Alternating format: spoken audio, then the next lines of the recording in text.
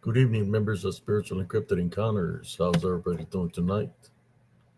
Welcome to Spiritual and Cryptid Encounters Open Mics. For those that have short stories to share or encounters to share, tonight's a night is Open Mic Night here on Spiritual and Cryptid Encounters. Uh, for those that tune in on Restream, YouTube, Facebook, and for those who follow my show reel TikToks under HCS895. Thank you all for the likes, the subscribes, and the comments y'all leave.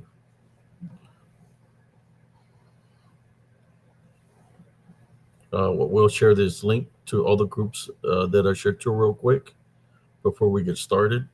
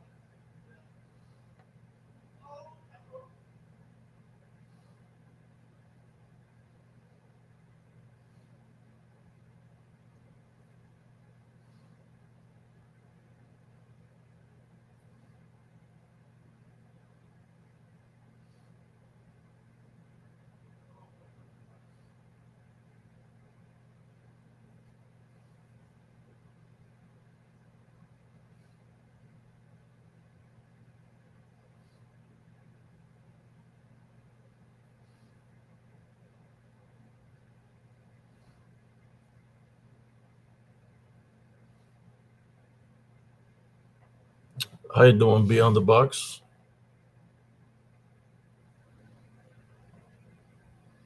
Okay, we're all shared out, brothers and sisters. As y'all know what time it is open mic night. Whatever you want to talk about, you need to get something off your chest, something that's been bothering, and which I've been doing that for a while now, letting things venting, letting things out. No, it's always good to let things out, especially if they're negative things that are happening. It's good to let it out instead of keeping it within you. So that's what I do sometimes here on Spiritual Girl. Well, I do that a lot. I let it out, and I don't let that ruin my life. I stay focused on the other things that I have to do. Uh, I'm hanging in there. Heavenly Love Foundation. Even though sometimes, when somebody comes at you in a negative way, no, I'm old school. I'm from the '70s, so I was I was born in '69.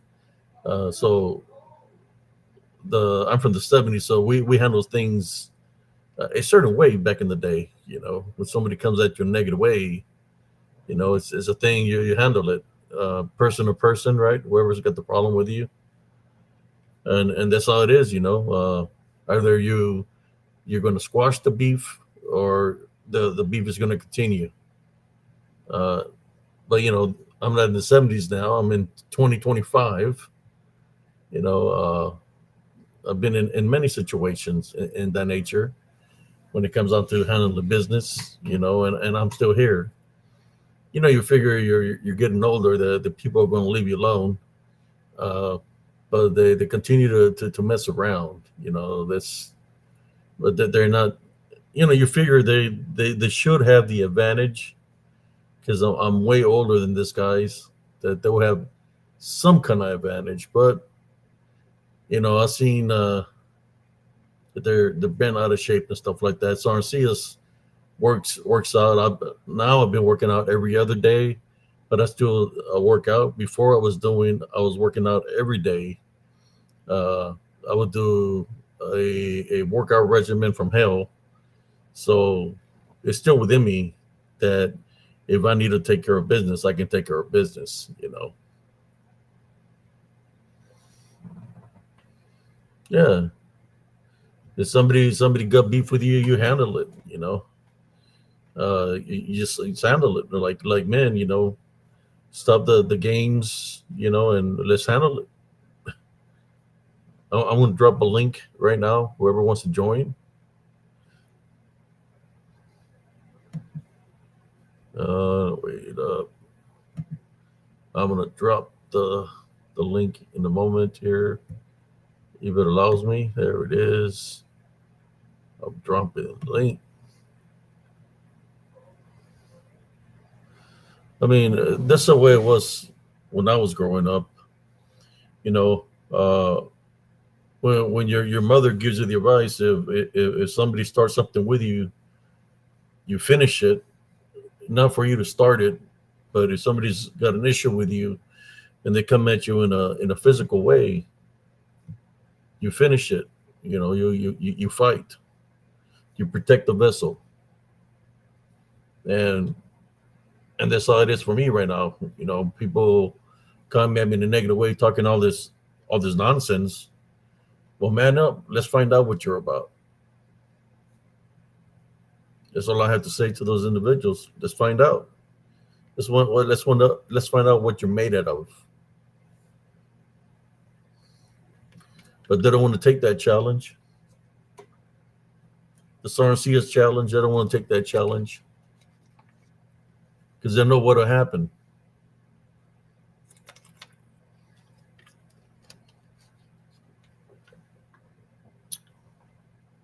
You know,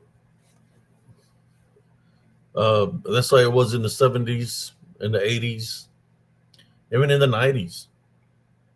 If somebody comes at you in a threatful manner, you handle it. If somebody's talking smack about you, you approach that person. Because sometimes you hear from hearsay, right?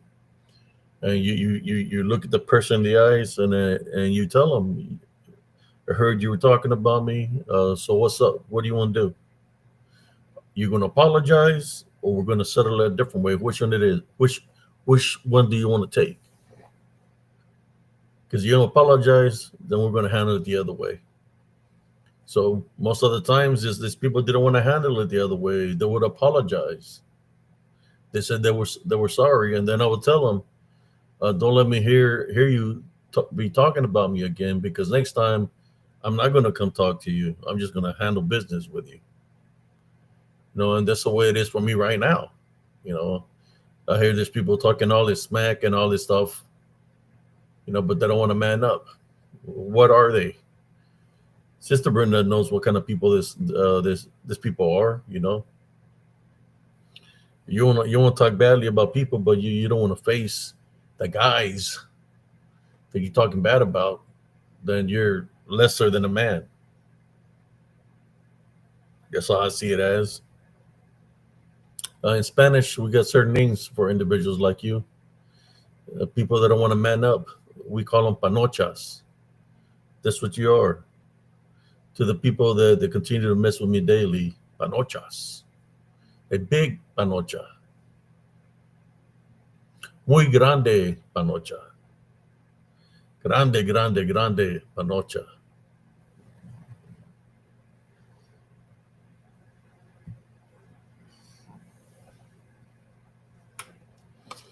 I've had some friends that, you know, they came at me as enemies when I was young, but then they became my friends, and they're not here anymore. I've seen them. I lost a friend.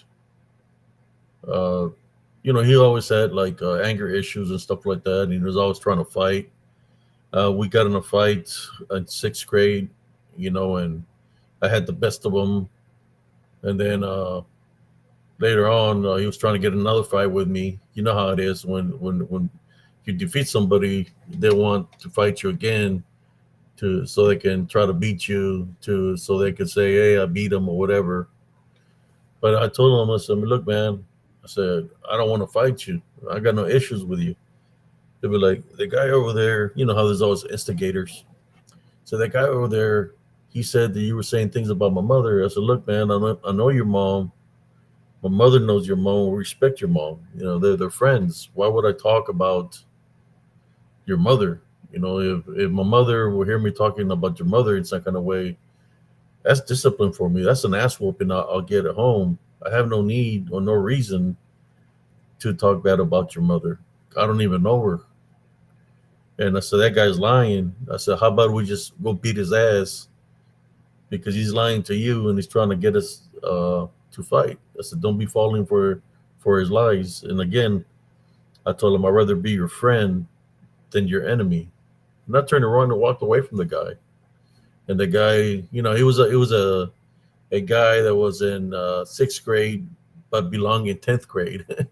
You know, one of those slow bus guys, you know, or a pendejo, a burro, a donkey, a dumbass.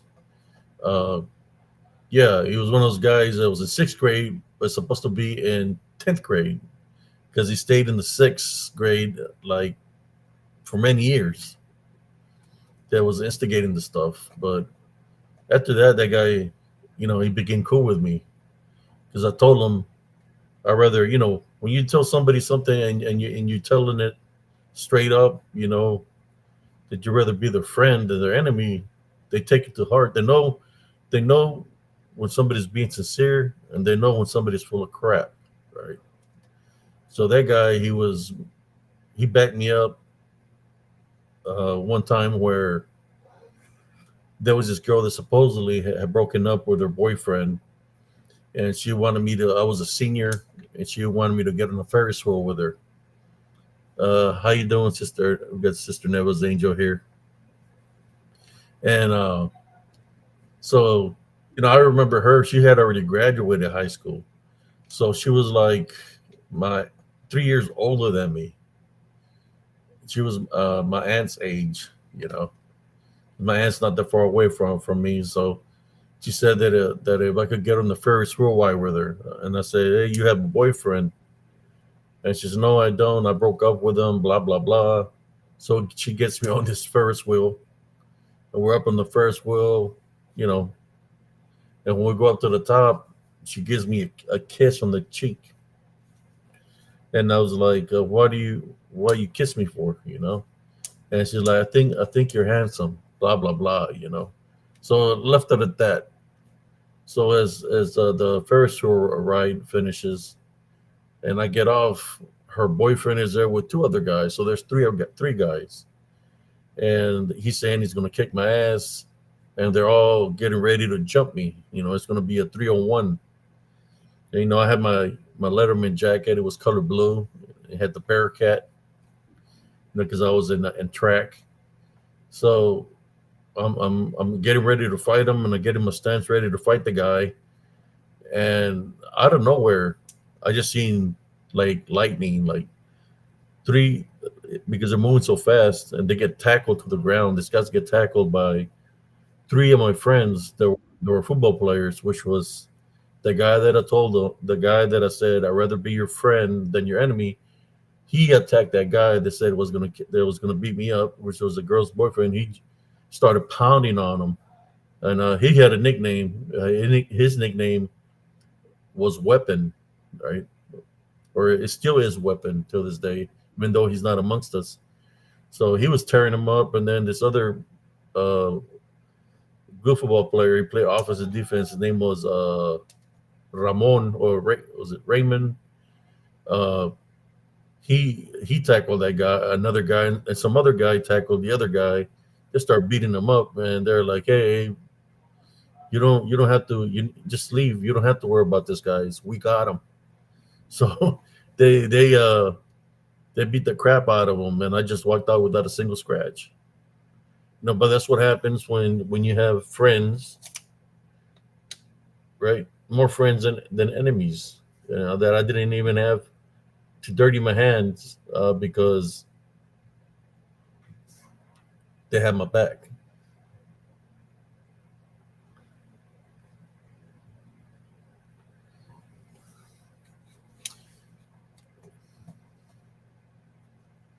So yeah, that's a true story. So that girl, she called me later on that night, and she told me that she didn't want to talk to me or see me anymore because they beat up her boyfriend. And I was like, wait a moment, I thought you said he wasn't your boyfriend. So you try to set me up. You try to do me dirty. I said, you see what happens when you try to do people dirty? He got exactly what he deserved, seven times fold. And she hung up the phone with me. That's the last time I ever talked to her. Things that people would do, even though I would have been able to handle the guy with no problem because I seen him fight and he didn't know how to fight. Uh, so yeah, I was in a situation that I didn't even have to lift a finger. Uh, I'm just talking right now to see who the people here is going to want to talk about spiritual. And actually, we can talk about anything. Just I'm just sharing a story here. The moral of that story is that there was a guy that could have been my enemy, but when I told him the words, "I'd rather be your friend than your enemy," then we became friends for life. That that he had my back regardless because I told him I'd rather be his friend than his enemy, and it became a friend for life. He had a rough life though, he, because where we come from, if you don't get out of the town, it's the town has a grip over you, and town there's hardly any jobs and stuff like that, and some people want to take the easy way out because the easy way is there's money, but once you get caught up with that, then of course you get jail time or even get sent to prison. So you spend some time in the prison system. And once you go to the prison system, then you have to get affiliated with somebody, a gang within the prison, just to make it out of the prison. So I don't know exactly what happened to him. All I know is something happened to him like about 2 years ago or a year ago. I think a year ago. I'm not sure exactly, but somebody, I believe somebody took his life. If I'm correct, I'm not sure, but yeah, just sharing the story with you.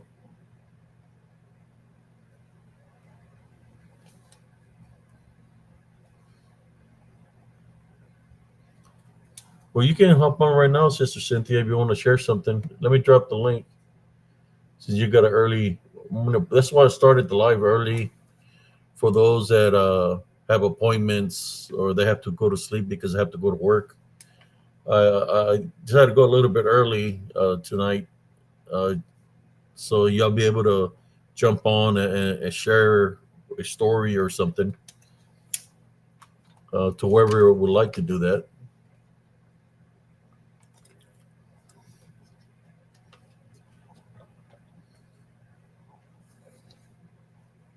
I think I seen Dick Richard say he got a tattoo.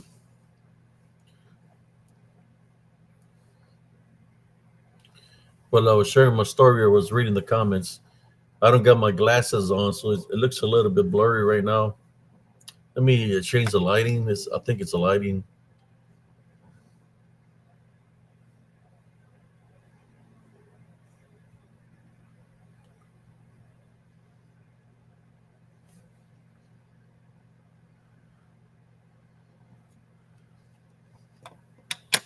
I think I think I'm gonna have a picture of him. Uh, Let me see if I can find him.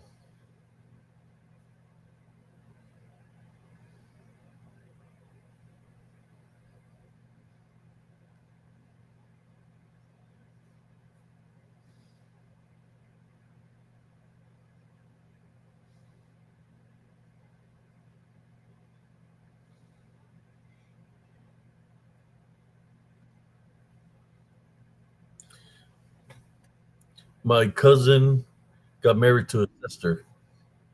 So in the long run, we're like family because his sister got married to his sister got married to my cousin. So in all actuality, we turned out to be family because of through marriage.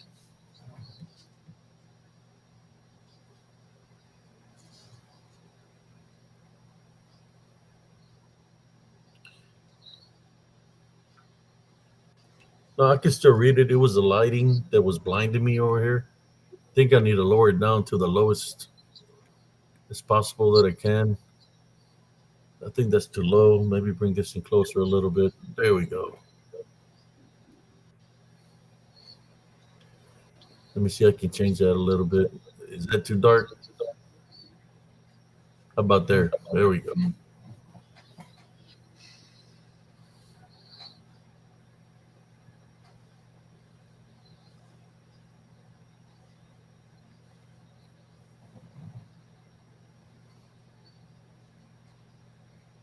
Yeah, my cousin would date his sister when they were in junior high. So I didn't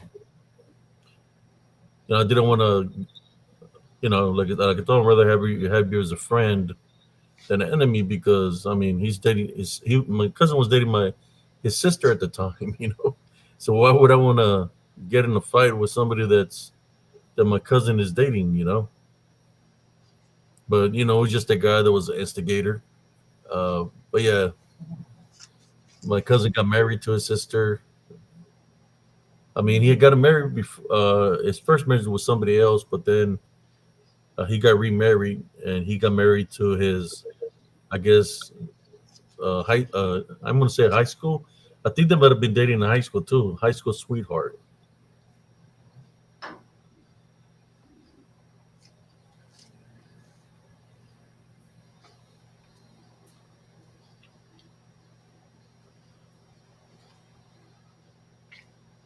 How you doing, brother Scott Baker? Hey, how's everybody out there in YouTube land? You hear me all right? Yeah, I can hear you, brother. Okay. Yeah, I got some stories. Sister Monica Davis got a question here. She says, "Hey, Abe, what do you think of some Christians saying that people that get or have tattoos are going to hell? What do you think?" You want to answer that one, Scott? No way. Jesus is looking at your heart. You can be saved at any time. Um, and you don't even have to know, you don't have to go through, let's just say, quote, rituals. I mean, I'm going to say it, that's kind of a disturbing word, but, like I was saying the other night about baptism. Everybody should get baptized. I mean, and I just want to clarify that real quick. Is when Jesus went into hell, and we're talking about that a little bit concerning these tattoos.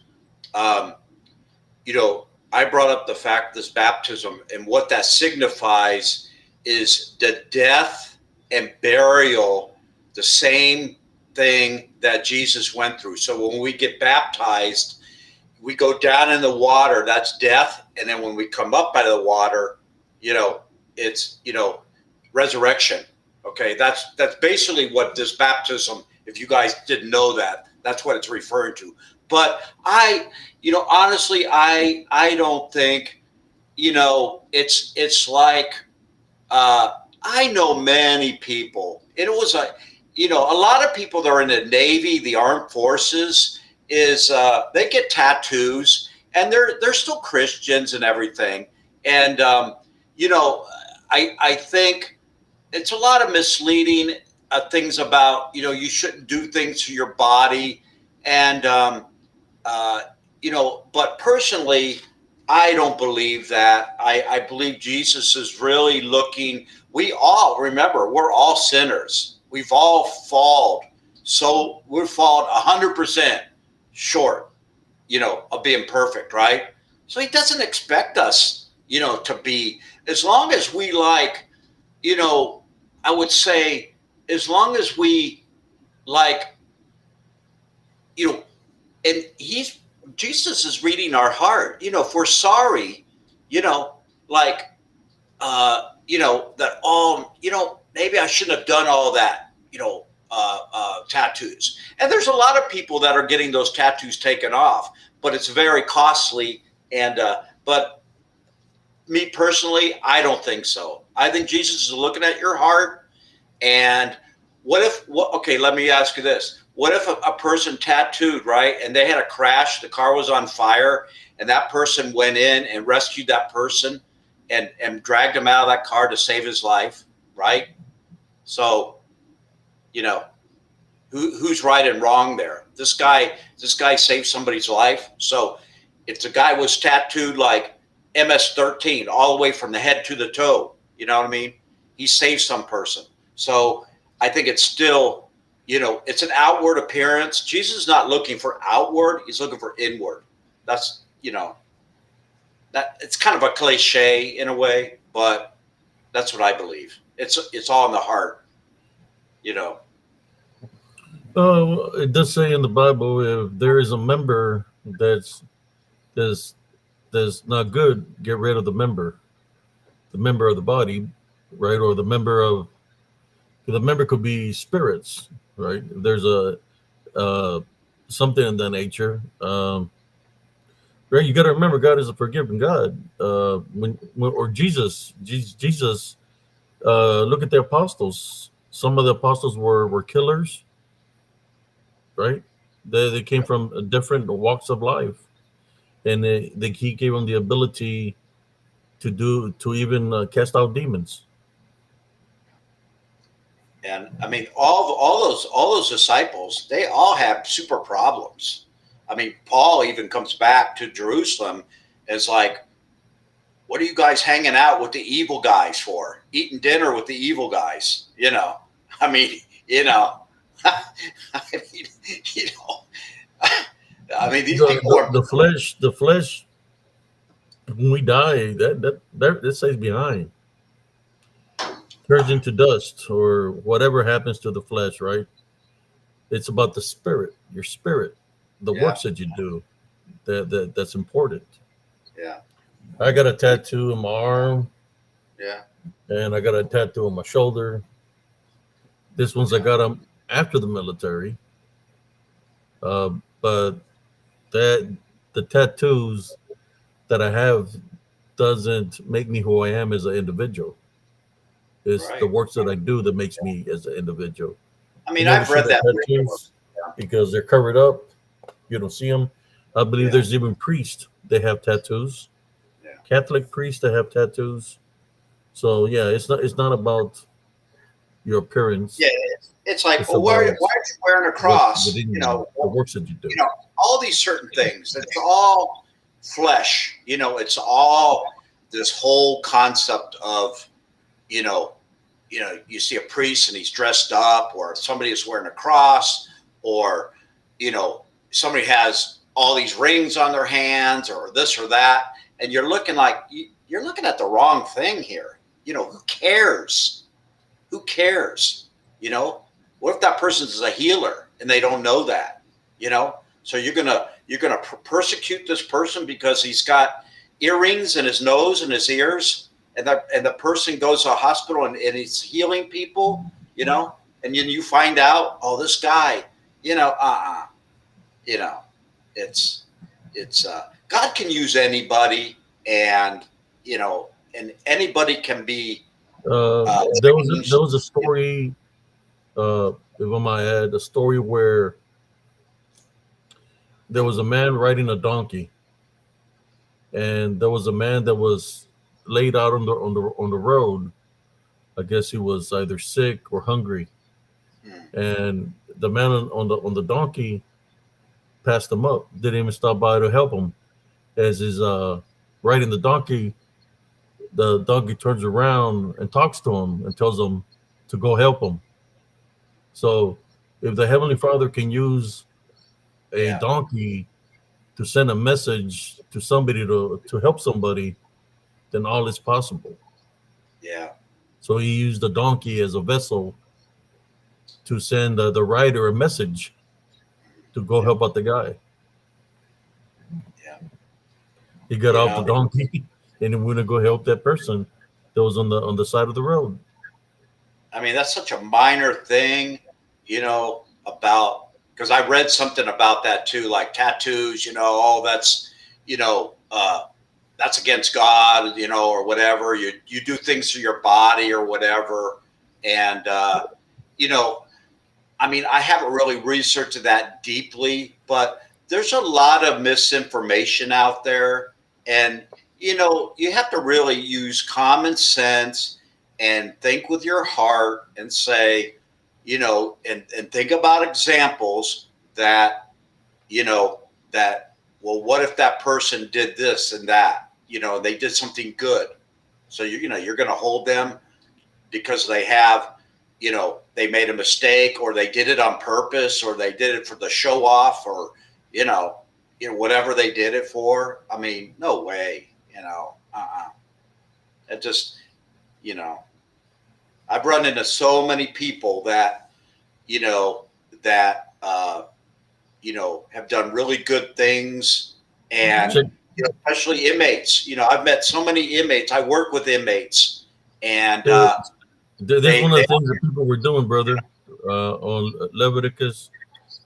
It says, "You shall not make any cuts or on your body in mourning for the dead, nor make any tattoos on yourselves. I am the Lord."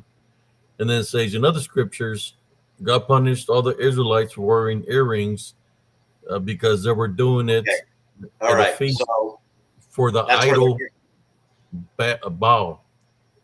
They were yeah. worshiping a false god.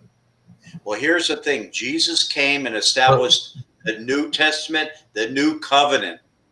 Believe in me, you know, and you'll have everlasting life. So he came to not dissolve the Old Testament, but he was in the Old Testament. A lot of that is all based on in Jesus, but he established a new covenant in the New Testament. So there's two parts of this Bible, and he came for a different purpose. As this is how I portray Jesus. Jesus came as a man, but he had a coat on. And you know what that coat was? God. So when he died, that coat came off.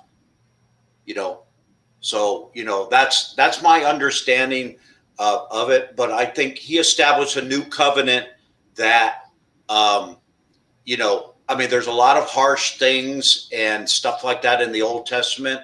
And, during that era, a lot of priesthoods and different stuff like that. But remember, he came to expose a lot of that priesthood, this, this different Roman rule, also, with the coin business, but also, all the synagogue factions, that even Paul himself was one. So, it's just, you have to read the Bible it and says and Jesus fulfilled the old covenant and took it out of the way. yeah, exactly. That's what it says. That he fulfilled the old covenant and took it out of the way. He was in the old covenant. He's all in there. He's in there. I mean, there's so Yeah. many references, but what I'm just saying is, getting back to this, I think this is my own opinion, using common sense, like, we all fall short. So, it's kind of, uh, because we're raised in materialistic stuff and all that. And, we just make so many mistakes on all that. And, I mean, I don't have any tattoos, but I was into sports so much, so I didn't have that time to do that, that sort of thing. So, but had I been involved with, World Wrestling Federation or something as a sports star, guess what? I probably would have had tattoos, if I was built, stronger or whatever. A lot of my friends in the military had tattoos. Yeah. I didn't have no tattoos till after the military. Believe it or not, never had a tattoo in the military. I didn't feel like getting tattooed, but it happened after when I came out after the military. You know that I got Yeah. a I mean, tattoo, but that's my opinion. You're asking my opinion, and folks, you can take it or leave it. Do your own research, and you know, just think what would Jesus say? What would he do? Again, um, you know, and he can still use. There's people that are coming out of the prison system that are inmates, and all full of tattoos, but they're saved. Guess what? They may be the new preachers in the future. So, and they're all full of tattoos, you know.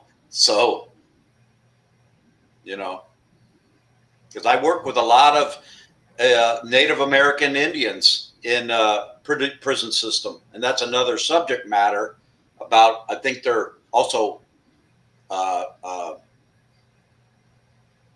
they're well. I don't want to get too much into that, but um, a lot of them are very spiritual.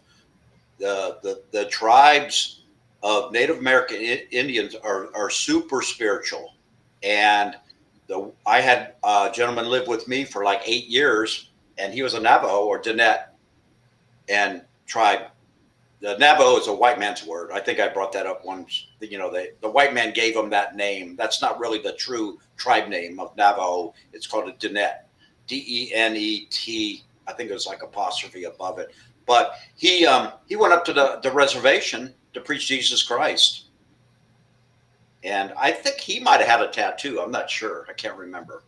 But he lived with me for 8 years in my house, as a renter, and so you know but I'm just bringing that up as as not that, all Native American Indians are in the prison system, but there seems to be a connection about, and I've always also noticed that Native American Indians have a super intelligence that is unlike a lot of people that I know. They have an innate, as far as my maintenance, they have a theory. They have an intellect of a theory on electrical, um, block work, measuring a lot of things that is you know, innate to them. They're if you very really if you smart. really think about it, brother, what they did to Jesus before they put him on the cross or on the pole, they whipped him. They had done all kinds of torture to him, in which that messed with his flesh. When we're talking about tattoo that leaves a mark or something like that, they did that, try to do that to the vessel, to his body, right? And then they say you're not supposed to do anything to deform the body. They deformed his body by the torture that they did to him, but that didn't take away from what was within him, and it was within him that it continues to make him live, and that's why he exists in spirit. It's it's the spirit that Right. mattered the most, but that's what they try to do. The demons were trying to make him not to make it uh, back into the kingdom of heaven. So that's why they tortured the body the way they did. But it's not about the body. It's about what's within the vessel, which was his Right. spirit. You know, and it's true. So, I mean, I again, think there was that's a whip that they had like cat. nails or pieces of a shred of a sharp iron or Yeah, they had like blades. lead balls attached to like string and stuff. I mean, Yeah, like those, and then they had. I mean, you can look at all that cat nine tails kind of thing. I think that's the name of it. What we gave, I think. But these are brutal, excruciating torture. tortures that they had.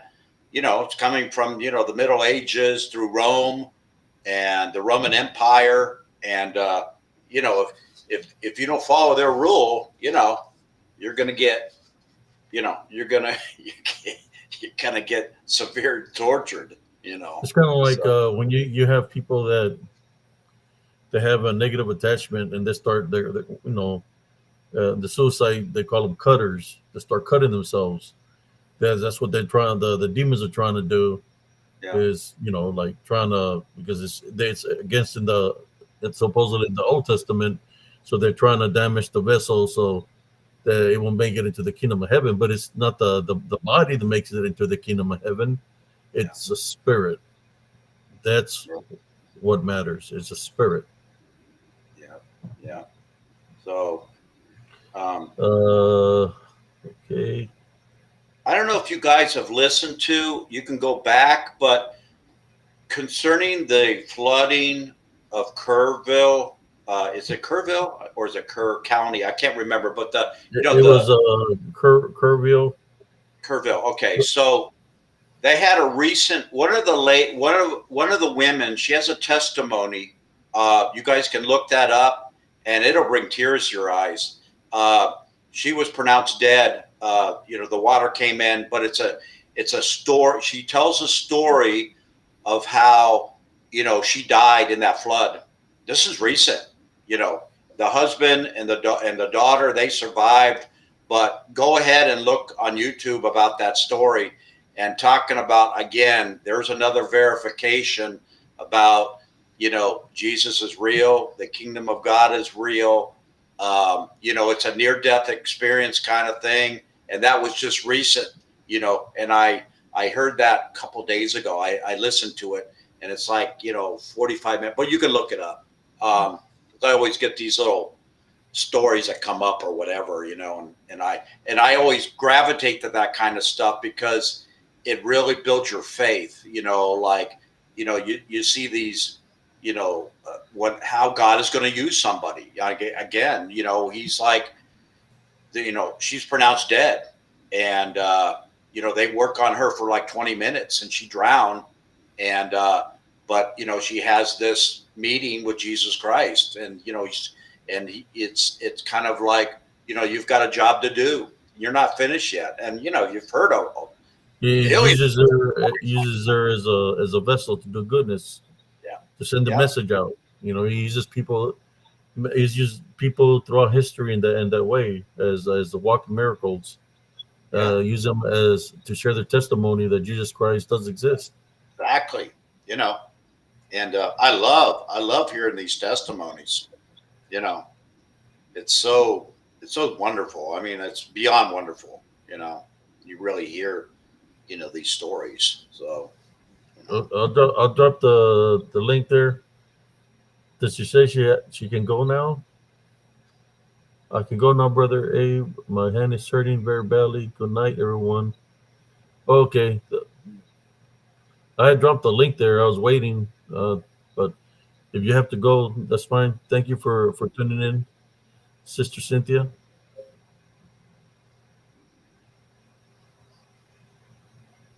Prayers for you, for your hand to feel better.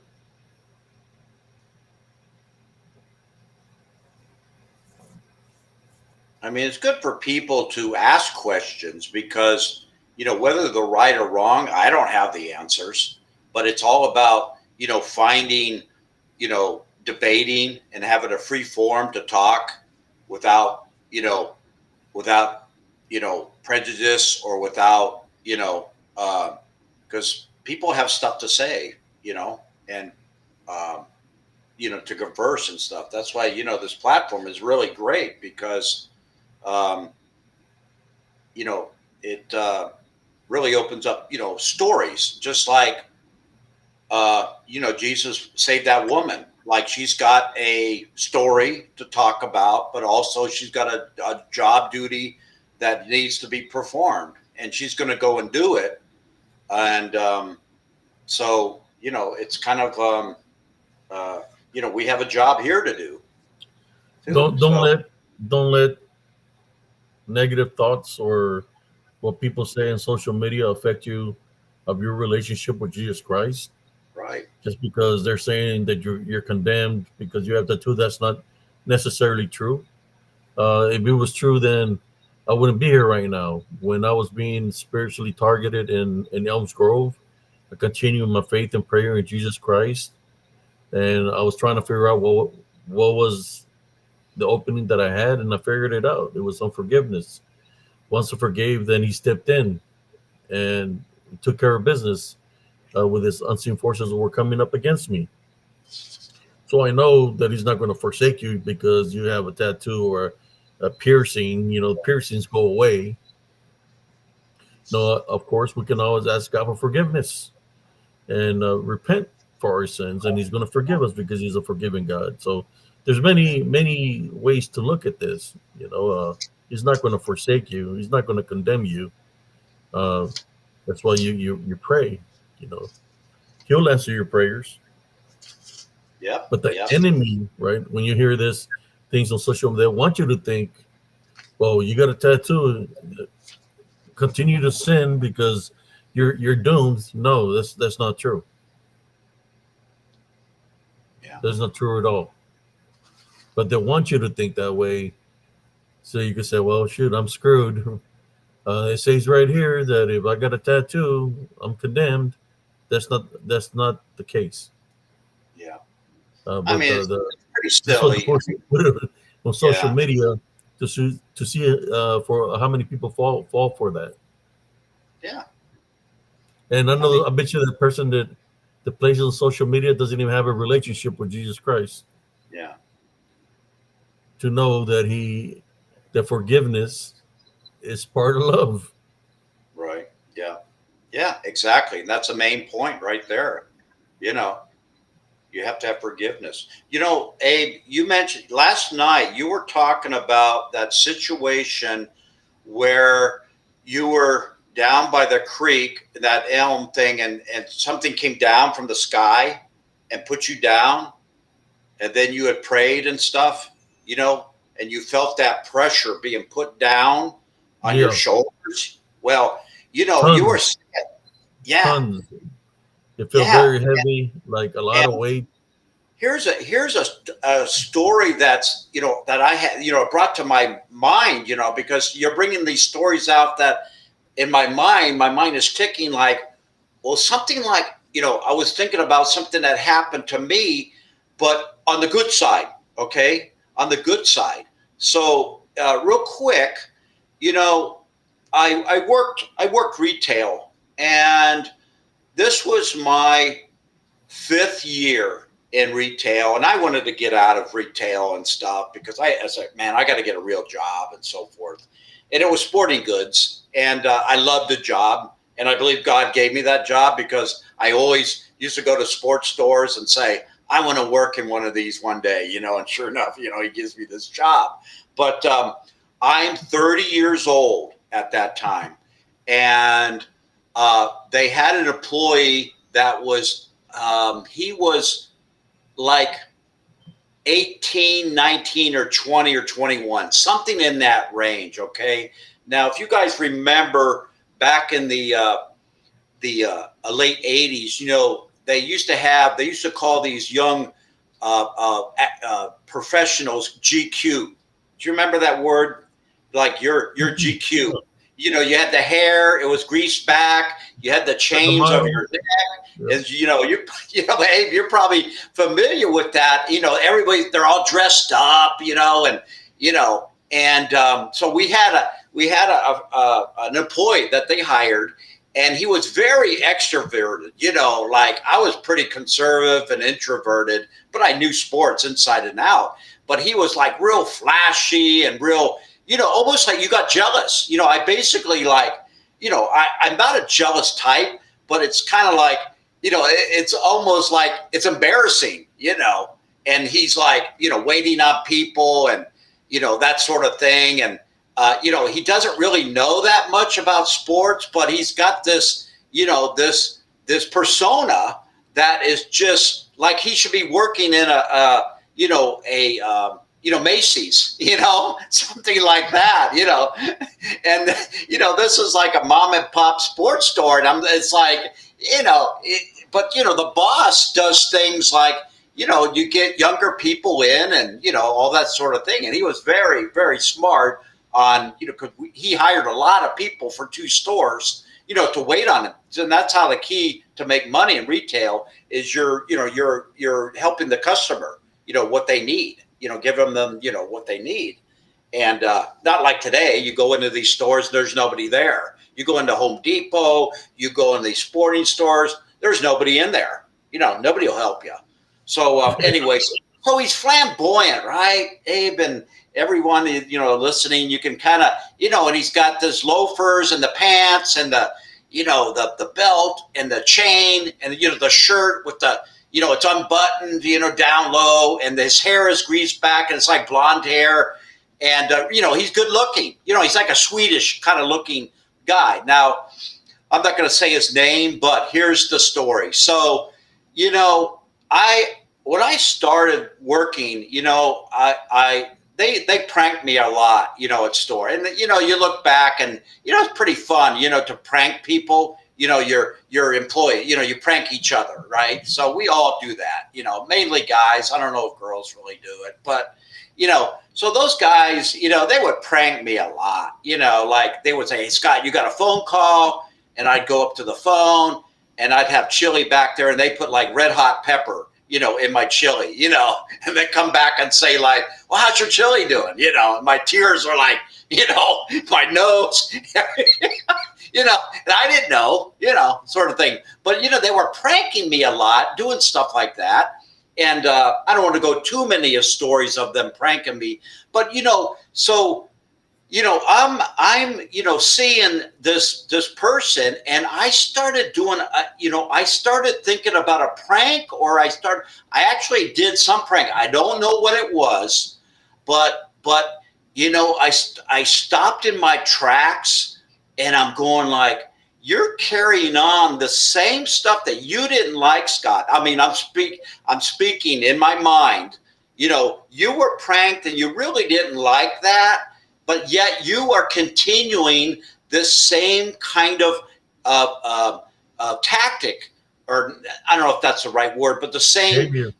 They're teaching, they're teaching me to do this stuff, and I'm starting to do it to this kid who's like, and by the way, he had a cross on his neck, and stuff, and I did something like prank or something to him, and so here's what I'm getting to about this thing that happened. So I felt guilty. I'm going, Scott, why are you continuing this,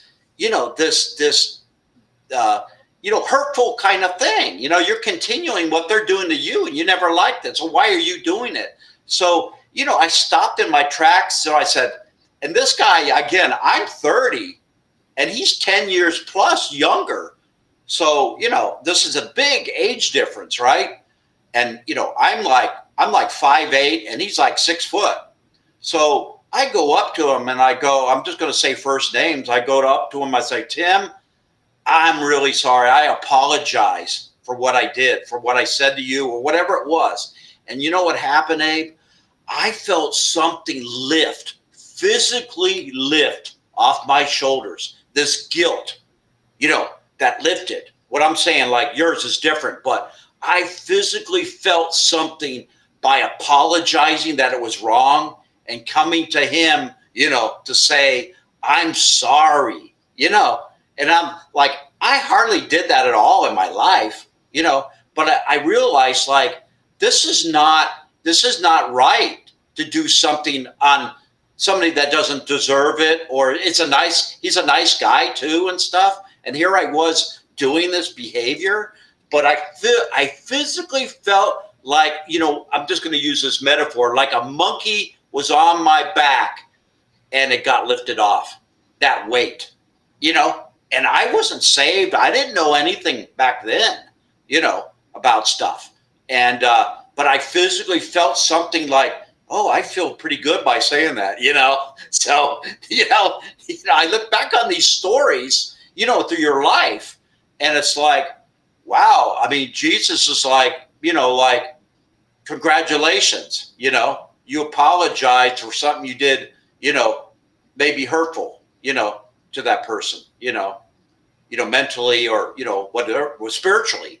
So, I just wanted to share that story, because with your situation that you experienced the other night, telling about being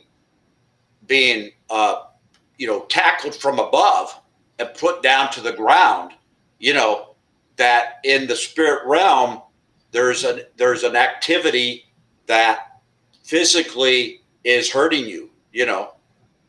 And mine was the opposite. Well, mine was like a minor thing, right? Yours was like major, but I have a minor, like sin. Let's just say it was a minor sin that was attached to me. And, when I apologized, honestly, earnestly and honestly, I felt that physically lift off me. And I just wanted, that reminded me last night, that story, what you Well, I told. remember when I was a freshman, brother.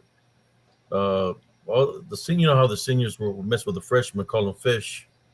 Yeah. And I was heading for the bus, and there was a senior that was blocking my path to go into the bus. His name was Manny, and I was only a freshman. And all the other seniors that were in the bus were instigating because we're going to go to. We had to ride a bus to go to building trades, so they're telling him to punch me in the face, and he's listening to him, and he's got his fist pumped up, and they're like, "Oh, seniors rule, seniors." I think there were seniors of 80. Man, I was a freshman. I graduated in 87, so there were probably take away. I don't know what year they were. I think they were from 85 or something like that, or Yeah. 84. So they're telling them to punch me in the face. So I look at him and I tell him, "Don't do it." And he's there and he's got this look because they're pumping him up, and he goes for it. He punches, and I caught the punch. Because I know how to take a punch, and that was it. I punched him one time in the mouth. I mean, he didn't know I was left-handed, and he was bleeding all over the place. I mean, Yeah. I blood mean, gushed out of his mouth. He took a running, crying to the restroom, and I looked at him, at the people that instigated the fight, and I followed the trail of blood to the restroom, and he was in there. He was crying and stuff, and I told him I was sorry. I told him I was sorry, but I said you forced my hand. You forced my hand, so I didn't want to hit you. I didn't want to fight you, but you listened to those people that were instigating the fight. Then looked at me and I said, "Come on, man." I said, "Everything's gonna be okay." So after that, you know, he walks. We still have to go to the class. So he's there with a freaking those brown, the brown napkins. paper towels. Yeah. Those brown paper towels. Yeah, with where he's got his busted lip. And I'm there, and all the seniors are looking at me. They're mad dogging me, like they want to fight me because I took out a senior, but I had to do what I had to do. Oh, but you I, apologize. You I warned them. apologize. Most I guys mean, wouldn't do that. They wouldn't do that. I mean, you know, so, you had something in you, that, you know, again, your background and all that, but again, so, it's, that's the same thing, apologizing. I'm But I just giving was, you a story, that I had to do what I do, but I still went to him and I told him I was sorry after I yeah, punched yeah, him in the mouth. yeah, And I said, look, and I told him the same thing I told my friend Mike. He said, I'd rather have you as a friend than as the enemy because I'm not your enemy. I wasn't trying to fight you. I wasn't doing nothing to you. You're the one that came towards me in a negative way. So I took the time to explain why I punched him, why I right. defended myself. Hmm. He never Mine was met me again. I had a similar thing too. Since you're bringing up fighting, I was, not to brag, but I was undefeated in elementary school fighting. And I had a friend that would. He was like Don King because we were boxers. We took boxing, back, at the Salvation Army, and he taught me how to fight and everything. And so he would set up these fights. But these kids would be pulling girls' hair. My friend would set me up with all his fighting. But I had a fight with one. The same thing happened, But the kid followed me all the way home, and his white shirt was just drenched with blood, right? And it was something, like, it was something with baseball we were playing, and he was like not sharing, that kind of thing. And I was always stepping in going like, yeah, you got to share, all that kind of, I was always the umpire kind of stuff. So, this kid, he was like, I was like, 4 foot, I was short, and he was like a foot taller than me. But, I was a good fighter and stuff. But, he followed me all the way home to my house, and he came in my house down in the basement, and I'm going like, my mom let him in like he was a friend, right? and like, you know what? I'm going to let you hit me, like I even said that. I said, go ahead, hit me in the mouth, go ahead and hit me, So I didn't put my dukes down, and just go ahead and hit me, just to like, hey, it's your turn, and it's like I gave up, because I was scared, man, when I looked, and his shirt was all full of blood and stuff, because I had him down on the pavement, just, because I was a good wrestler too, I could pin people and all that stuff, and I played Little League football, all these sports. So, I was a rough and tumble kid, sit-ups and everything, and but I let him hit me, like, I'm sorry, it was almost like, I'm sorry, take your best shot, I didn't apologize, but it was something like, it's kind of an apology. Take your best shot, and he hit me in the mouth, and not straight on, but just a sock, like that. What is that that we're called, brother? When hazing, there was a lot of hazing going on when I was a freshman. Where we I had was the in the same. classroom, it was algebra class, and there was this football player there, big old. He was a senior. He was huge, probably like 260 pounds, and I'm weighing like a buck 30, 130 pounds, and or even less, like 126 as a freshman. So he comes up to me and he looks at me and he's making fun of me because I'm skinny. And he grabs me from the loop of my pants and picks me up in the air. He does like what do you call it, a Murph on me, A and he wedgie or picks me up in the air and he's laughing. When he does that, man, I grab him from the neck, right in the temple area. That guy drops down to his knees, and I'm beating the crap out of him right in the temple area. Boom, boom, boom. He's knocked out, and I'm holding him from the head. And the teacher's like, "What are you doing, Abram? What are you doing?" She wasn't doing nothing to him or saying nothing to him when he had me lifted up in the air. yeah. But when I started whooping his ass, Yeah, man, leave him alone. you Man, go that into dude a was in different a realm, man. daze. He Yeah, stumbled out of the classroom, and he points at me, and he says, "I'm going to get you." And I'm looking at him, and I'm ready to fight. I got my guards up, ready to fight him. yeah, And that's the last time I seen him for the rest of the school year. He never yeah, came back for vengeance or nothing like that. He knew he was in the wrong. So he got his ass handed to him yeah. I mean, by a 126-pound freshman. And he was a starter in the football team. wow, yeah, Do you believe that? yeah. I just, just You ever talking heard about. that expression, bring him down to your level? I brought him down to my level. Well, that was like that kid I hit. He was He so didn't know. He tall. didn't know it I was a was like picture, brother. I was punching way up like this until I got him down on the ground, and wrestled him down and pinned him, with the arm, everything, And I was like, I was just, I just didn't take it. It's like, you're done. I don't care how tall anybody is, But again, that wasn't one with my best friend. He didn't set me up on that guy. That was just a different instant. But, just looking back at, because I was undefeated. I had, but we couldn't fight on church grounds. We had to go.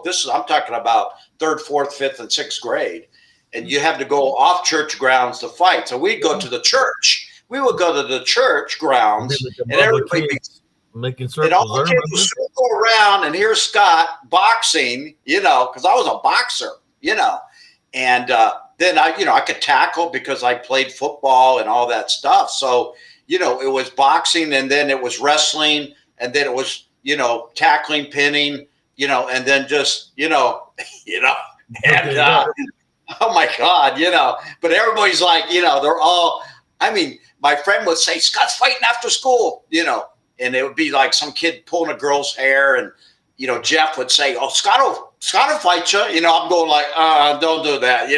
I couldn't, and you're in class, and it's just, hilarious when you think about stuff like that. But, the guy had, there's not many best friends that you really had in your life. And I can count them maybe on one hand, five best friends that, did a lot of, as, elementary or whatever. But, yeah, it was, just talking about this fighting thing, brings back a lot of memories, man. hey, brother Scott, you ever beat somebody up and you're beating them and giving them a lecture at the same time that you're beating them up?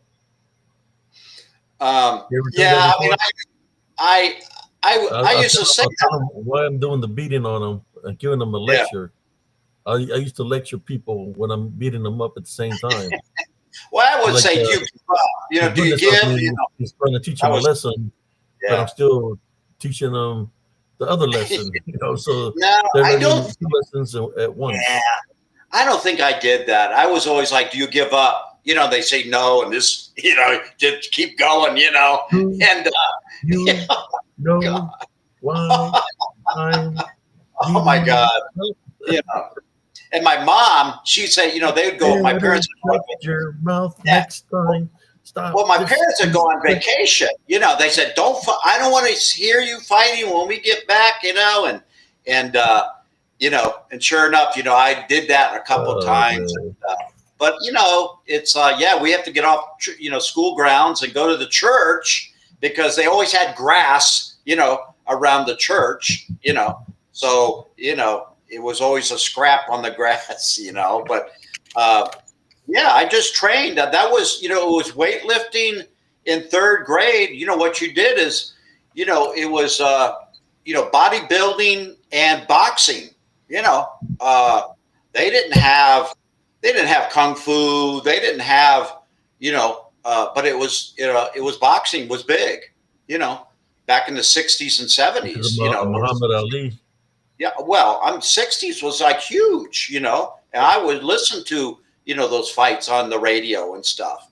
And my and they had pro wrestling too, and my And dad used to Bruce do Lee, that. Chuck Norris, You know, Bruce well, that Lee. came later, but I got into so many sports, but I kind of gave up fighting, because I got into sports so heavily. So, but yeah, elementary, man, I was undefeated. Yeah, you know, it was a blue collar school and town I lived. So when you live in a blue collar, it's rough. You know, you know, people, they jump you and steal your bicycle and stuff like that. It was rough. And so there's riots. We had riots at school, and and all kinds of stuff. So Well, around that time, from there was a lot of racism also. oh yeah, A lot but of racism, a lot of division within the schools. yeah, You and know, my best friend, I moved from the south to the north. My best friend was black, and his name was Bobby Horton, and he and I, the teachers must have got so jealous because he and I were like best buddies, and we would laugh and like people got like the teachers especially like, and I spoke Southern, I had a Southern accent, and I moved to the north, and I got kept back one grade, and but him and I, I mean, I never had any kind of racism.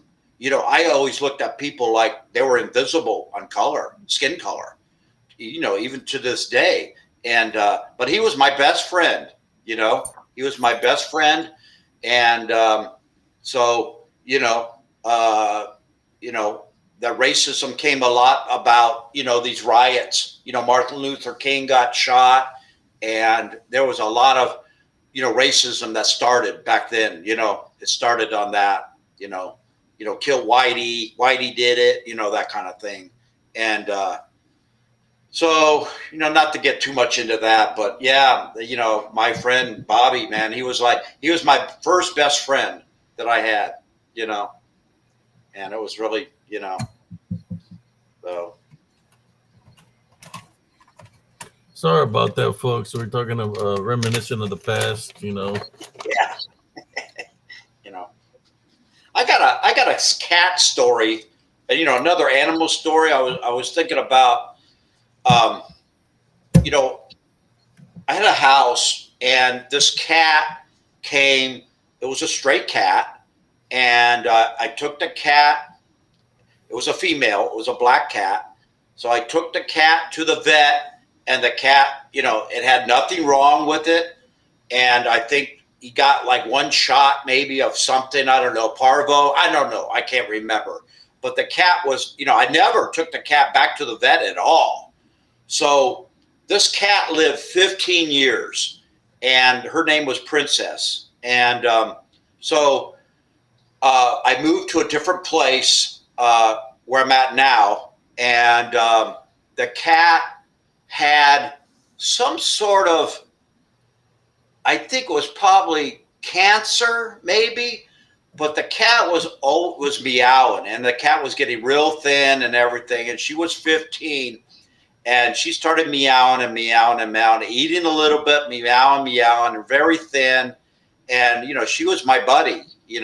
This cat was. I would let her outdoors in the other house, and indoor outdoor cat. So she was indoors here. So, anyways, I hear this cat meowing under the bed. So I prayed. I was laying in bed. I said, God, you have to take this cat tonight. Please, I prayed, please, God, take this cat tonight. Because not that the cat was getting on my nerves, but the feeling that you have of this, anguish of the cat, the cat's like, hurting, dying, screaming out, and meowing and meowing and meowing like it's, and it's like, so I'm laying in bed and I'm going, dear God, please, take this cat to heaven, So the next morning I come walking out, and the cat in a very different pose, I would suspect, but the cat leaped up on the couch, but like froze in that position, like half on the couch and half off. It was like rigor mortis had set in, and the cat was gone, So, basically God heard my prayer, and God took that animal, took the pain away from that animal, took that animal back to heaven, So I wanted to share that for animal lovers out there, that, these animals do serve a purpose, to give us, a lot of joy, dogs, cats, whatever animal, So that was pretty, I'm glad, that prayer worked, wow, So I don't know who else is. Did you ever have any We've been animal on for story? an hour and 13 minutes, believe it or Yeah. not. Wow. Hour and 13 minutes. We got Andres Carizales, Dicky Richards with his new tattoo. What kind of tattoo did you get, Dick? Or Richards? Rich? What kind of tattoo did you get, man? Seen earlier you posted you got a tattoo, but you never said what kind of tattoo.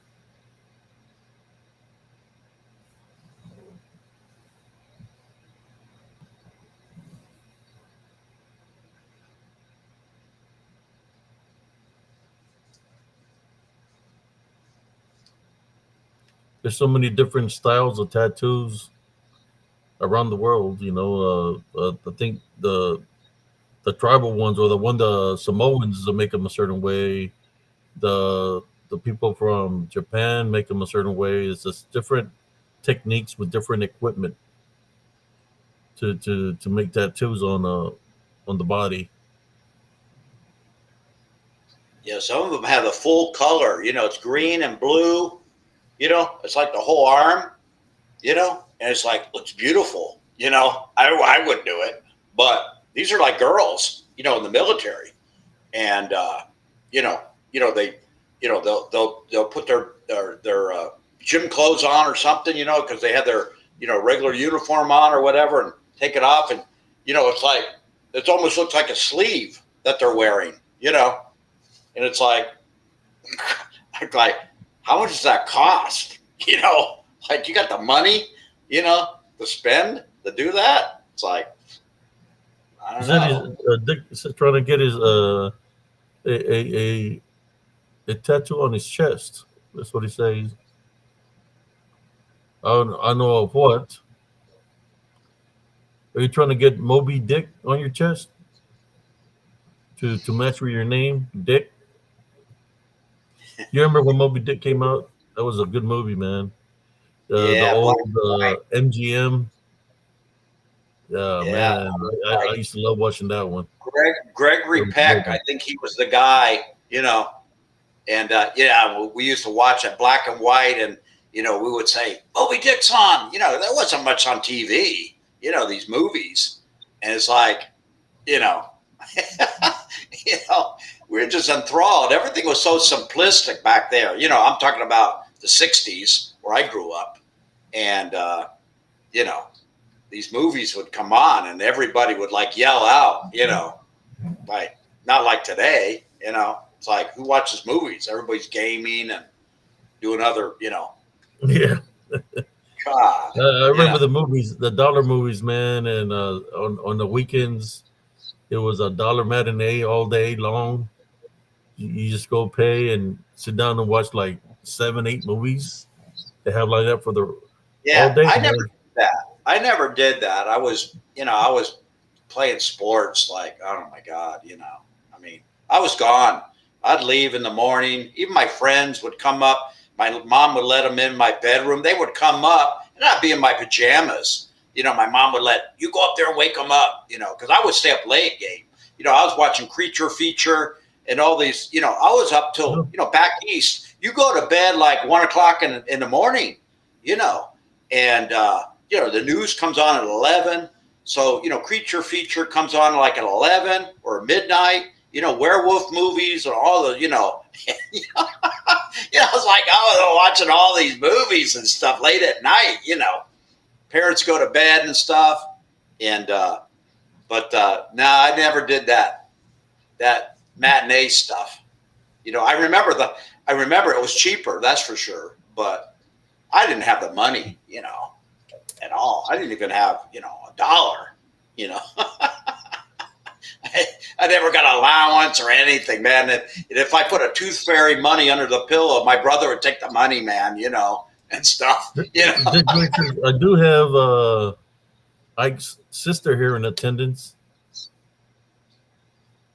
She's there behind the scenes. I told you had a crush on her. Would you like to talk to her? I can go get her if you want me to get her.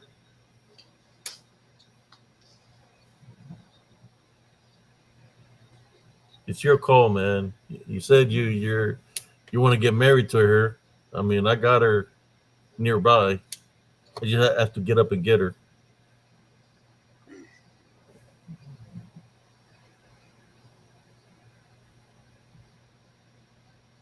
You can sing that song to her. Help, help me, Rhonda. Help me, Rhonda. This would be one of those surfing songs back in the day, no? yeah. Remember the surfing movies, Yeah. the beach movies? Yeah, I mean Frankie Avalon and stuff, but I like scary stuff. I thought, you know, I wasn't really into the beach scene too much, but I was into, the wilderness and nature, or just scary movies and sports and stuff, and They Michael want Land. me to bring the girl he's in love with. Let me go get her. I'll be right back. All right. But you can continue. Yeah, like Michael Landon. I was a teenage werewolf. I don't know if you guys remember that one, but he was a big star in Bonanza, and this creature feature, or I think there was other names to it, but these scary. You had Vincent Price. And all these movies that they were all stemmed from short stories from paperback writers, writers that wrote these stories, and they would get them from and make movies and short. They were short movies too, and that was a big thing back then. That and my friend Jeff, one of my best friends, he was my second best friend, and he used to tell me about all this creature feature because he would stay up late at night. I never did. And he goes, "Oh, you gotta watch this late at night. It's on late at night." And I'm like 12 years old or 11 or 10, that age, and it's like, really, so it would come on like Friday night, and we had no school, so it's like parents go to bed or whatever. Or we had other TVs in other rooms, so oh my God, those are Is like the is, is glory days. and that was since why are you guys being bullies? Oh, fighters. I never said I said Mike, but I never said which Mike. So I really ain't talking about somebody. I'm just saying that he said he wants to get married to his sister, and his sister's here, but she's a little bit camera shy. So all of them. Sometimes people getting upset when it goes too far, and I don't want that to happen. Well, I think it's a little bit late for that, Sister Edna, because they've been messing with me all week. So it's a little bit of roasting time. It's open mic night, and it's roasting time. So here you go. She said she's a little bit camera shy. So I'm gonna shut off the camera and bring her back on. Come on, girl. Don't be shy. Don't be shy. Here we go. Let me try to get her on here.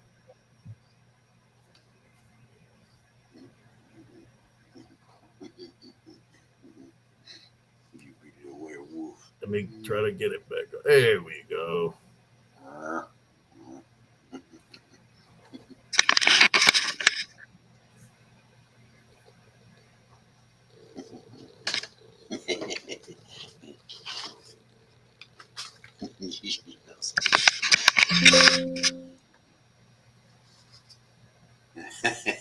She's got her nice little Jane uh, outfit on here. Told you I had her here on the show as a guest. She came to visit. I told her that you had a crush on you. She had you. Dick Richards had a crush on her, so I brought her to the show. She came here invited. I invited her on. She said that she does not have a relationship with her brother. So here she is. Uh, you got something to say to her, Dick Richards? Now's your time to shine. You can come on the show. You want to talk to her? Don't be shy now. You say you wanted to get married to her. She took it seriously. She needs a man. She said she ain't had a man in a long time. The last man that was in her life was her brother. So here we go. Dick Richards, where you at? Don't be afraid now, Moby Dick.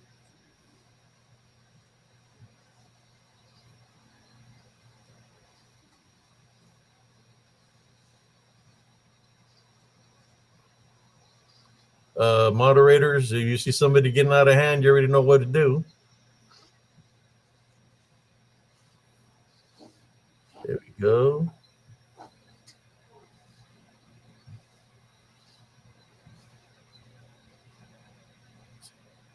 Brother, uh, brother Dick said he likes says he likes his woman thick. There he is. All right, guys. I can't hear you, but I know that Maddie and Rain are going to be really jealous about this. I just like to say, baby, that I love you. You look like you've lost a lot of weight. I don't know if you're all right. You're feeling all right. I still love you. I will always love you. Um, and yeah, like I said, I can't wait to be there with you. And yeah, I love your dress. I love your dress. I don't know what you're doing screwing around with Abe over there. Like, I'm kind of jealous about that. I don't know why you're over at Abe's house right now. You're supposed to be my girl. He's in But the phone terminal. yeah, I Soren love Steele's you and I will brother always love breaking you. up. And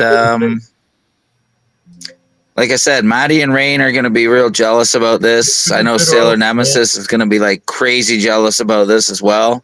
She's all But decked out jealousy for is you. unbecoming of you girls. And yeah, I love that bone especially. Man, she's looking thin these days, eh?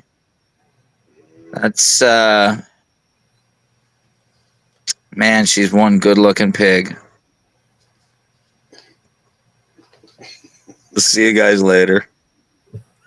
All right. See ya. All right. So, what do you think about Dick Richards? Is he your kind of man? Oink oink oink.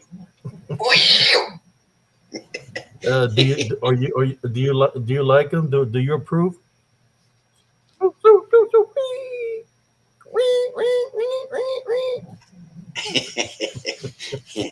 Yeah, she likes you. She likes you, Dick Richards. Isn't that Muppet Show? They had Miss Piggy or something like that. The Muppet Show or It's something. This is what it is, man. It's a Miss Piggy here, and she's got a little necklace, kind of like mine. Look, see, there she is. Is that Crystal or I what? told her to behave because we really don't got that much food in the fridge right now. So Richards, if she disappears, I'm sorry, man. I'm sorry, Richards. As expensive as food is nowadays, there's a mint market right around the corner.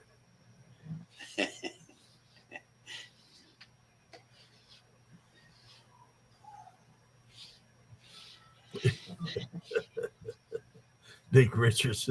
When is a wedding?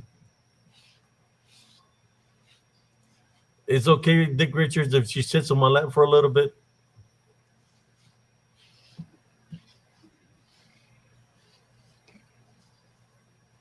You like that, huh? Yeah, y'all can clip this one. Since you like clipping my videos, you can clip this one. I give you permission.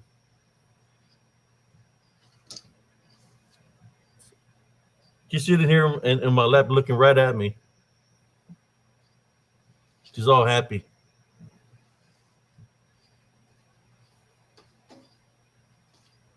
Yeah, talking about pigs and hogs. I was a animal. I guess the fancy name is an animal control officer, but let's just say I was a dog catcher, and we would rescue animals too. So there was a hog, a big old hog out in the back. So I got on top of that hog, and that dog, I mean, it was like it was almost like I was a feather on that hog. I mean, that hog didn't even move or anything, man. It was big, man. One of those big old sows, and the hair, it's all bristle. It's real bristly, And I got on top of it like to ride him, but he didn't go anywhere. He just stood there, and I mean, it was like a tree stump. I mean, it just didn't even shake or move or anything, man. I mean, Bro, and, uh, and then Dick what's Richards, worse is she like, said fatten her up because I like them huge.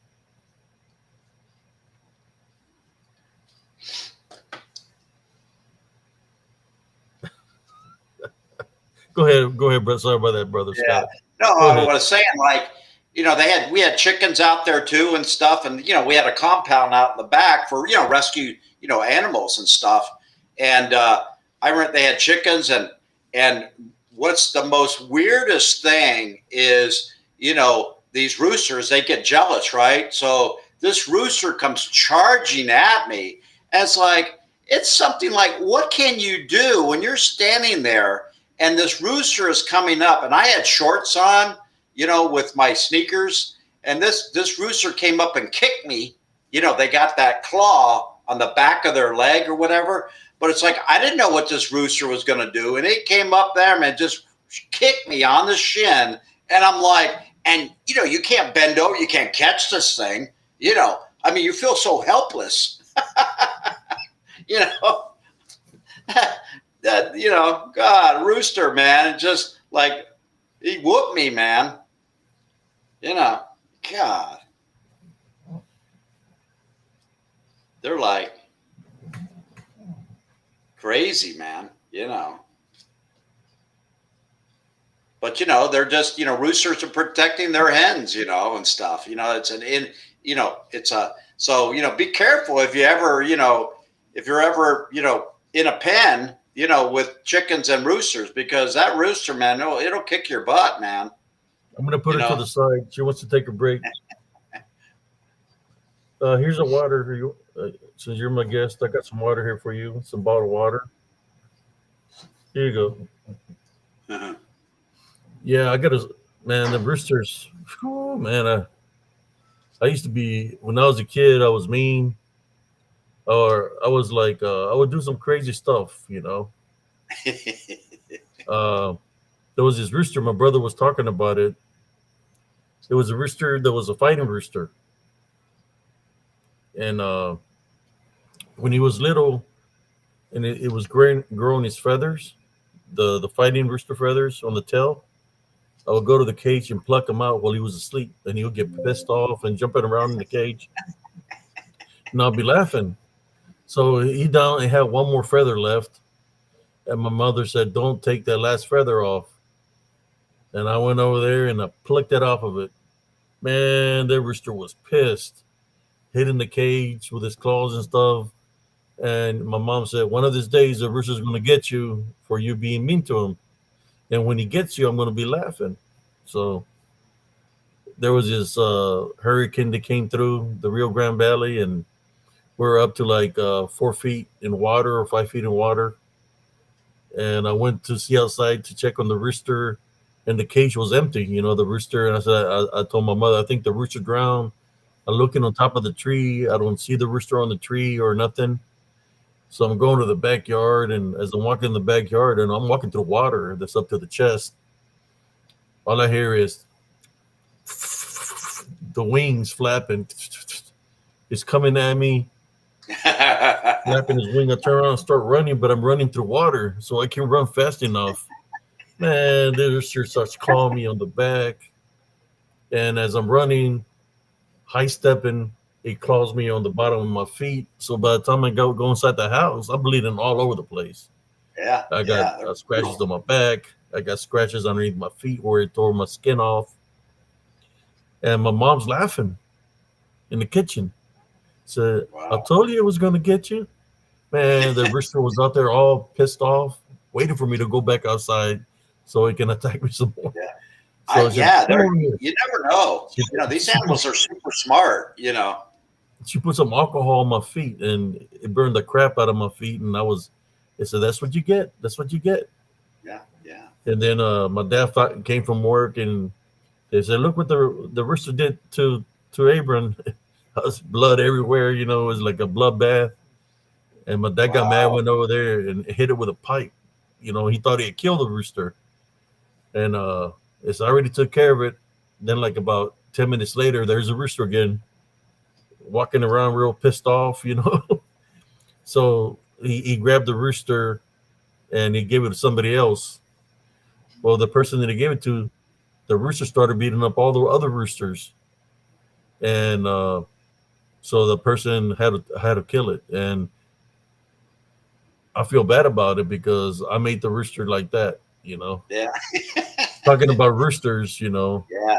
I guess I'm getting some kind of vengeance by a rooster, but his name is Chicken Cleghorn, and maybe is the reason he's come at me in a negative way is because what it did to his cousin, the rooster that had plucked his tails out. So it's part of the karma. That's how it goes sometimes. Yeah. Yeah. You got a rooster that had plucked all his feathers, and they took him out, and then you got the vengeance of the cousin, the Chicken Cleghorn's coming after me because of what it did to his cousin.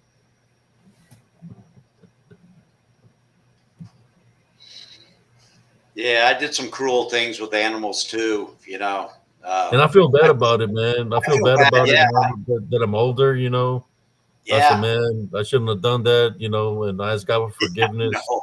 Yeah. But, karma got me. Yeah. You just think back, and I did the same thing too, because, these things, but you never, at a younger age, well, actually I was older too, you know, and, you kind of regret doing stuff like that.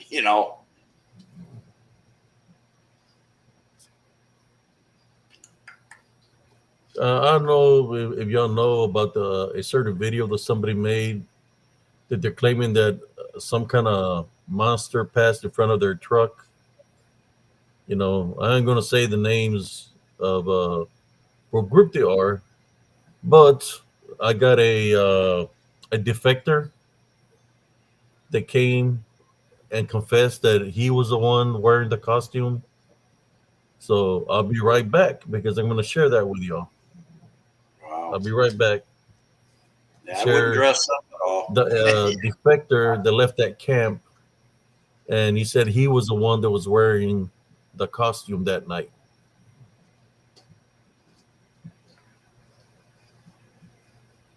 So I'll be right back and bring him to the show.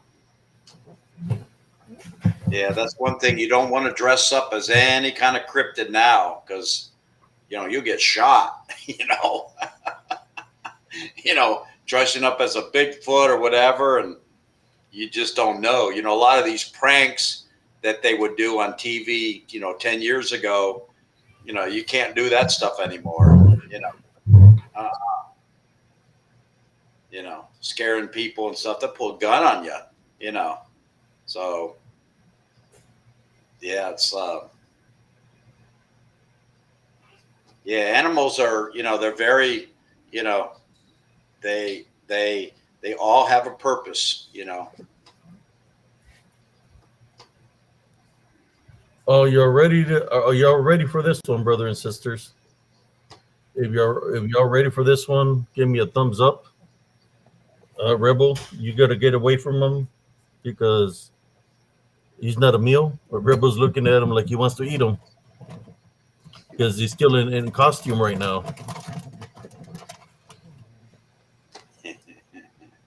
He wants to. He came in dressed in the costume he was wearing that evening.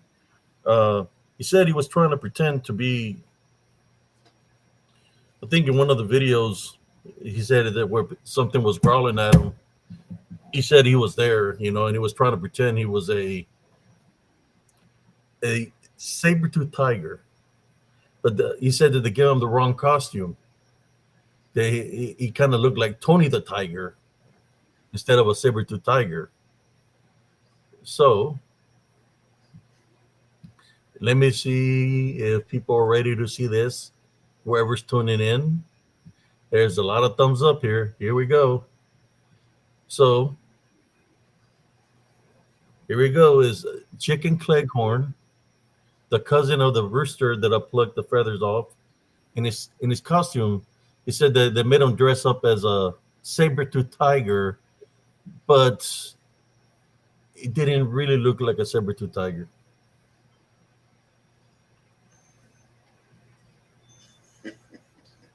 Let me light up, give him some lighting. I don't know if that's too much light.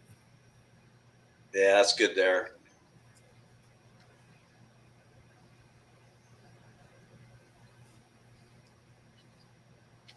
Here you go, Chicken Cleghorn. They got him dressed up as a tiger. He said, well, it's a saber-tooth tiger. They dressed him up like a tiger, but that's not how a saber-tooth tiger looks like. It's funny that we brought that rooster stuff up tonight, huh? Look at that, Oh bro. my God. Crazy. It's like, okay, Crazy. it's a saber-tooth tiger. No, it Well, doesn't that's look like like a a Bengal tiger. tiger, isn't it? That's more like a Bengal tiger. Yeah, y'all haven't seen Ice Age? How a saber-tooth looks like? Yeah. So this is the best they could come out from that camp. And there's a costume they made him wear that day. Yeah. That's the same rooster that got me. He would mean. Make the sunrise. Nah, you're supposed to be a what do you call it? A Bengal or a tiger? With his stripes. Anybody? What is he? Yeah, tiger. There you go. They're Yeah, Bengal great. tiger. He thinks it's Tony the Tiger. They're great. Yeah. Yeah, I love that cereal, man. Oh, I hate man. all that sugar stuff.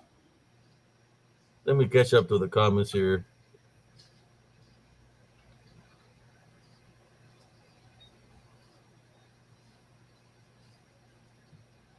Rebel wants to take he wants to tear him up. No, Rebel, this is a guest.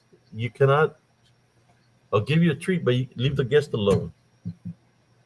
I know he looks like a meal, but you can't mess with the guest.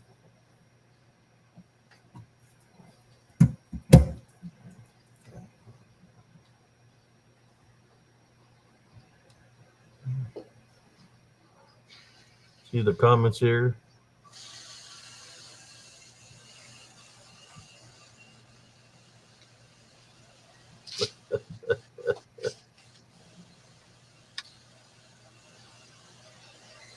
So here you go. We got a brother and sister combo here.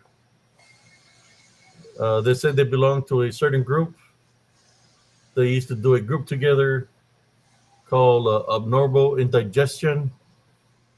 This how they looked. There were the secret. There's a secret. The secret how they really look. The when they pretend to be a certain people on the show is they're pretending, but this is how they really look.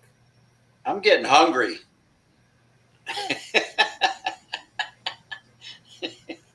I'm getting hungry. There we go. Let's put it. Let's put it to the side real quick.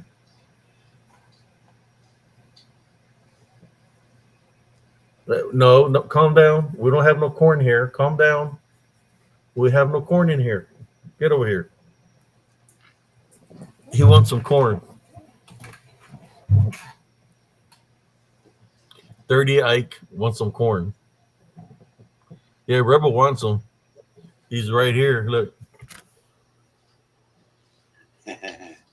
Yeah.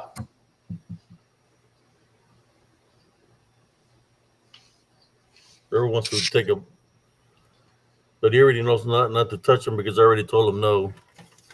Yeah, Rebel wants a piece of chicken cleghorn dressed up as a tiger. There we go. I put him to the side, folks. Barnyard bozos. I thought Sister Madeline said barnyard babosos.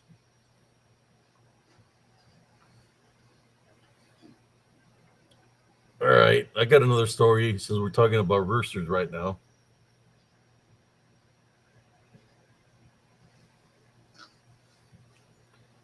Let me catch up to the comments real quick. And I do got a story of a cat also.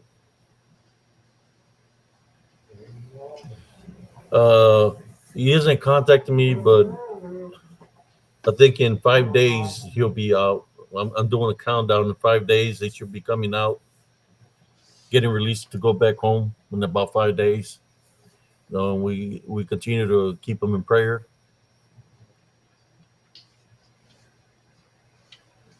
So I have another story for y'all. So we're talking about roosters. Uh, it was on Easter Day or before Easter. Um, or Easter, those Easter chicks at the color at the feet at the Purina at the Purina, like the feed where they have food for all kinds of animals. They have on Easter they have painted chickens with different colors, purple, green, blue. And my dad got one for me and for my brother because he worked at the Purina, right? And he brought them home for us. And I don't know what happened to my brother. I think my brother's past died, but mine stayed alive and it grew a little bit. It lost the color, and we had to go work up north for the summer. So I was gonna take it with me, and it jumped off and went underneath the house. And my parents were like telling me, let's go, leave it alone." And they were like, the cat's gonna eat it. The cat's gonna eat it. So I got in the truck and we left to go work. We had to go work for the summer, and I told my godmother if she could throw some food over the fence and some bread for the cat. I mean for the little chick so he could eat. And she says yes, I would. I'll throw some food for it, some bread or something. And we left for the summer. We're working up in the summer, so when we get back home before school starts, like a week before school starts, the grass is real high. Like I'm talking about tall, and it's like you could barely see the house. So as I'm walking to open the gate, I see this big rooster that looks like chicken. What's his name? The one from Bugs Bunny. What's his name? Uh, Oh man. Leghorn or Yeah, the one that yeah. says It's got that uh, southern talk, like "Rah, down there." You got that, that southern draw the or one that something. says I say. Yeah, yeah, yeah. Mel Blanc, I think that's a guy that did those impersonations. Those I just remember vocals. the name of the rooster. Was it a Cleghorn? I What don't was the name of know, the but big rooster from Bugs Bunny, y'all? I don't Anybody, know. anybody. Dick I Richards, can't remember. You know about cock. What was the name of that rooster? There you go, Foghorn Leghorn. That was his name. Well, this Foghorn Leghorn came charging at me, flapping his wings, trying to scratch me. I took a running. I was like, "What the hell?" And I told my godmother, "What is that?" It said, "That's the little baby chick." It said, it stayed there with your dogs because you would feed our dogs also. So the rooster got raised with the dogs. So it thought it was part of the pack of the dogs. We had like four dogs. So this is what the rooster would do when the alarm will go off at lunchtime. You know how dogs start howling? Yeah. The rooster will crow at the time that alarm will go off. The same thing that they were doing. Another thing is the mailman. The mailman would say, "I'm not afraid of those dogs.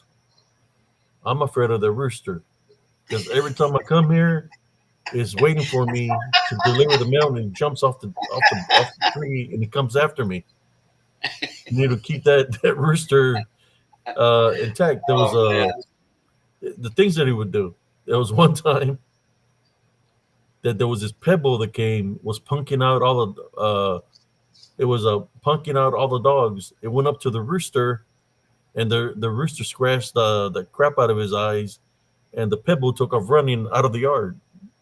The rooster beat up the wasn't afraid of dogs. Yeah, So if they're raised, those roosters, they got this attitude. They're king of the hill, man. They're king. I mean, you don't mess with those guys.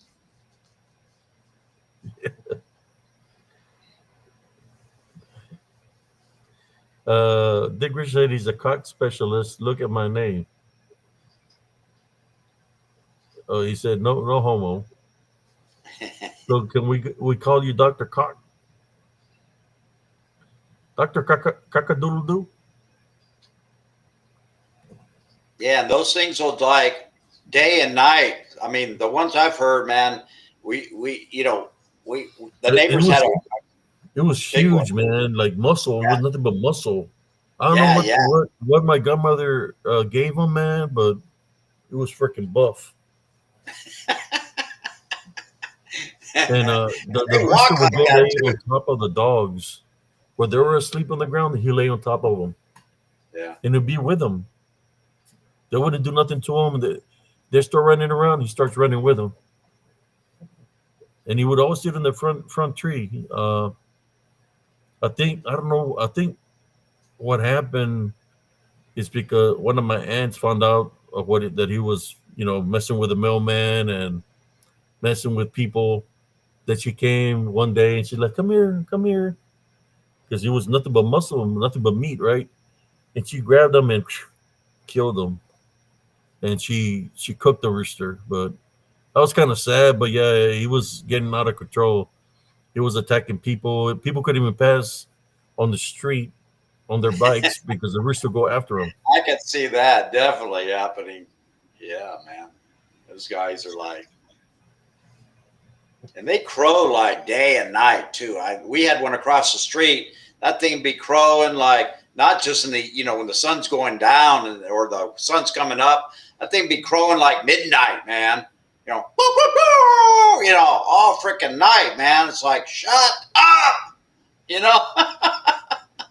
Oh my god, you know that thing wouldn't quit. But the neighbors had one, and people are like, they're allowed to have them, in their backyard. One time I was going to work and I saw they must have got out of somebody's house, out of their pen. And on the street, there was like chickens and roosters, like in a neighborhood, like, you would think, this is out of, this is not a commercial, a residential area. You'd think it'd be like in a farm area, but they're like all over the road, and I'm like laughing. I'm driving my car, and I'm kind of like slowing down, and it's like, God, it's like funny. But I think they like let them out, and they're like trained. They come back to the owner's house, and they can raise them, in a residential. There's like a zoning permit that they can do that, and I don't know if they're letting them out to kill all the roaches or the bugs, or to go and clean up the neighborhood with the bugs. I don't know. I mean, far-fetched idea, but could be, instead of exterminators, they let all those roosters and chickens out, man. They'll go after everything, man. We had roosters, chicken, we had rabbits in cages along our home, and then in the back we had 2 chicken coops full of chickens and roosters, where me and my grandfather will get the eggs out of those. Well, one of them was a little one, and the other one was a big chicken coop, and we'll get fresh eggs every day. And then the person that lived behind us, he had a big old chicken coop, and he let us get eggs there also. So, where I come from, there's a lot of agriculture where people are like, hey, bring your family, grab some sacks, and go get as much corn as you want, or get as much cabbage as you want, to get as much potatoes as you want. So they will let us go to the fields. Sometimes when the freezes will go down there, that will happen. My cousins will call us from a small town named Hargill. They're like, "Hey, cousins, bring the trucks, load up as many grapefruits and oranges, because the freeze is going to kill them anyways." So, man, we load up. load up with the grapefruit, the big old grapefruits, and citrus, and just then we cover it up so they won't freeze. Uh, Sometimes when they irrigate the fields, uh, the water goes low. You can see all the catfish in the water. So we go grab catfish and put them in trash cans, big trash cans, and fill it up with big catfish. So we have a fish fry that lasted about 2 weeks, Were but they nothing but spawning, or they weren't spawning? They were just water was low then, huh? well, because it took the water out to irrigate the Oh, I see. field. Yeah, I gotcha. I gotcha. Yeah. So yeah, Yeah, it's, get it while it's good. I know when I lived in Florida, they used to, in the wintertime, they would purposely freeze all the orange trees, you know. So, if the temperature became, went below freezing, the trees were already hibernated in ice. So that didn't kill, they didn't get frost or any, burn damage. hmm Because they're mainly squeeze oranges in Florida, for making orange juice, and they're not, they don't have, the other kind of oranges, um, and but yeah, I was like, man, it's like weird, you see all these trees and they're just because it gets cold in Florida. I mean, in the winter it can go below freezing, and I'll they be back, just brother. Go ahead and continue with your story. I'll be yeah, right back. yeah. So it was pretty interesting. You see on the news, or you drive around, you see all these grapefruit trees, orange trees, and it's like Christmas time. They're all covered in ice because it went like below freezing, but they spray the trees with their sprinklers, and they that's how they water all the trees and all that, and they just leave those sprinklers on, and then they turn them off at a certain time, so the trees are all soaking wet, and then when it gets below they freeze up. So it keeps them kind of in this, then they thaw out gradually, when the sun comes up, it's a continued thaw. So they preserve the trees that way. So they don't lose, the crop, in that. And that's what they've always done in Florida. I haven't really seen too much of that anymore, but, uh, I mean, it gets barely cold when I lived in Florida, like in the winter. I mean, you still had to wear gloves and stuff. And I mean, it was, because of the humidity down there too. And even when it's below freezing, I mean, it's brutal, um, you know, with that type of temperature climate.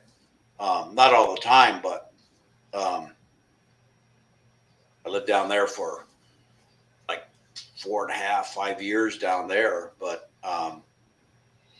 yeah, yeah, it was pretty interesting. Gabe talking about those roosters, and yeah, they're a very strange. I've seen some videos of roosters. I mean, you could look for yourself on YouTube where they raise cats with roosters and other animals. Like they raised them as small animals, and they all like sleep together. Like you'll have a rooster sleeping with a cat, and it's funny as heck because you'll see the rooster and like sleeping with the kittens and the cat, and the rooster's like, because it was raised as a kitten, as a chick, and they have these chicks, and they and the cat's like the mother of the chicks, and then they become so big. So you see these videos of these huge roosters sleeping with the cat, it's like, how can that be? Because, cats are like, birds are like the enemy of the cats, right? So they got these, but they're raised, together. So, it's like they're not enemies. And I think the Bible says also something about that in the future, the lamb will sleep with the cougar and all that kind of stuff too. So, um, there's a lot of I like listening to these animal stories and watching the videos of these animals, and being raised. I was telling Abe, and they got these chicks that are raised the mother cat will have chicks, and the chicks will be sleeping with the mother, and they grow up like roosters. So you have the same cat with the big rooster sleeping with the cat. I mean, it's hilarious, man. And the paws are over the bird, and I'm going like, birds are supposed to be, the enemy of a cat, and vice versa. And it's like, oh my God, it's hilarious. You see these animals now, like they're raised, you see like a mouse and a cat, like a mouse will be sleeping with a cat, a rat or a mouse, hamsters, and it's like, oh my God, what's going on here? Oh my God, crazy, unbelievable, So, yeah.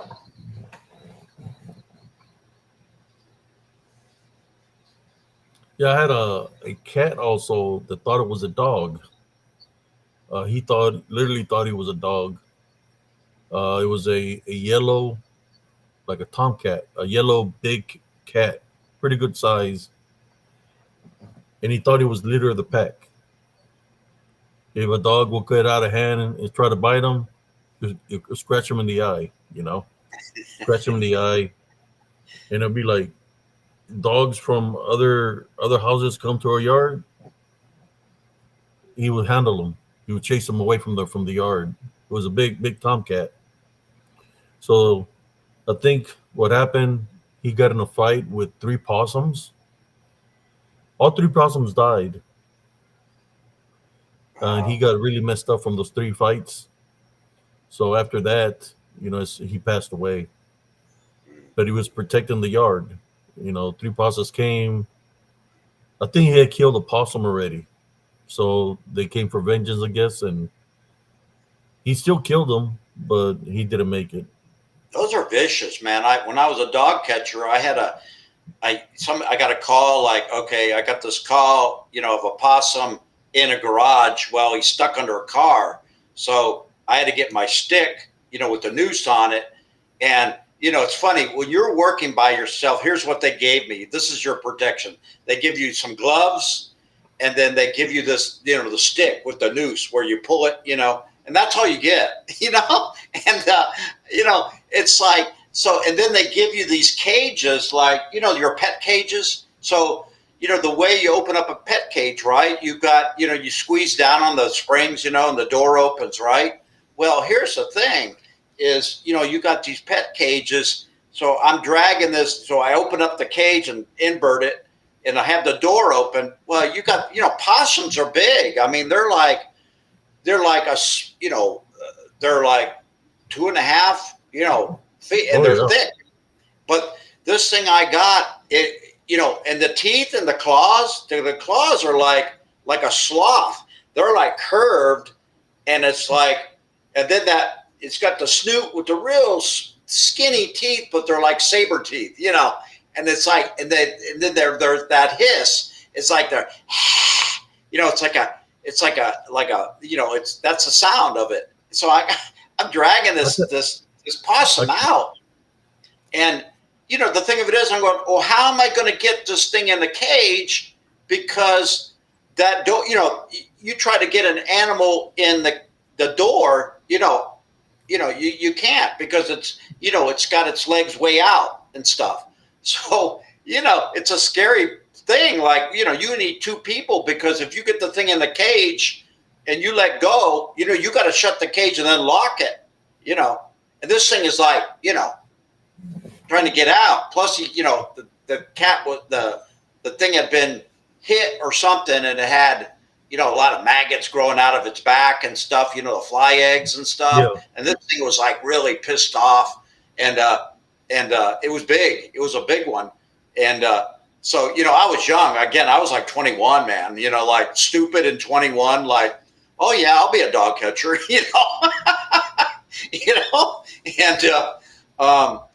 finally got him in the cage. But, I had these gloves, and I had, when you have gloves on, it's hard to They squeeze make that that. lung. They make that. The lung. The noise that goes. It goes like. Yeah. It goes.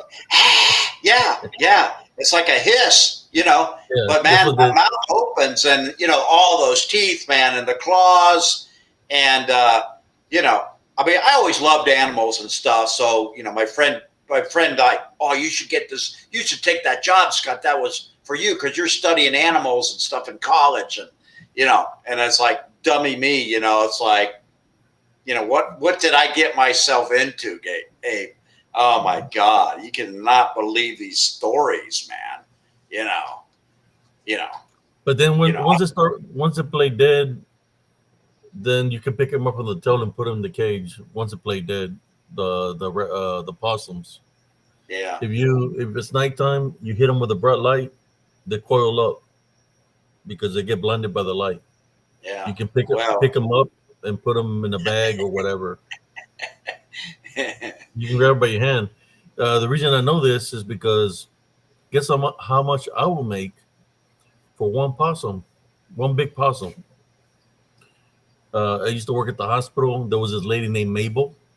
She was African American, and she would tell me she will make possum pot pie. And she said, if you catch me a possum, I'll uh, give you $25 for each possum that you catch.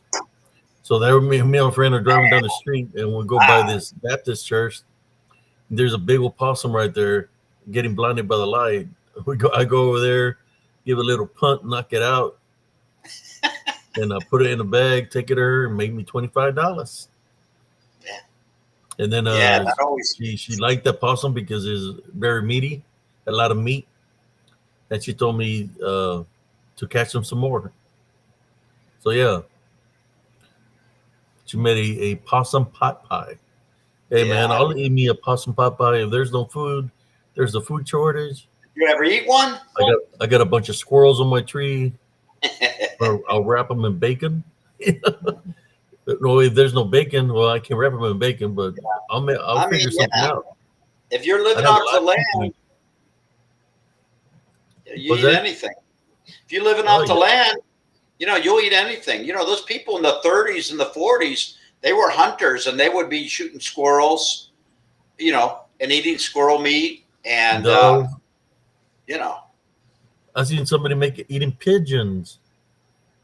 Even pigeons that they eat. yeah. Crows. Well, I lived in Asia and the Asians, they eat everything.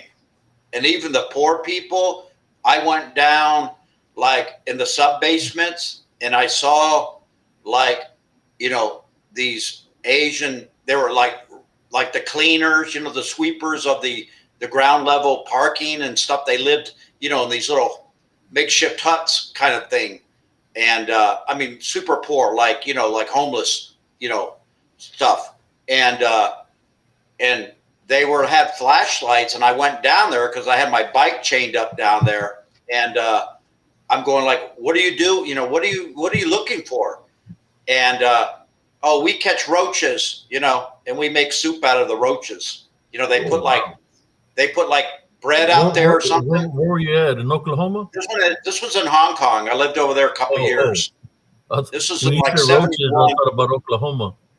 Yeah, but they eat. I go, what do you do with the roaches? Oh, we make soup.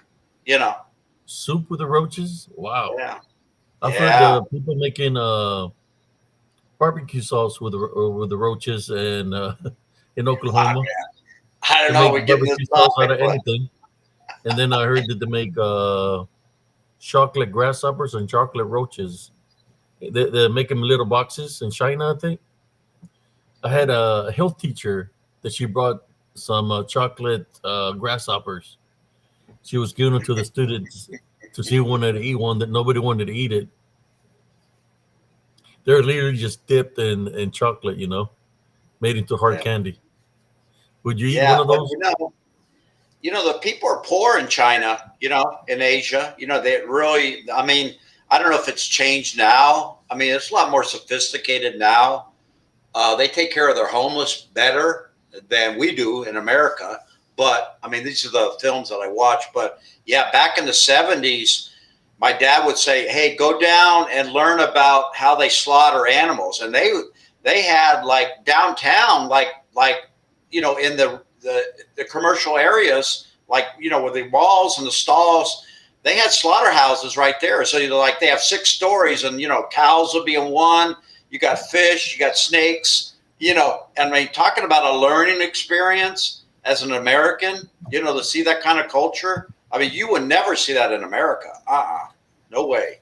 But, they're like slaughtering these animals, right there, cows, and, you see the blood running everywhere and stuff, Oh my God.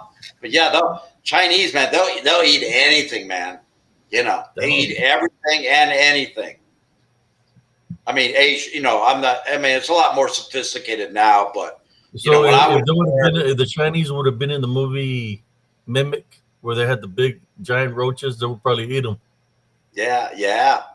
I mean, they'd have snakes hanging up there, but they use those snakes. They use it for medicine too. A lot of those, insects and snakes, reptiles, they use it for medicine, Chinese medicine.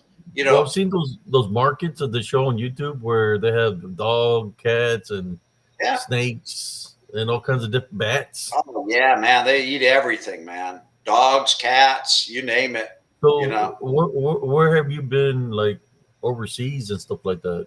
Well, my dad took a job. He was a manager of General Electric, so he saw this opportunity to come up. And back in the early 70s, the major companies, they needed American managers to manage, the workforce over there. So my dad was in charge of, battery operated, like stereo systems and radios, those radios. So he was in charge of, the factories that were making these radios. So yeah, I remember the radios with antennas, the General Electric back in the day. We even had solar powered flashlights that, you don't see this stuff in Asia. They make a lot of stuff, or even back then my dad would bring this stuff home, and I had solar powered flashlight, in 1971, and it had a radio. It had a radio built into it, and we had walkie talkies, and, and they're on a frequency the same as a taxi. So, we would talk. You ever capture with the walkie-talkies, sometimes you run into somebody else that had a walkie-talkie frequency and you could hear what they were saying? Well, they had that. The taxis were on the same frequency as a walkie-talkie. So, all I knew was swear words in Chinese, so I would swear, with the walkie-talkie, and it would pick up, they were like, just, they would yell back who are you? Or, stuff like that. And, I was I knew a lot of slang language and stuff like that. But yeah, I was 14 years old back then. But yeah, it was a great experience, you grow up quick. And that was during the Vietnam War when it was starting to be over with. And it was still going on, actually. And one of my friends that worked with me here, he was in the Vietnam War, and he was on leave with his ship in the harbor there. And I'm going yeah, you were there when I was there. But, he was 19, 20 years old, and I was 14. And, but yeah, it was what an experience, to be a part of that international life. But they needed, American, managers and ingenuity of how to run these companies, and the profits, would come back to these companies for their shareholders. Now we trained all the Chinese, so they kicked all of us out now. There's no Germans, no Australians, no Americans in Asia anymore because we trained them all, and they don't want us. You're done, So, we did that for 20 years. So you go there now, and there's no Americans, running anything. It's all Chinese.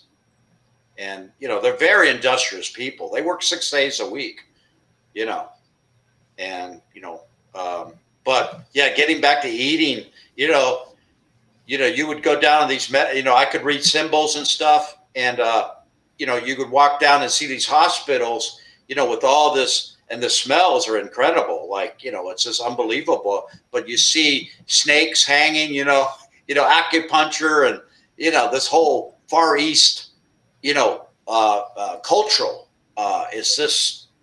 It's unbelievable, you adapt to that, you become, I always liked it, I thought it was fascinating, to be, a part of that and stuff. So yeah, my dad worked there, and he worked international his whole life.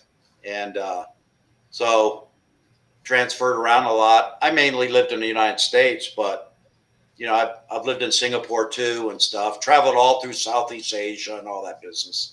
But, growing up in a foreign country, as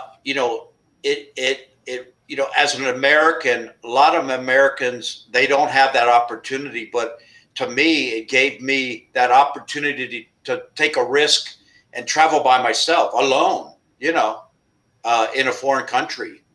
Because, you're kind of grown up on that. So, being an Americanized person, you don't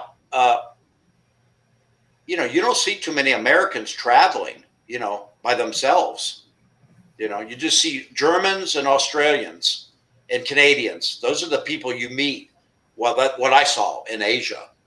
But yeah, it was quite and, I was telling my friend today, I said, when we moved there, they were having martial law in Hong Kong because they had this group called the Gang of Four. They were trying to take over Mao Zedong and the communist regime. And, Hong Kong was a British colony back then, but it stemmed over to Hong Kong because a lot of Chinese had snuck into Hong Kong. And the Chinese were still always, coming after Hong Kong for that reason. But I remember being in the hotel, seeing martial law and all the police, shutting down everything on this thing. You can look it up. It's called the Gang of Four, that were trying to, change the whole Chinese government. That was in 71. And again, the Vietnam War was still going on. And we always dressed up as soldiers. We had army surplus stuff on, we pretended to be soldiers too, going into all these strip clubs and stuff like that. We were only 14, oh my God. Yeah, we'd get out of school early, man. And it's like, our weaponry, we didn't have, what the Oriental ladies tell you? Tubuku, tubuku. Well, we went there during the daytime. There's no, we're not open yet, kind of thing. And we were like looking at each other saying, God, they think we're soldiers. And we're like 14 years old, 14, 15. And, we had our army coats on and but we had, our weapons were like wrist rockets. We had the wrist rocket with the marbles, man, and we did a lot of damage, man. I mean, I think today, man, if we ever got caught, you get beat over there. You get the cane, and you can get put in jail, and did you have to box somebody over there? God, what's that? Did you box anybody over there? No fighting, but yeah, I did see Bruce Lee. We were in the Hilton, and it was 71 in the summer, like July or whatever, and he was coming down an escalator. Me and my sister are going up the escalator, and I had recognized, you see all these pictures, and I think it was making that Enter the Dragon movie, and he was coming down the escalator, and I looked, and I said to my sister, or she said to me, "Oh, that's Bruce Lee," and it's like I wasn't into any of the martial arts, stuff or movies yet, but it was huge. It was just not Bruce Lee. They had so many martial art movies, and their whole culture is built upon these their theater. The theater. What's it called? Like in America, we call it theatrical plays. They have the same thing, but it's it's all martial arts and, involved with it in, in the movies. And these guys are jumping like 30 feet in the air, kind of they're exaggerating. And, we used to go watch films like that. And, Abe, it was like 25 cents US for these movies, man. Oh my God, unbelievable. The prices of these movies. So yeah, I was, lucky to experience a lot of stuff and did a lot of damage over there too, man. When you have a wrist rocker, right, and marbles, you can do, right? You get my hint, Oh my God. I shouldn't bring all that stuff up, but it's just. Hey, that's what it's called open mic night, man. Well, it's just talking about their culture. They eat. Yep. There's a lot of poor people. I mean, you got little kids that are 4 years old opening up your taxi door and putting their hand out for. They eat a lot of rice and noodles, like rice noodles and all kinds of stuff. Yeah, I mean, it's it's a whole different lifestyle, and. I went back 10 years later and I went to school over there too. It was a private school. It was a Lutheran school and, Americanized Lutheran, but all my classmates were from, Iran, Pakistan, Canada. It was all international people, Japanese, Chinese, all these different races that, that were your classmates. And, that whole cultural, it was, quite an experience, growing up in that kind of culture, because it was, you kind of grow up quick because, you're flagging taxis down when you're 14 years old and they have a thing over there called, today we call Ubers, right? Well, they had that in the 70s called, these taxis are called puck pies, and you get in the car. It's not a taxi, but you negotiate the rate in the car. So you say wow. And you're speaking like broken English, like, okay, I want to go to, I can't even remember, but you have this broken English, you say the road or the school, because I used to have to take the puck pie to school, if I had a doctor's appointment or something, but you negotiate the rate there in the car. You go, no, that's too much, I'm like 14 years old, and you're bartering, and that's what you do. You go down in these alleys and you barter for, sports equipment, and I was like, this is so cool, they'd have to price this is the price and go, no, too much, so you're always bartering for, a lower price and stuff.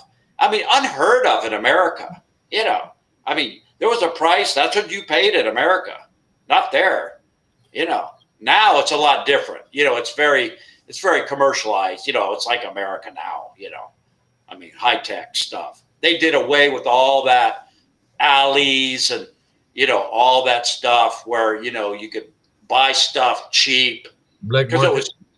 Well, the thing about Asia, when it says made in Hong Kong, well, let me just tell you folks, things aren't made in Hong Kong. They have 12 islands that are around Hong Kong.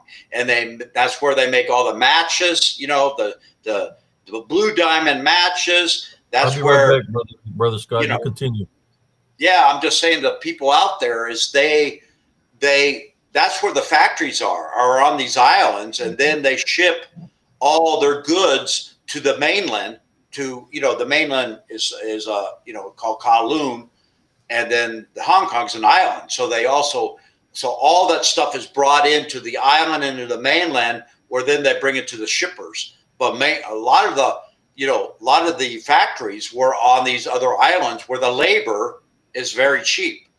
These people are making, $1 a day, and they're making matchsticks and dipping the matches. China actually they're the ones that invented, gunpowder and fireworks.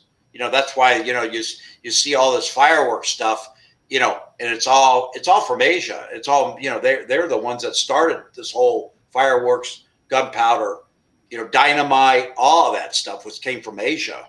And a lot of people don't know that.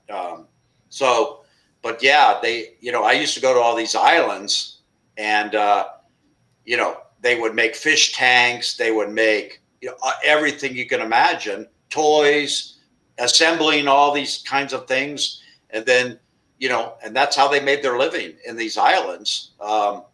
And they raised the animals, for food too, hogs, pigs, chickens, all that. And then they would bring it to the mainland, where they would slaughter them there, and then, make the food for the restaurants, beef and stuff like that. That was kind of scarce though, beef, because they used to just import all the beef from Australia. But yeah, you go to Asia, or especially like Vietnam right now. I mean, it's the best food you can eat. Everything is fresh, and it's like, $2 for breakfast, $2 for lunch, and $2 for dinner. So you're talking $6 for one day for food. Where can you get that in America? And this stuff is not processed food. It's not chemical treated. This stuff is so unbelievably cheap and nutritious. You don't get that in America. But, you watch the videos of that, and, a lot of retired people are thinking about, moving, out of this country because of their, the expense of, owning and renting and so forth. This country is becoming very expensive to live in, to even retire. But the food is unbelievable. Fresh fruit, mangoes, avocados. When you live in these jungle areas, they're bringing all this fruit, bananas, all that stuff into, these cities in, like, for example, like Southeast Asia. So everything is fresh. Nothing is shipped. Nothing's GMO. There's none of that GMO stuff. Genetic modified, food, none of that. Everything is fresh. So, if you want a, worthwhile trip, it's expensive to drive, to fly over there, but, to live over there, for vacation's nice. But yeah, just getting back to food and, cultural, of course they had, the Americanized restaurants too. They had clubs called American Club where, they would have hamburger, but they didn't have French fries. They had, like, they call them chips. They're like the real big steak that we call them today steak fries, from the British, side of it. But not to go on and on about the food, but yeah, it's like the Chinese were just getting into making hamburgers. And, you go down to a Chinese, market, outdoor market, and they always cooking, everything is, you eat everything at night because it's so hot during the day. So, you sleep in the day, and, this is what the people do there. They sleep during the day, and then it's nonstop. It's 24/7 in Asia. It's, everything is going on from, 8 o'clock in the morning till the next morning, 8 o'clock. It's unbelievable the amount of people you see. You can, like, get off the airport, come out at midnight, and it's like, don't these people sleep? I mean, it's just, super crowded, overpopulated. And,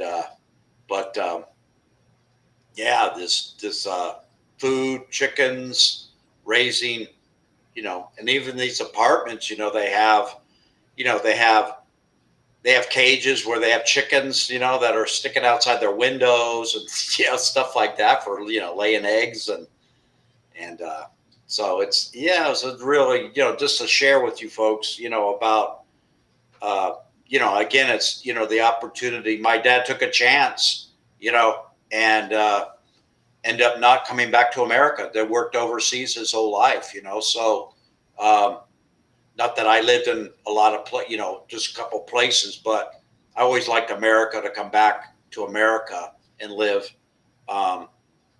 So the, I was kind of fortunate that, I had family members too that lived in the States too. So I missed the States too, sports and, but again, it's a different culture you live in, but nothing's like America. You look back, even today, you can't beat America with, with our type of living that, different states and, the different climates that we have. I've lived in a lot of states and, I'm still a proud American and I would never, I don't think I would never live. And here's the thing, even if you retired, these people that go to South America, whatever, if there's a government changeover on policy, you're stuck there. I mean, how are you going to come back to the United States? You can't get out of these countries. If there's a lockdown, a martial law, a government coup that takes over, China, takes over Southeast Asia, you're not going to get out of America. You're not going to get out of those countries. So, it's a frightful thing if you're retired and you want to live in Bangkok, Thailand, or, Laos, or, Vietnam, Seoul, or Seoul, Korea, even Seoul, Korea. If there's a lockdown, you may never get out of there, so that's the things that people don't realize, that the world we live in today, there's a lot of global changes and, you might not be able to get out of those countries, if that stuff hits the fan, so I like good old America, Yeah. So, yeah. So what's happening, Abe? No, nothing much, nothing much. Just here listening. I was listening to your story. I was just here Yeah. taking a little break. I was just lucky, to I be, was, I had a escort Miss Piggy and Tiger Cleghorn out. They left already. Yeah, those fairs, I want a big teddy bear or something, right? So, it was a basketball where you shoot a basketball into, if the ball goes to the hoop, you win this prize. Well, these hoops that are on these the rim is actually real small because the ball like just barely fits, right? So I switched it, right? So, and this I had this girlfriend, we were there and I think I was in Minnesota and we went to this fair and I switched it. And so, it's kind of embarrassing, this is like, we just got there, right? So I'm carrying this like gigantic teddy bear, around, and it's like, this thing is so huge, like, you can't store it anywhere. So you're carrying this bag, because you want to go on the Ferris wheel or you want to do different stuff, right? But you got this, this, and it's like, I don't know how I won this, it's just, it went in, but the rims, you could tell they're all, it's always a trick, these They're all fairs. bent. They're bent, so you won't make it. But well, yeah, it's the height. I mean, it was really high too. It wasn't like 9 feet, and so, but the rim is the diameter just fits the ball. I mean, you have to switch it. You can't bank it in. You can't. It won't. You hit the rim, it'll roll out. But and I won this big bear. And it's like a big white bear, and it's like huge. And like carry this thing around, on these fairs, it's pretty funny, these stuffed animals, carrying this stuff around. God. So, yeah. So, yeah, yeah, we're 2 hours and 30 minutes. We started early, and it's barely 12:49. Yeah. Pretty awesome. Yeah, I mean, it's it's fun to converse with I always bring stuff. I really like to always bring about the Bible, involve, that I'm on here, because it's the way, where we live now, what's going on and what's happening worldwide. And, Well, it's something. the floodings, there's a lot of floods happening right now Yeah. everywhere. I mean, and Texas is still getting hit. Like today, wasn't it? But There's still flooding. New York got flooded too. New York, Yeah. New I mean, Jersey. yeah, like Boston and I mean, they had a heat wave like in Boston. It was like 112 or something. I mean, it was like, you know, it's just unbelievable. And so, there's a lot of stuff happening. These rivers are overflowing, and uh, it's heartbreaking.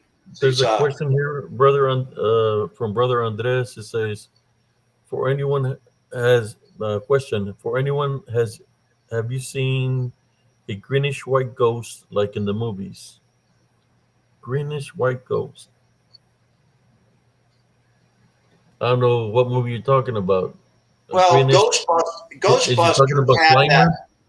Yeah, Ghostbusters had that. Remember that Slimer. Ghostbusters movie, and that guy was like green, slimy, and they were trying to suck that ghost into the vacuum cleaner Oh, or something. you know, Bill Murray, and you know, I mean, that was a pretty hilarious movie. That they're hunting ghosts and trying to suck them, into the, it's pretty, I haven't seen nothing green or slimy. It says Rain H. Scott. What do you think of demonic L- Labubu dolls kids are buying? I don't know what that word is. That's Spanish, right? Yeah, it's a little doll that it's like a little demon doll. I think what they're Yeah, I talking haven't seen about. it. I haven't seen it. Nope. I don't know about it. Man made the doll's a doll, but they say it's based off a demon.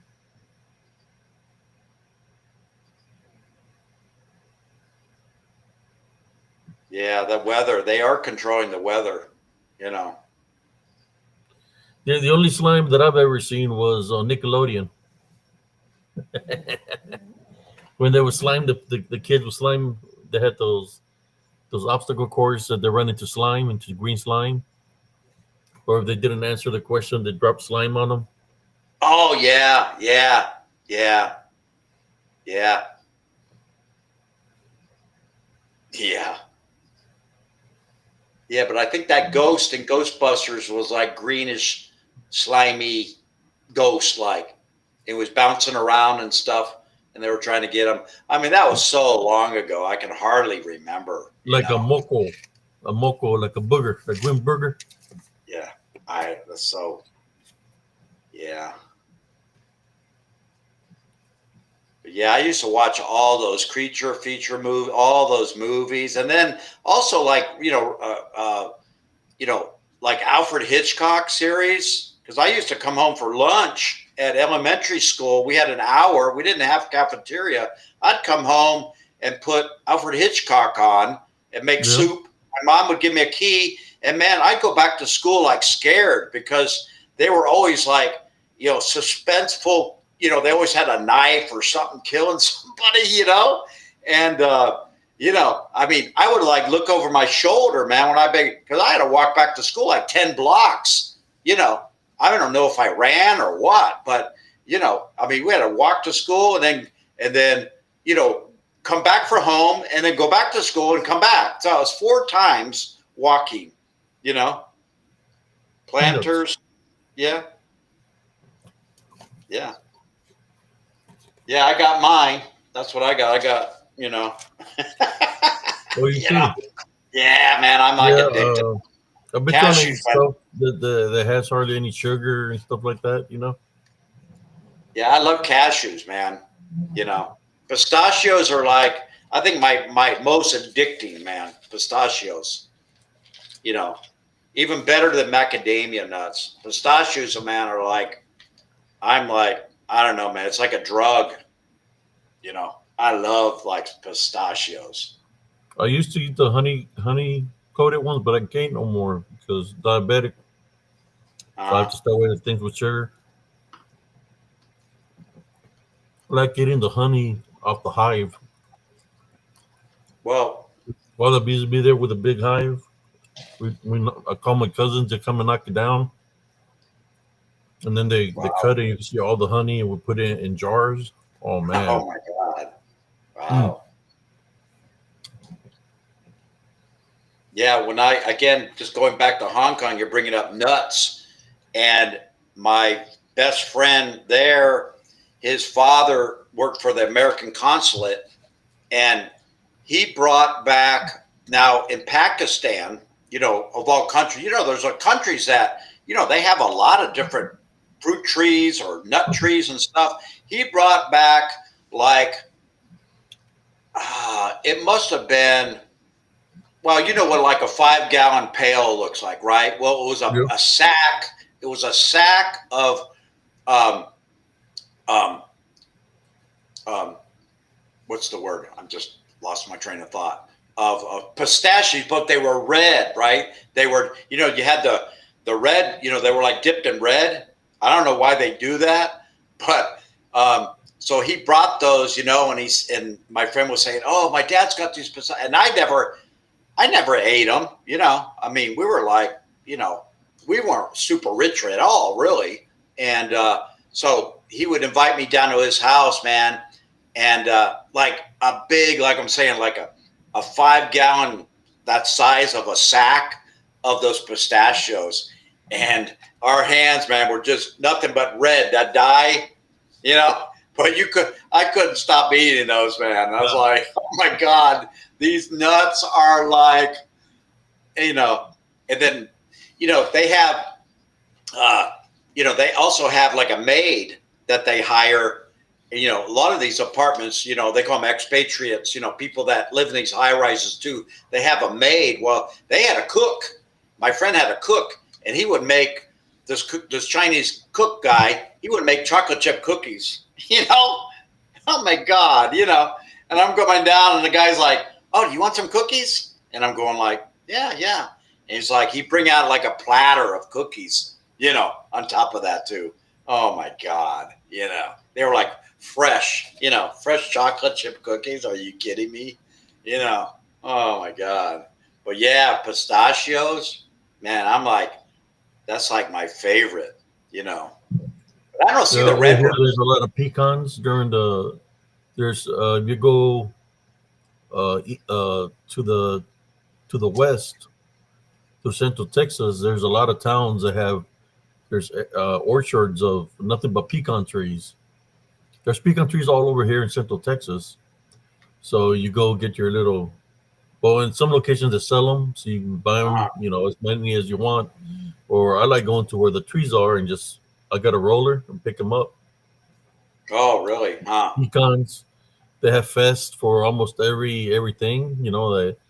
Like the peach fest, pecan fest, watermelon fest. They have a fest for just about every Wow. how should I say fruit, Yeah. vegetables. There's fest everywhere. So there's a lot of things to do here. Except to say you just gotta look and just go check them out. I think they even got the rattlesnake fest Really? or rattlesnake something where you go and guys get in the sleeping bag with the rattlesnakes. I don't know if they got fangs or they're defanged. I don't know, but you can see where people get bit. They have they fry the rattlesnakes and people eat rattlesnake. But I've never been to one of those. Well, getting back to the spiritual thing, when I lived in Virginia, Go ahead, they bro. had what they call, it's called snake religion, and Oh, these are like, up in the hills. I lived in Western Virginia, so you're close to, West Virginia, and these other states, these rural. But we lived out in the country, and I can even remember in first, second, third grade, we were watching films, reel to reel films in the auditorium about these snake religions, and these people are like, they would catch, these rattlesnakes and water moccasins, or they call them, cottonmouths is another term, and they would like hold these snakes up, and and pray and preach, and it's called snake religion. You can check it out. They have these YouTube videos about it. Yeah, But I've seen it. And they get bit. They get bit by the snakes because it's like they want to get bit, but God's going to save them. That kind of thing, I think. But I remember, we had creeks, and we would play down the creeks, and we would see these guys come down, these hillbillies, and they had a burlap sack, and we're going like they're looking for snakes, and they're generally, under like, trash can lids and stuff, like people throw their trash. Back then, there was a lot of garbage around. So these snakes, are curled up under, that kind of shelter, tires, they were in tires, and, people would like get rid of all their junk. There was you didn't bring their thing to a dump. They never had dumps in those days. You just took your stuff somewhere in the woods and dumped it, in the creek, whatever. And these guys are like catch these snakes, and they had the snake with the the sticks with the fork and stuff, and pin their head down and grab them, and put them in that burlap sack. And it's like people used to tell me at that time, oh, they're taking them to the pet store.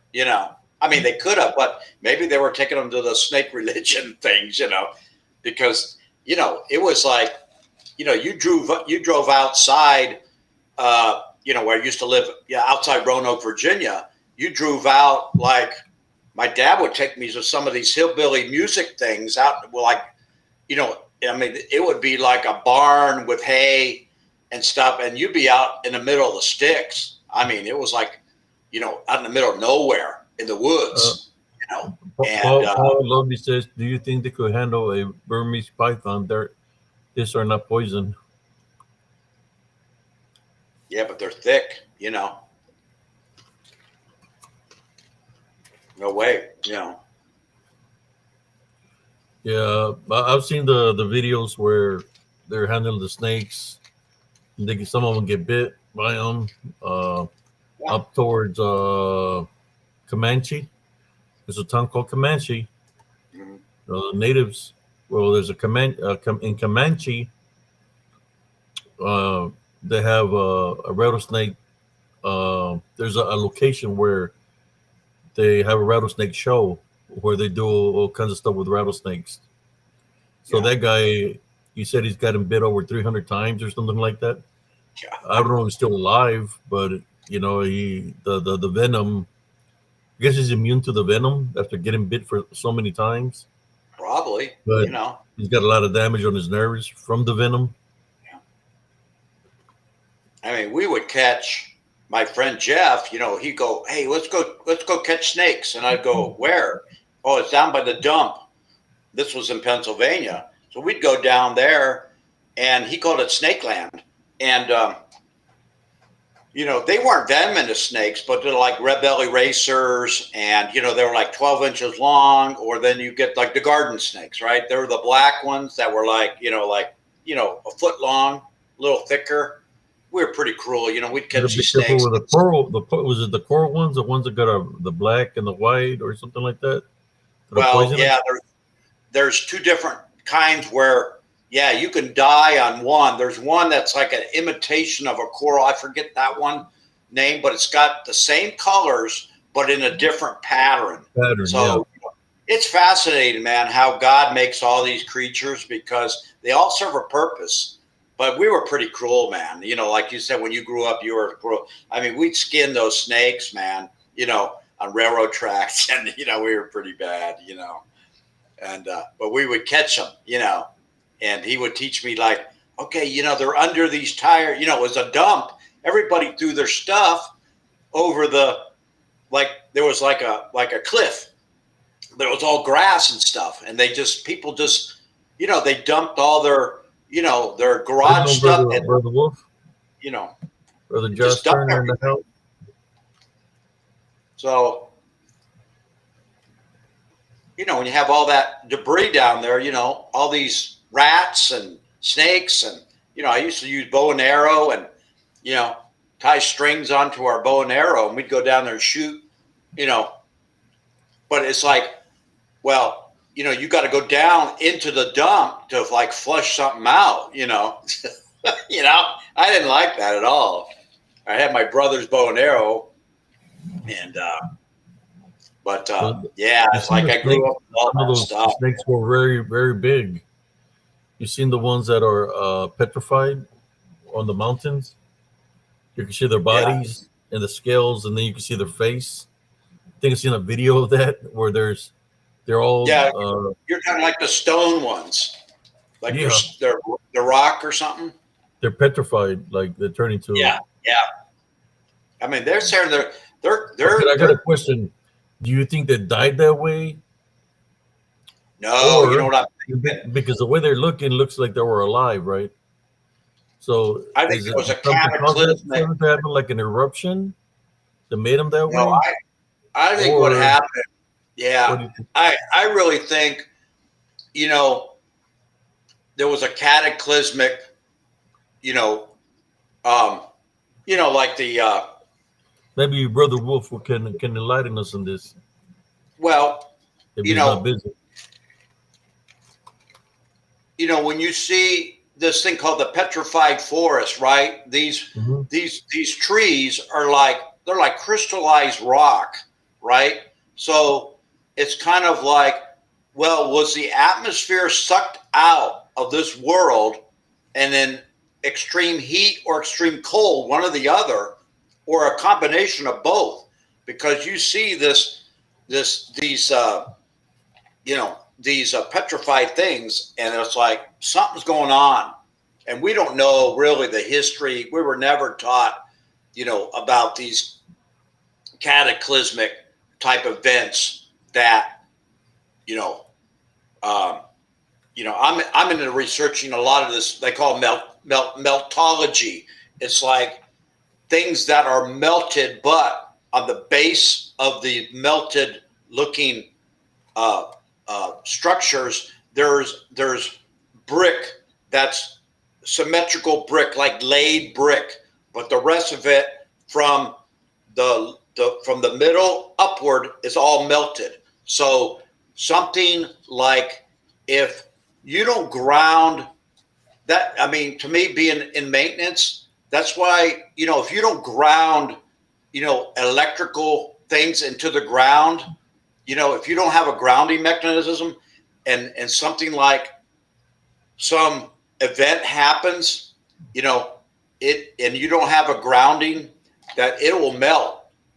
It will melt everything. And a lot of these structures, like you look in Kentucky, for example, like you'll see these in the brush by the road. They'll make the road.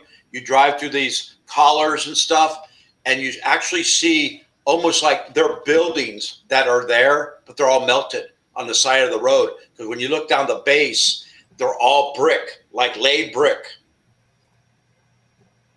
Laid brick. And it's either the yellow brick, the red brick. In the South, there's a lot of clay, clay and brick, but these are actually man-made. And something happened,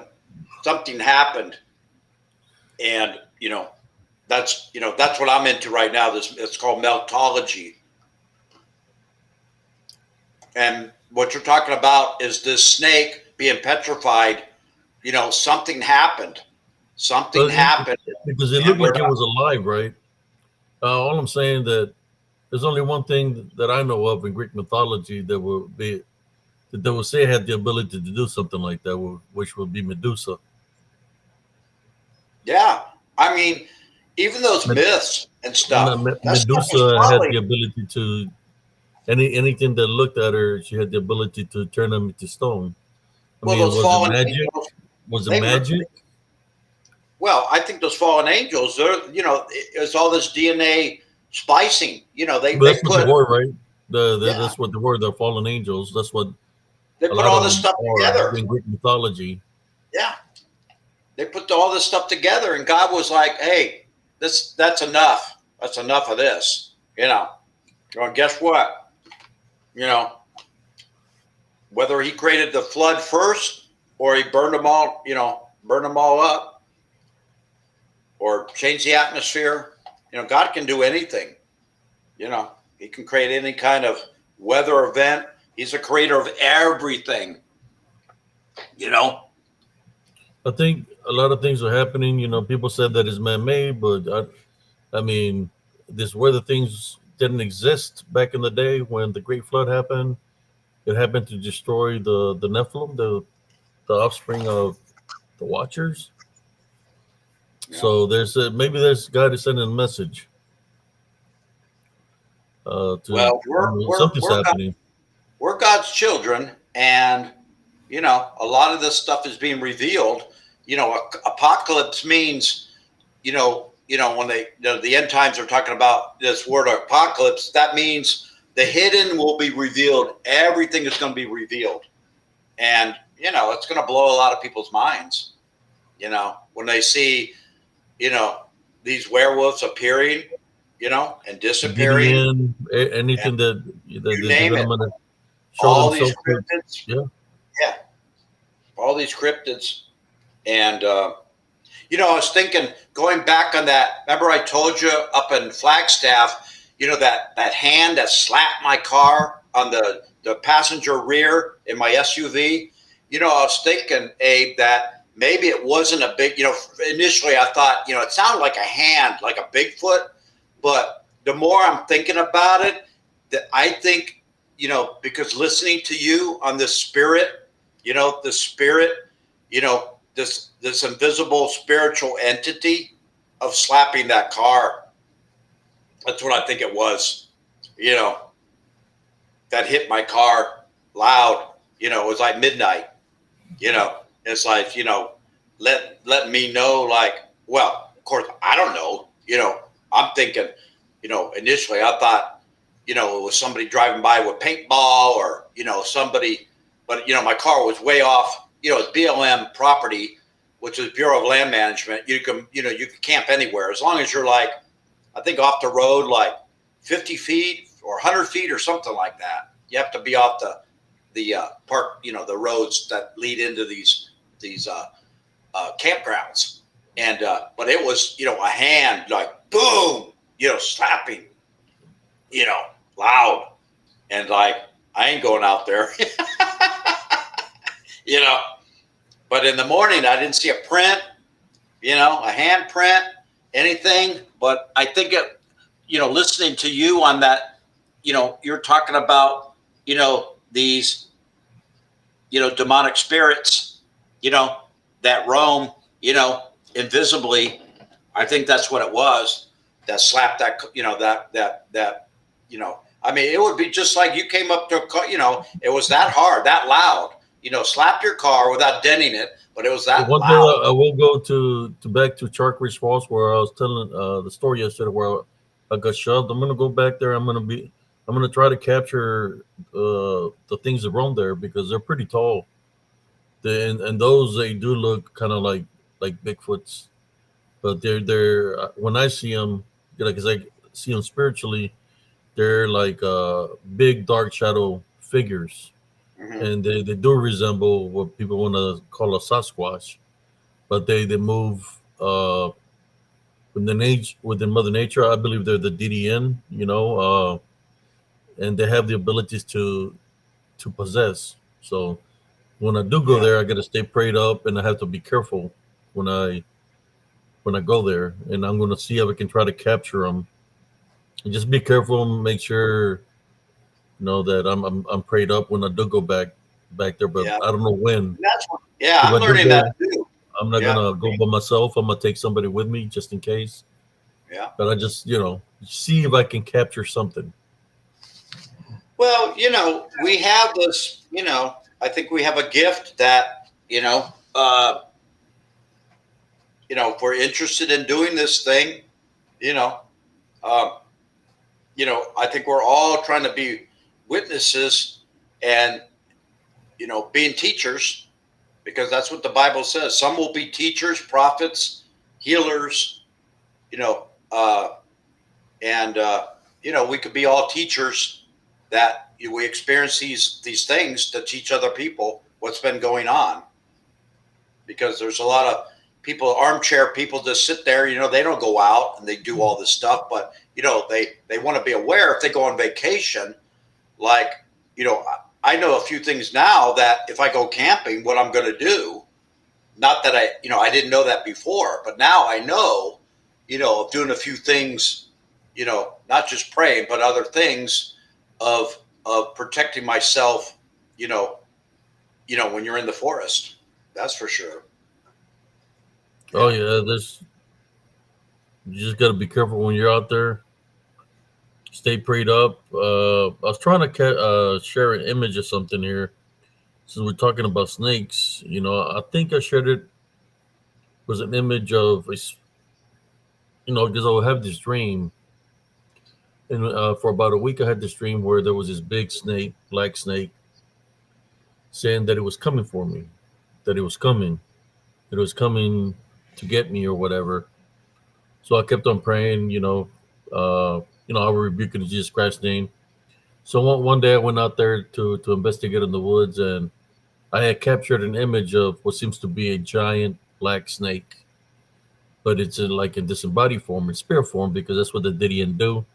They can manifest. So they're attacking me in the dream to try to get me to think that there's this big snake.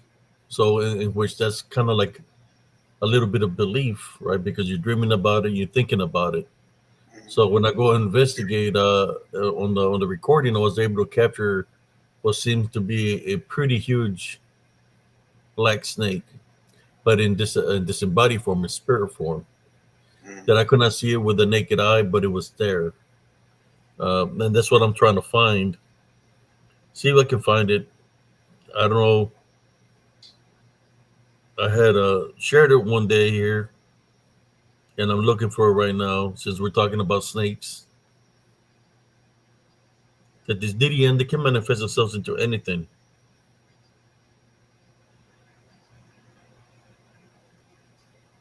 You know what Basically, a what I'm skink? saying is don't give it the power of believe of what you're dreaming. Don't believe in the dream, rebuking Jesus Christ. And if you're seeing something, whatever you're seeing, whatever manifestation you're seeing, it's put that spirit to the test. Type by and rebuke in Jesus Christ's name. If it pleases you, you Definitely. already know what you were dealing with. If it disappears, you already know what it is. Yeah. Yeah. Especially when you rebuke it in Jesus Christ's name. Yeah. I was always fascinated. You know, my my major in college was etymology, was study of insects, but I was in a zoology program too. But um, my fascination also was with lizards. Like, you know what a skink is? A Ever heard of a skink? skink? A skink.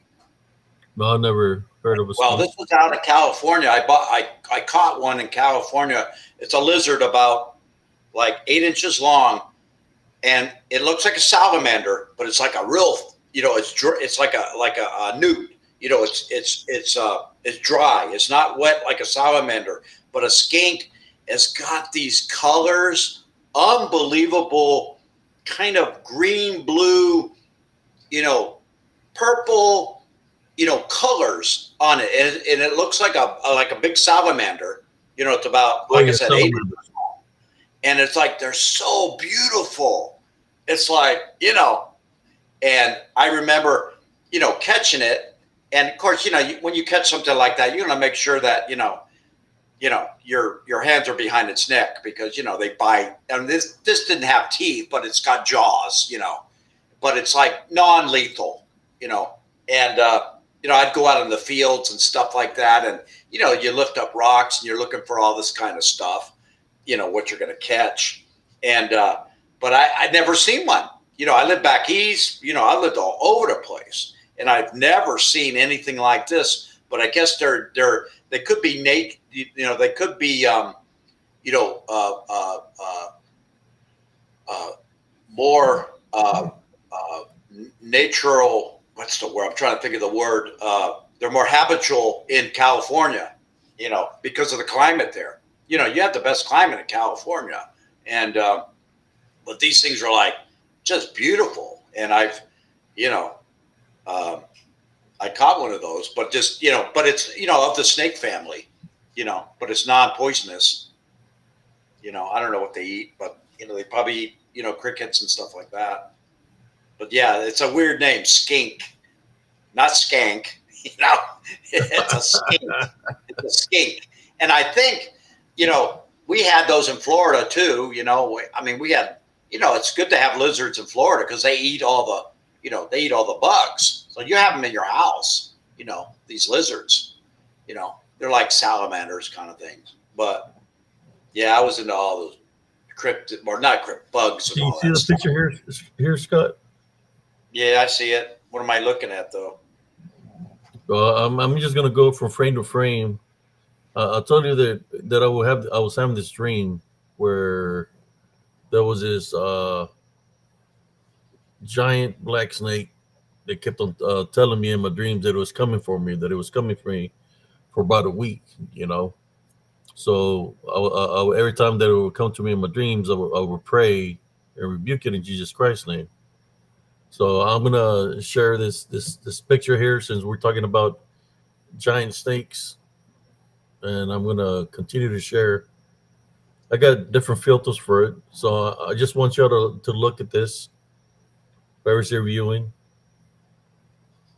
I can see it where it's at, but I'm just gonna continue to do the filters for right now because in a moment I went to the point where I took everything away from the picture, but you're able to see the snake, this big giant black snake.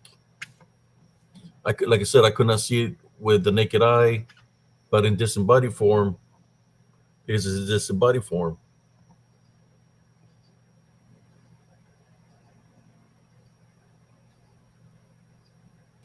It was looking at me.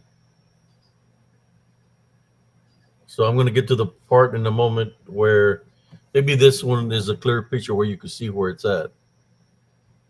If you can see it, you can see the body and you can see the face or the head. Trying to. So basically, so let me continue.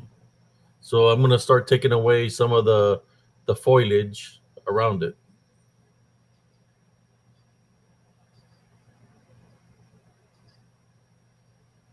Yeah, it's kind of resembles a kind of a.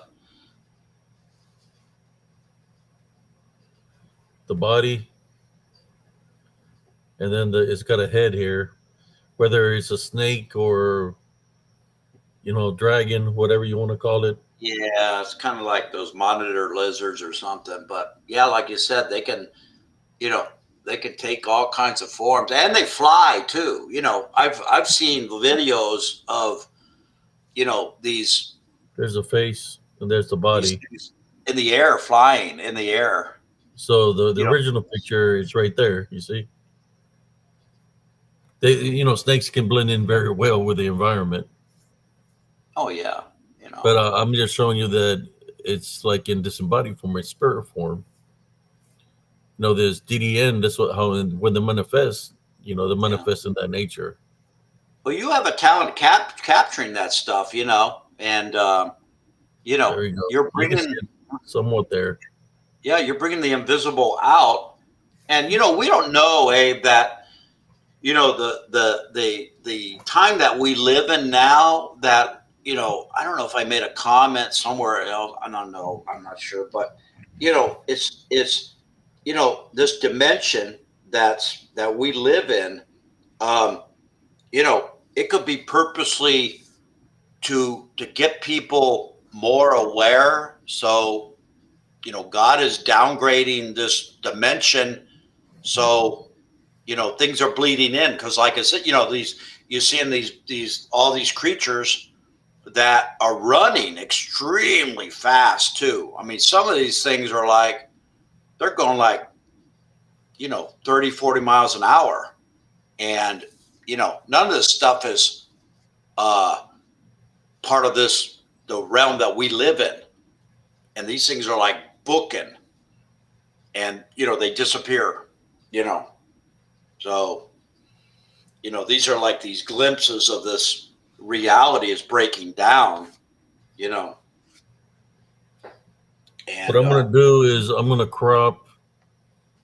I'm gonna show the face of the snake.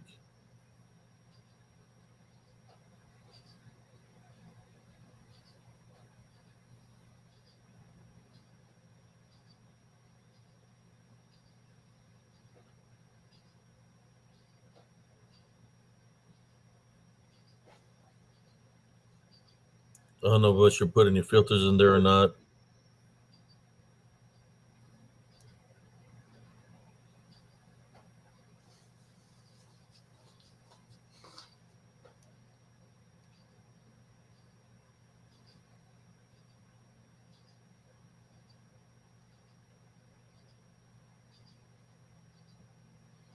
Let me see how it looks on when I share it.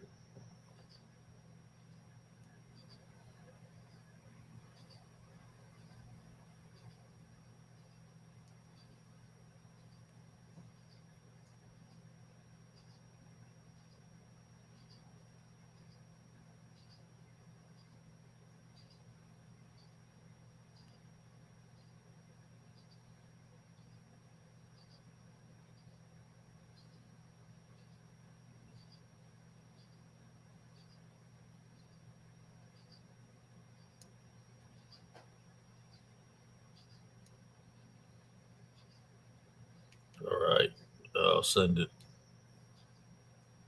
Hopefully, it's big enough to be able to see it.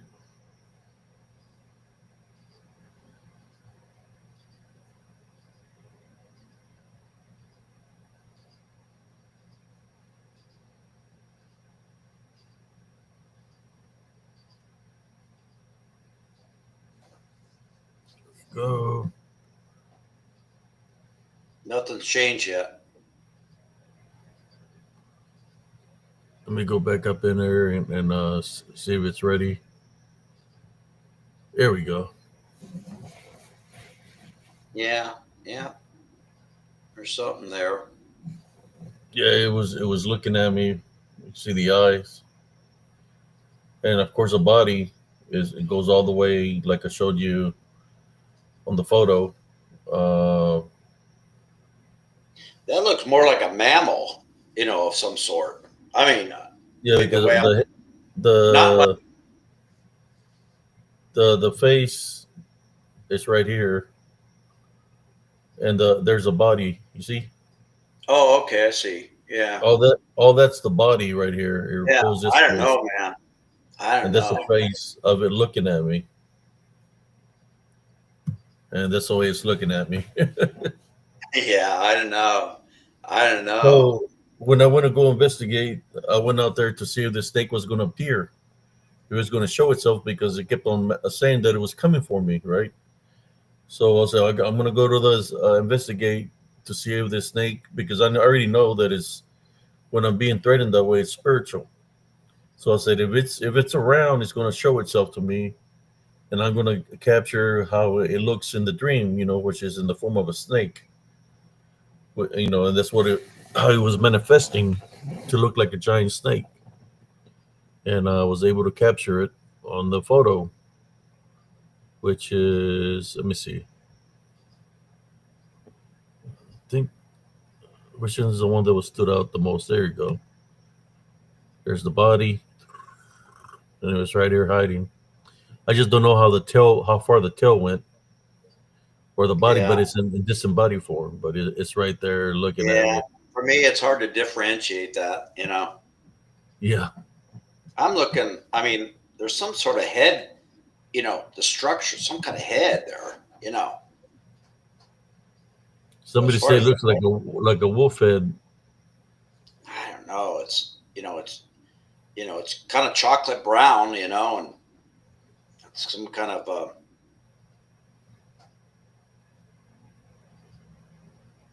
got like a mane on it. Past the forehead there. To me, it looks like it's got a mane on it. Like a lion mane.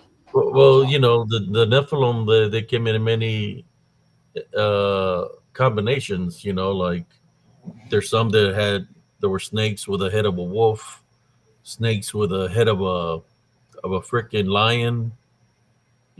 Through Greek Yeah. mythology, if you look it up, No. they Did came in everything. many manifestations. Yes, true. They made everything back then. Sky was the limit. you know. So I just wanted to share that with y'all. So we're talking about snakes. That's kind of a weird thing, huh? It looks like that never-ending story. You know that creature. Remember that movie? The big Yeah, that thing. It was like I don't know what it was. Was it a flying monster? I can't remember, but yeah. I don't know what it was. I can't remember. I know what it kind of looks like in my mind, but I can't I, even describe like you know what animal it is. I It's got like a a story for cow. y'all about a giant snake that I witnessed. It was when my mother and father were in the prayer group for the Catholic Church. They said that there was a lady that said that the devil was there, that the devil was there to claim her soul. So back then the phones were on the wall, and our house was in the big, so you could hear what they were saying, and they wanted them to go over there to take the prayer group so they can pray for the woman, or pray because supposedly the devil was at the woman's house, right? So I heard that, and they were getting dressed and grabbing all their, the crucifix, the holy water, and all that stuff. And I went to go hide in the back of the station wagon, cover myself up. So they got in the vehicle and they started driving. I'm not trying to, I'm trying to hide my concealment because I'm trying to look how this devil looks that they're talking about. Mm. So then finally the station wagon stops. And I guess my mother see me moving in the back, and she said, "What are you doing here?" And I said, "Well, I came to see this devil that you're talking about, how he looks." And she's like, "You better stay here, and you'll see when we get home. I'm gonna take care of you." You know, which that's Oh, gonna be an automatic whooping when I get home. yeah. So I'm there, and I see him walk up. We're in the block. They have to go up the block, and there's a street, and there's this house up there, gated home, a white house, and they go up there with the rest of the people from the prayer group, and they're out there for about 5 minutes, and I could hear something talking real loud, which sounds like a speaker talking, like somebody talking with one of those speaker things, like real loud, Yeah, blowhorn kind of thing. like a bullhorn, right? That's what it Yeah. sounds like. So I start going up one car at a time, getting closer and closer. So I get close to the car and I'm hiding. I see the prayer group holding hands and they're praying around this, like around a tree. And I'm looking at the tree, from a distance, but I can't see nothing. And I get by the gate, even though I know if my mom sees me, the whooping is going to be pretty harsh for disobeying her order. So I go to the gate and I'm looking from outside the gate. I'm not seeing nothing. So when I open the door and I step my foot in, I guess in the battlefield or where they're fighting spiritually, that's when I see it. There's this giant, uh, looks like a yellowish albino snake wrapped around the tree. It's huge. It looks like a prehistoric or some sort. It's wrapped around the tree, Mm. and it's telling the people that are praying. I don't know if they're hearing it, but I'm hearing it. He's got red eyes, and he's telling them her soul belongs to me. Because it's the devil Lucifer. It said that a deal's a deal. So like apparently the woman was a bruja, a witch, and the devil was there to collect her soul. When people say that they can collect the soul. Well, I've seen it happen. So Yeah. as it's saying that, the snake looks at me, I look at it, it disappears. Wow. Now as it disappears, you smell sulfur, and the people from the prayer group, they're saying we won, and I took off running real fast because I didn't want my parents seeing me. So I went over there and I stayed in the truck. We drove home, and they were saying, what had happened. I was hearing them talk. And of course, I got my discipline when I got home for getting in the vehicle. But I don't think it was the prayers that they were doing that made the snake disappear. I believe it was the heavenly angels that were around me that made the snake disappear, because they've always been around me, protecting me. Mhm. So that's what the snake or the demon, whatever it was, disappeared. But I never told my parents anything, because there would have been another whooping. You know how it was in the 70s. You just paid your parents. That's a whooping. Well, Yeah, man. in my, as being Hispanic, that was a discipline. But it literally disappeared when I stepped foot in there and I looked at it, made contact with it. It vanished. You know, kind of like it kind of knew who I was in some kind of way. But I believe it was didn't, because I'm here for a reason. I had already Yeah, been exactly. studied spiritually by Yeah, you're just that time you're frame. teaching people about this realm, and it's like you've got this, this gift that God's given you to, you know, uh, and you don't really hear too many people that you're what you're doing, hardly at all. Not, I mean, you're like the first person that you know. There's people that say that, but you're actually, going out there physically, exposing it by, using your film and so forth. But yeah, it's And this I is think that's one of the problems that I get heat from, is because I'm trying to awaken my brothers and sisters spiritually. So right. I share my stories of what I've encountered and stuff like that, so they can be aware that things like this exist. Exactly. So they come Exactly. at me in a negative way because I'm exposing what they're affiliated with. That's why people target me all the time. But you know what? I'm used to it. Yeah. So there's Well, people that come at me in a negative way from Oklahoma. People done worse than what y'all doing, and the people that done worse, they're not here anymore. It's not nothing that I did to anything to them. Is that the Heavenly Father is my protector, my avenger, and He takes care of my enemies. Those people that try to do worse towards me is because they wish death upon me. They're not here no more, because that's the way the balance works. I'm just here to let you know that you're just wasting your time, the games that you're playing with me, because I will always maintain the love foundation. Doesn't matter what's coming out of my mouth, doesn't matter how I phrase things. What matters is what's in here. Maintaining my heavenly love foundation. That's what matters. So you're wasting your time. You're putting yourself in a situation where eventually seven times four will go your way yeah. because of the things that you're doing. That's all I'm Well, saying. I've been yeah. fighting spiritually since I was 3 years old. Yeah. I mean, you're I'm fighting for 55, humanity, 55 right now. So 52 years of experience. Yeah.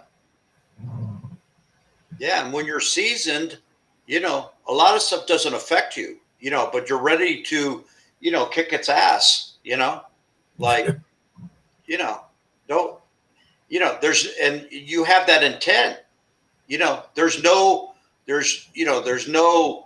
question in your mind. I mean, it's 100% saying like, and it's quick. You have to react quick against these things.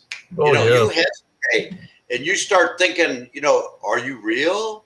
Are you the, you have to react to the situation, you got to maintaining your love react like, foundation. you're in battle, man. And, you got to react and attack and, And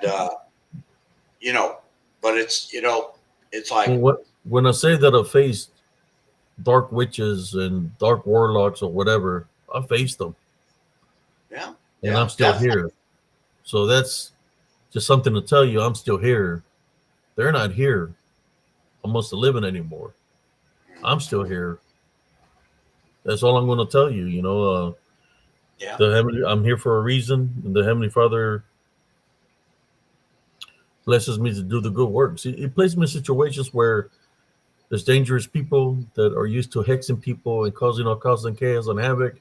They're running to me and they try to place a hex or come at me in a negative way. It backfires, and they're not here no more. I'm placed there strategically by the Heavenly Father. I told him a long time ago when he did something for me. He took me to where my mother was when she was missing. I lost my mother at the age of 15, and I didn't know she was that close to me, but it was meant for me to see her in the condition she was in. Uh, I ran into the shadow, the dark. What do you call him? The Hat Man and a Hellhound that evening. I had prayed to the Heavenly Father to take me to where she was, and which He did. Even though there was a lot of danger there, He took me there, and I said, if you take me there to the location, I will always believe in you. Even though I already believed Him, and I said I would always believe in you with no doubt, and I will fight the front lines for you spiritually. You can use me as a vessel to fight the front lines. And Mhm. guess what? He took me, and my word is my word, and I've been living to the word, and I've been fighting spiritually all these years. Yeah, yeah, yeah. You were made Front for this. lines, whether it was in combat, whether the gen was out there causing chaos and havoc, he places me in situations where somebody might be bonded. I free that person. I was in a. He placed me in this places where there's people that need help. He placed me in a location where I was playing this game at nighttime. There was this game, a fish game I used to like playing. You put like $10 and you play, see if you can make some money out of it. And I had barely got in there, and I was just playing with the game, and I heard the door open, and I heard this female talking. I finished the $10, and I was gonna leave. And when I walked in, she was talking she was talking to several people, but the problem of it was that there was no people around her. It was just her. And when I seen her talking, she's talking to like if people are around her, in which right off the bat, my senses is telling me she's demonized. So as I look at her and I'm fixing a tie band and rebuking the demons, I'm fixing a tie band and rebuking Jesus Christ's name. She looked at me, she laughed and took off running out of the store. So by the time I went out the store, she ran across the highway where there's cars moving, and she's on the other side of the curb. There's a pasture, and the demons are laughing. They're like literally laughing, right? And I'm trying to get to her to help her, and I'm calling her, and they took her running, take the vessel into the woods. Now I did not pursue her into the woods because it could have been an ambush for me. There could have been other things waiting for me, so I did not pursue. But I was fixing to tie bind and rebuke the demons out of her in Jesus Christ's name. I never ran into her again, but yeah, he placed me in certain places for a reason. Yeah, Just yeah. like I believe he placed me here on the cryptid community, the paranormal community for a reason to Well, bring yeah, because a lot the of the spiritual cryptid awareness. researchers, there a lot of these cryptid researchers, ufologists, you name it. I mean, they have no clue what they're walking into. The invisible. They're thinking they're going to see, you know, uh, you know, uh, or what they read or whatever. But it's like, you know, and I have a lot of experiences like that. I mean, I don't, particularly want to go into one subject matter because, but, I think the Lord leads me, and I used to pray, and, because I wanted to know, is this true? Is this true? So I'll pray and I'll do some of this, be involved with some of this, I'm just going to use the term, white witchcraft, let's just say, all right? Yeah. But I would pray in Jesus' name. I said, I need to learn if this is true, because, you have to be involved with the supernatural stuff to be able to witness it and then remember it. And then you hear other people talking about it, and it comes back to you after, X amount of years too, like, oh my God, I remember that. But it's so you can be able to teach, because when you're teaching, it's 100%. You're not lying. You're telling the absolute truth, and and whether people want to take that or not take it or halfway, but you're planting that precaution. Beware, precaution. Be real careful. What you get. What's out there. Whether it's ufology.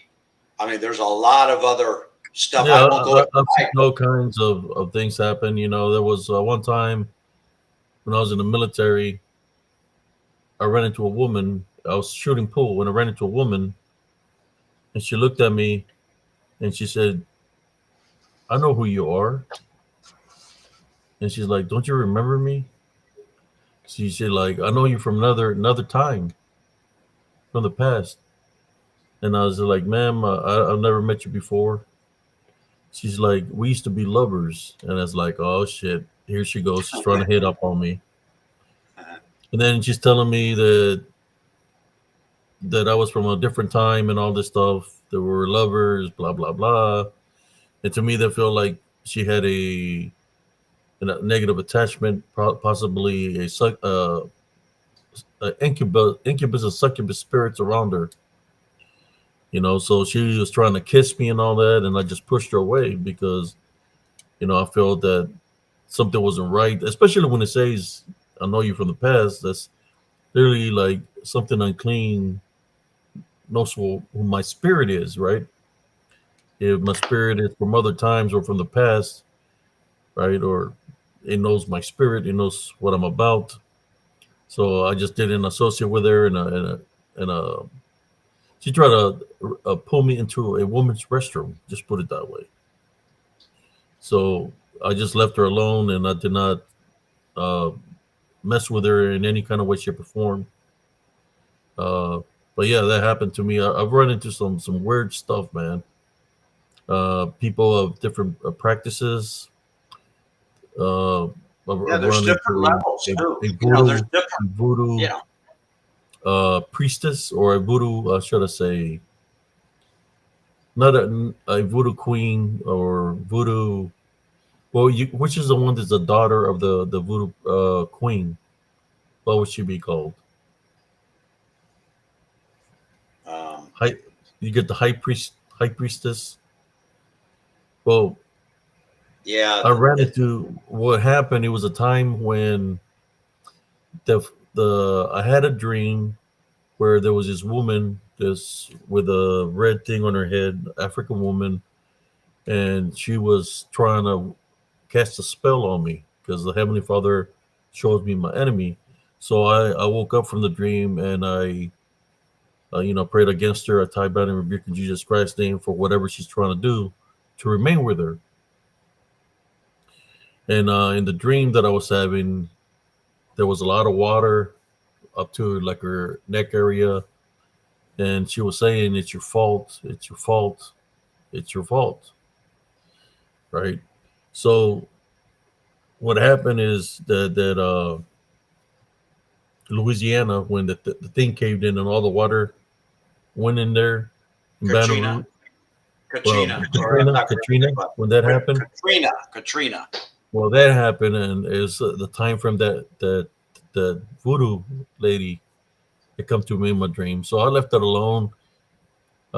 Maybe like 3 weeks, a month later passed by, and I'm walking on the street going to go check my mail, and I see this beautiful African American girl coming, walking straight towards me, and she stops right in front of my path, and she's looking at me weird, and she had the same red handkerchief, but she was younger, so I figured she was related to that high priestess or the queen, the voodoo queen. And the only thing I told her is, look, what happened to whoever that woman was, she tried to wish bad towards me. I did not accept what she tried to do. If you have children or loved ones or you care about them, I would suggest to you turn around, walk away, and leave me alone, because if not, you will have her fate also. She looked at me, turned around, and walked away from me. And that was the last time I ever seen her. Is that part of that Santa Teria, or what's it called? The scent that that voodoo religion from Mexico or South America, Santeria, Santeria So or something yeah, like that. Santeria. You got there's No. different Santeria. Yeah, You got because I cousin Jesse was talking about like paleros. Then you got they're called Santa Muerte. Then you got the ones that are Santanistas, which are Satanists. Then you got this one's the Voodoo Hoodoo, or people that practice the voodoo. I believe that's what she was about. Her grandmother died in that flood, and she wanted vengeance. But how are you gonna? The question is, how are you gonna come at me in a negative way when I wasn't the one wishing bad towards your relative? It was your relatives trying to do harm to me. You just backfired. She knew who I was. That's why she came to me, that girl, because she knew who they tried to place the hex on. But she listened to me and she just walked away. And I told her, I said, if you got children, you want to be in their lives, be in their lives. So, but just it's not. I'm not worth it. I'm not worth it that you're gonna try to wish something bad to me and then something gonna happen to you. She didn't do nothing or anything, and I was ready just in case she tried to pull out a knife or a weapon, to block or whatever. But yeah, I've been in some situations, but that's part of spiritual warfare. yeah, and Just like the spiritual warfare the is witch that like encountered in the airlines, the Alaskan Airlines. yeah, oh yeah, principalities of the air. But Abe, it's really interesting. This all these demonic, religions. All right, every single country has it. You know, you're talking, you know, Alaska, Japan, Southeast Asia, Bali, India. I mean, if you look at the whole world, every single country, you know, and it's all the same. That's the thing. What's coincidence is all these types of, because I read a lot of books too, and people like, there's one preacher that, he was a Satanist, and he would go out, at night, interdimensionally in the air and cast hexes and all this stuff in New York City, but he became born again. But what I'm trying to get to is, these are from, this is in, just the magnitude of this is every single country, has not been touched, has been touched by this phenomena, this demonic influence. Every single country in this world, if you think about it, because, Africa, South America, everything, and these are all people that are bringing this out and researching it all and whatever. But it's amazing to me that, wow, the prince of this world, right? But it's, they run this whole world, they run everything. They run everything spiritually. And they just use people, to run Yeah, this whole show, you they know. think But it's they up to run us. It's up to us everyone, to fight this but they battle don't. because that's what, we're here for, the fight for Jesus Christ. Yeah, that's why I created this, to awaken my brothers and sisters in Christ, Oh, brothers yeah. that are tuning in. Even the people that say that they're my enemy, that want to have my name in their mouth. And I'm just talking about the people that've been messing with me. I'm talking about anybody in general. Yeah. I'm not your enemy. I'm your, literally your brother in Christ. I'm awakened. I'm just waiting for y'all to waken up. So Yeah. you, Unfortunately, so y'all can fight, be ready to fight the spiritual warfare yeah. And, for what you you know, for your spirit, to protect your spirit, not just your yeah. spirit, but the spirit of the next of the next of your next of kin. Right. Because the demons, the ones that want you to continue to do the evil things, they want all the souls. That's what it's Yep. about. It's The all spiritual about that. destroyer. It's about soul They don't want catching. us to make it into the kingdom of heaven. They don't want us to ascend. They Exactly. want to deceive us. That's all it is. Yep. If And you know even, your true worth, your true value, spiritual value, then you'll understand what I'm talking about. there was even a book I read. You can't even find it. I think it's banned in this country. But I think his name was Dr. Wolf. You know, no pun intended. Like Josh Turner's name is Wolf, but this guy's name was Dr. Wolf. I ordered this book, and I was into this ufology quite a bit. And the book was written upside down, inside out, diagonally. I mean, it was crazy the way this book was laid out. It wasn't like, how do you read this book? But one of his main topics, the main theme of the book was, there is a phenomena, and he called it soul catchers. They're soul Okay. catchers of heaven. They want to catch the souls before they go to heaven. And whether I think it was a slant on the alien, the alien takeover, and the alien issue, that all these ufologists think, oh, they're good ones, and they're all that stuff. Yeah. But this guy, he was a doctorate, and he was a scientific guy that, I guess he was privy into a lot of that ufology film, but he had to write a book in a covert way that he could get it out and published. And, also, I wanted to tell everybody out there too, there's a lot of books that are written in Spanish that they're banned in this country. If you break it down into, there's a lot of, beyond, south of the equator, there's books that are banned in this country that are talking about, this alien demonic presence and all this sort of thing. That's never reached America because they're selling UFOlogy. They're making billions. These people are making billions of dollars on that racket. It's a racket. But this guy, Wolf, this Dr. Wolf, this book was like, I didn't read it all, but it's pretty bizarre. But I was like picking out phrases, in the book. And I was taught in college, like, how to speed read. Speed reading is like you're picking out Yeah. words in a book, and stuff. I took a course on that and stuff. But anyways, his main theme, again, is it's all about capturing the soul of the human being, so that,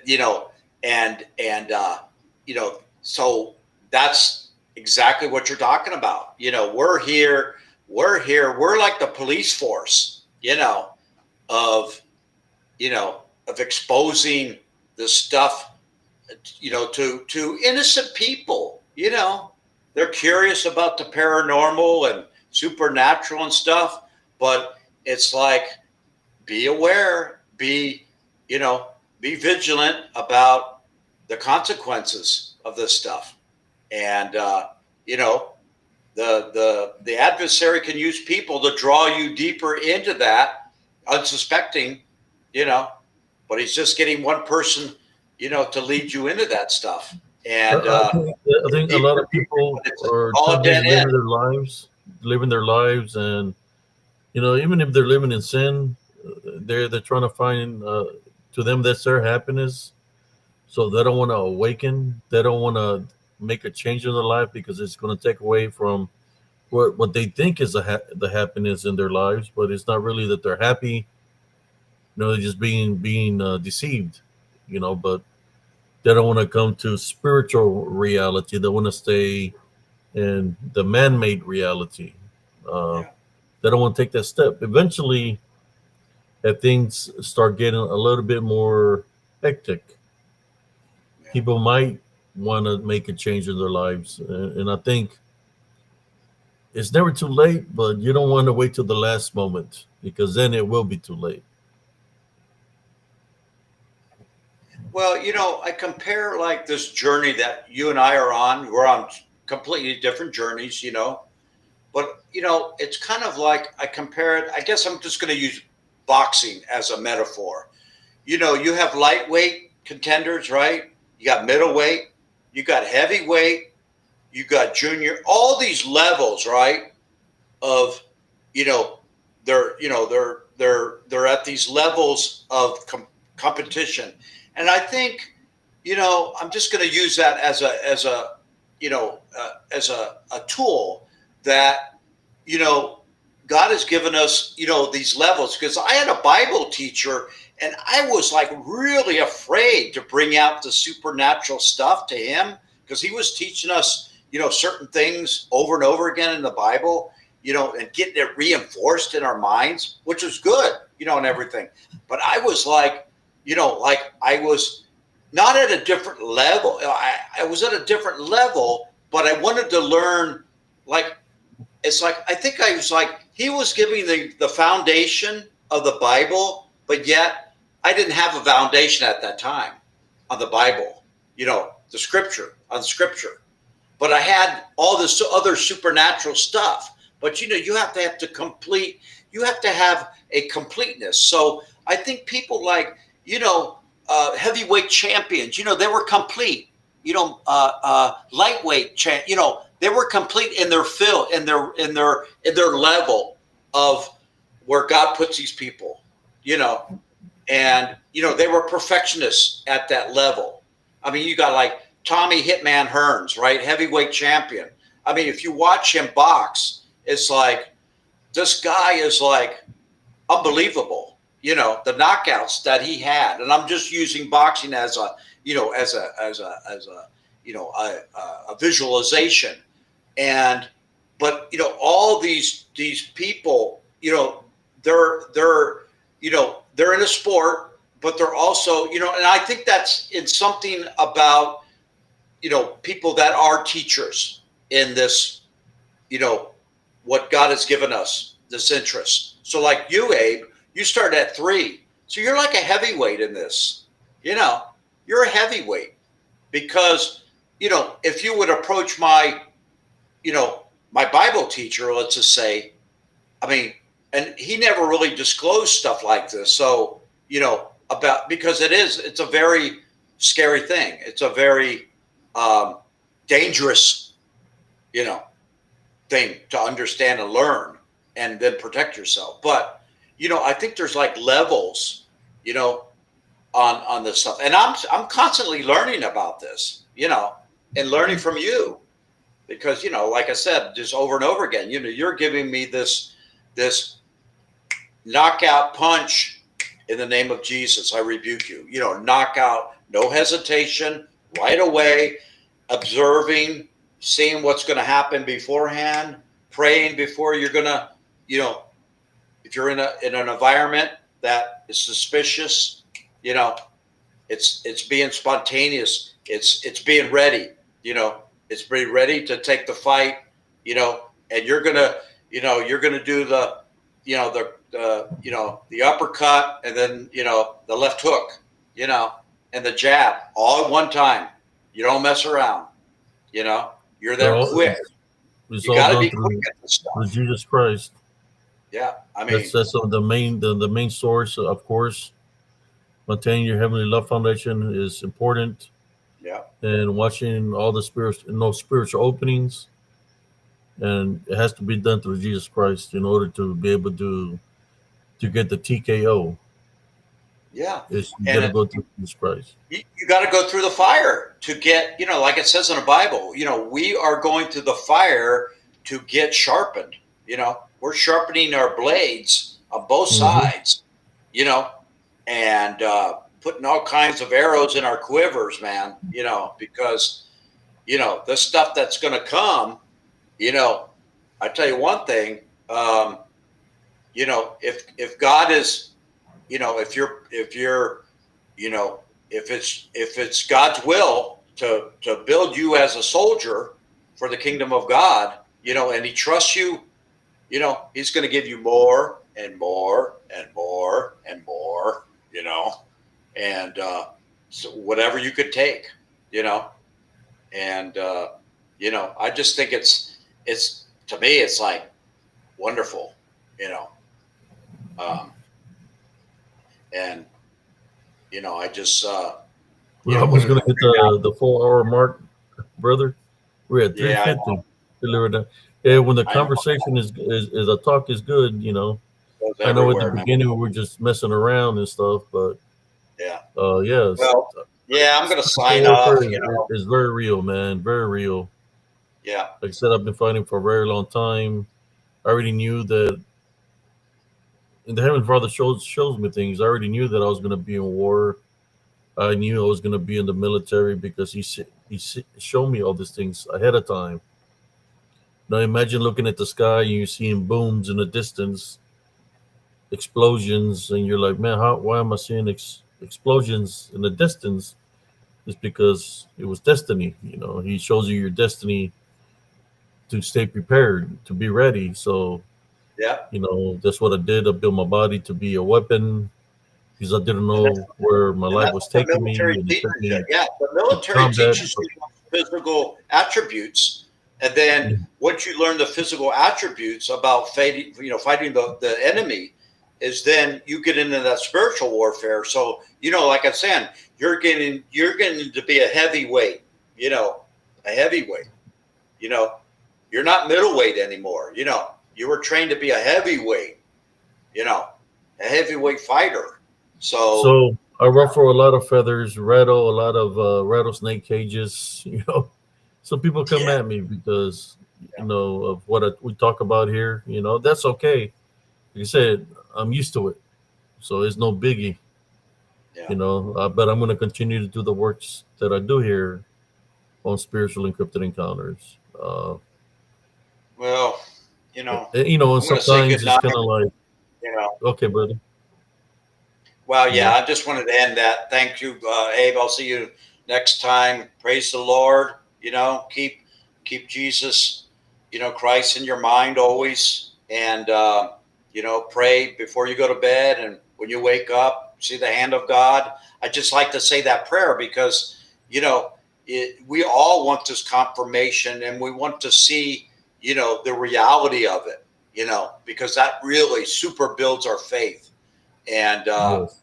whatever path we're on, God is in charge of that path. So so it's going to be I just want to sign off with that and say good night, folks, and I'll see you, Amen. Abe. Thanks for the show, and I'll see you next time. Good night, brother. Thank you, bro. All right, bye bye. Thank you, folks, for staying with us tonight. Later.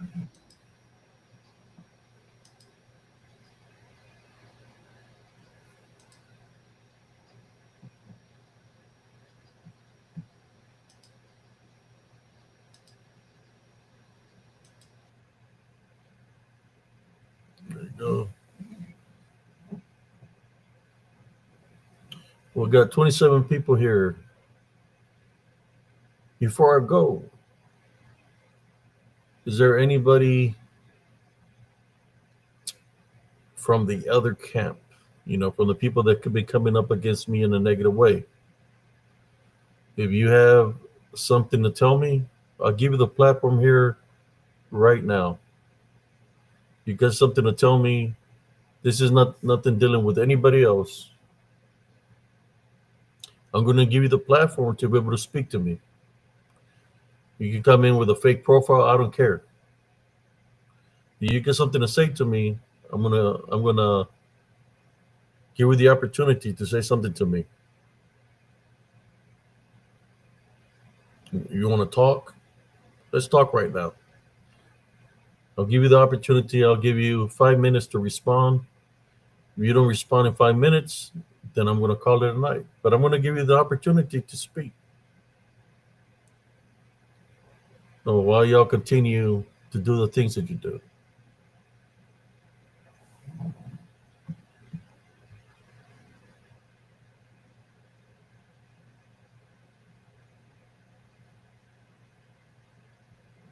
I'm waiting. I know y'all in the. I know y'all here.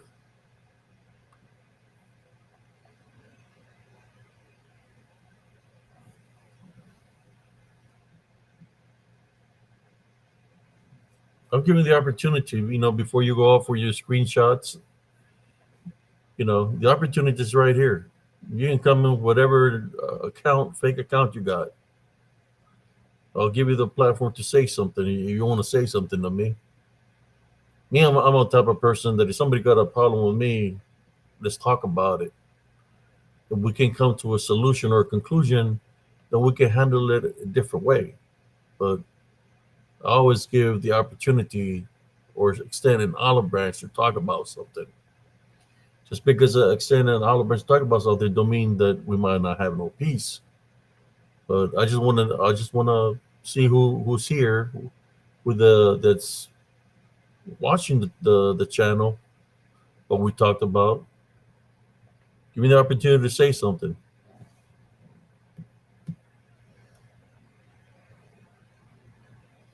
I don't care if it's Hungry Hippo. I don't care if it's Unicorn Gayer. I don't care if it's Puffy Puffy Cluffington. I don't care if it's Corn on the Cob. I know y'all here. I mean, you don't want me to be calling you names. You disrespected me for a long time. You continue to disrespect my friends. So I'm going to give you the opportunity to say something. If you don't want to say nothing, then that's just this is your time to to defend yourself. If you claim that y'all like to twist stories around and stuff like that, you know, I want to see who steps up. Fat Titty Chris, you've been having my name in your mouth. You want to speak? Come on, get off the crack pipe. Get off the crack pipe. You and Dirty, I get off the crack pipe, and let's talk.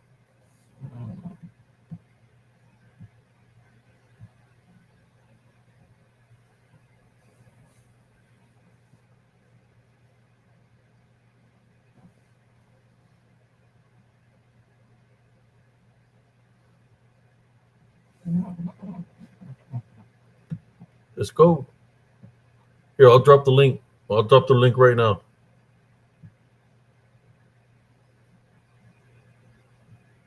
Let's do this.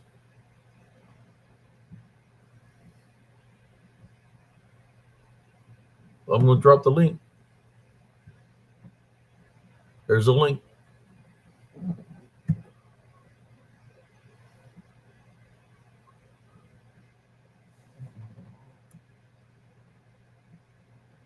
I know they have a lot to say when they're typing. Let's talk in person right now. Hit the link.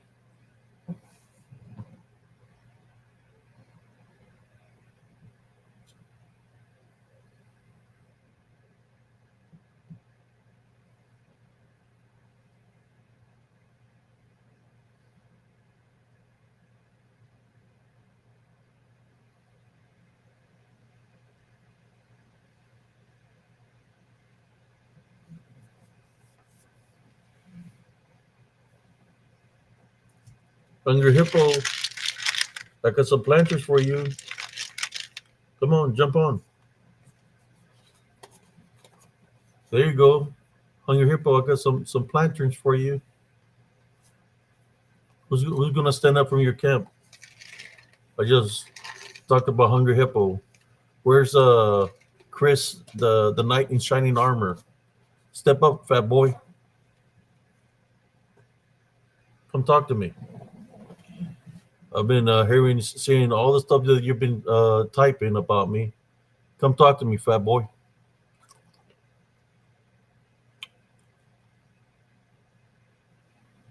Let's go.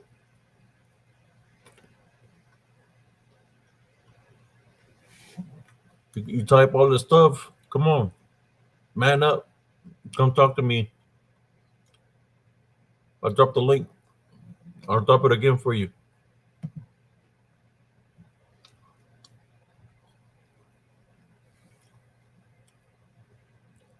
Stop messing with that law lizard. Come on. How about you, corn on the cob? There you go. There we go.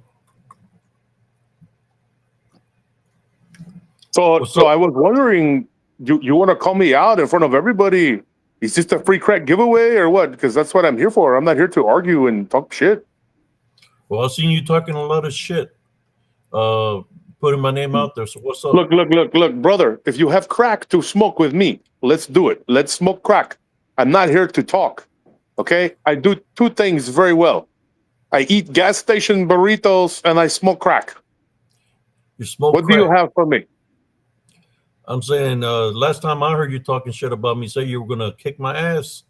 No. So what's up with I wanted to eat your ass, not kick. I don't know. I No, wanted to make. You got gayer for that there. No. I'm bored with him. his Him ass, and Mike have you already gotten very dirty tiring with ass. that. I need another partner to I just do the wanna crack know and eat the that- crack. You've been talking a lot of crap. When you gonna man up? I know you're a truck driver.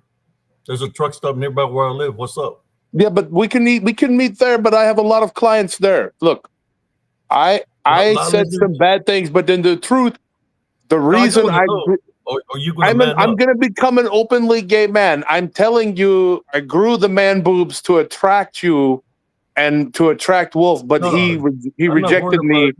about the gayness that you're into right Oh, now, I man. know, or the bro, crack but that I you're smoking. come on, I just wanna know one thing. I gotta Are be me, you you gonna know. man That's why I up? got that tattoo on my ass for a guy. You talk a lot of shit. Are you gonna man up? Look, I'm gonna Are gay you up, gonna okay? man up? I'm trying to get gay with you. Are you gonna man up? That's all I'm asking. Because you talk a lot of shit. I just want to settle it with you. What's Yeah, up? but the reason I talk shit is because I like the smell of it. I like guys' asses. Come on. I'm saying, are you gonna man up? Or are you gonna bitch out? No, of course. I want to be your bitch. Why else would I be I'm here? saying, are you gonna man up? Let's handle this, man. You want to step in for that motherfucker over there? You talked all this shit about me. Well, I What's was up? attracted to his mouth. It looked kind of like a vagina. That's why I liked it. I'm saying, But are you then I gonna thought man about up? it really That's hard. I all said, I wanna don't know. really like vaginas. You want to man up? What's up? You live in Texas. I know, but I have to marry with Laura, and you know, Or you're gonna bitch out, man. I'm not saying we're gonna handle it, bro. So it's you my talking all this cover. shit It's a for this cover other for me. dude If we meet at the that truck started with stop, me, and I know okay. you've been affiliated with him, just like Crazy Dana was affiliated with him since the beginning. I was just Okay. playing along with y'all. No, So I'm talking what we about need to me and you. do? It's Okay, nothing dealing here, with anybody else. You put if my you want name to in your commit mouth. violence on my You said ass, you- I'm okay you with said that. you were I'm gonna- okay with the violence on my ass. What I need though is for me and you to get oiled up real good, okay, lathered up, and then we can wrestle. No punches, just wrestling. Two men wrestling in the night. You know, just having a good time, right? Two But you're not guys gonna just man up. wrestling. You're not gonna man up because you're not a man. That's what you're telling me. Well, I mean, you guys are the You're a ones with panocha. women's skins. You're wearing women's skins. You're a panocha. That's what you're saying. But I don't really like that, though. I mean, that's No, you're a when I panocha. leave the house, I become another I person. got a question for you, Fuffington. The reason you're coming against a lot of people in a negative way is because you got rejected. No, I'm coming Sister against you Natalie, and right? Wolf. That's why, because you Because I guys don't want remember, to right? make sweet I love to remember me. when you called me that you're crying like a bitch because you want me to take your side because the thing that you found out that Sister Madeline had relations with Tony, uh, Much like with Gayer, Anthony, he right? And says you're he likes a crying. spicy burrito. So do I. You were crying on the phone. You remember that day? Well, And you were I pissed off. the crying game with a few men. I don't remember I asked you why everyone. you're pissed off if you're married. A lot of men have been in my back door. That's all I'm saying. I'm asking you, why were you pissed off if you were married, bro? I thought maybe I was bi, but then I said bye to that, and I chose burritos always No, over you were tacos. crying to me that night. I remember. You were crying on the phone, bro. Probably, I do cry a lot. Yes, You were crying because you thought you had a chance with Sister Madeline.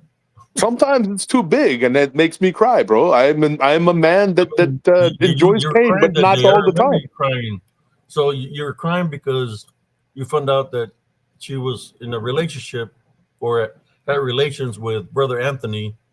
Yours already married, and you made it your business, and you was trying to cause division. Am I correct? Okay, to me, I think this is a miscommunication. You guys misconstrued my love. The other night when Dick, which I love his name by the way, said to Wolf, "Hey, what is the deal with Clough?" And he began to talk about my past. Dude, okay, yes, I got a tattoo for a guy.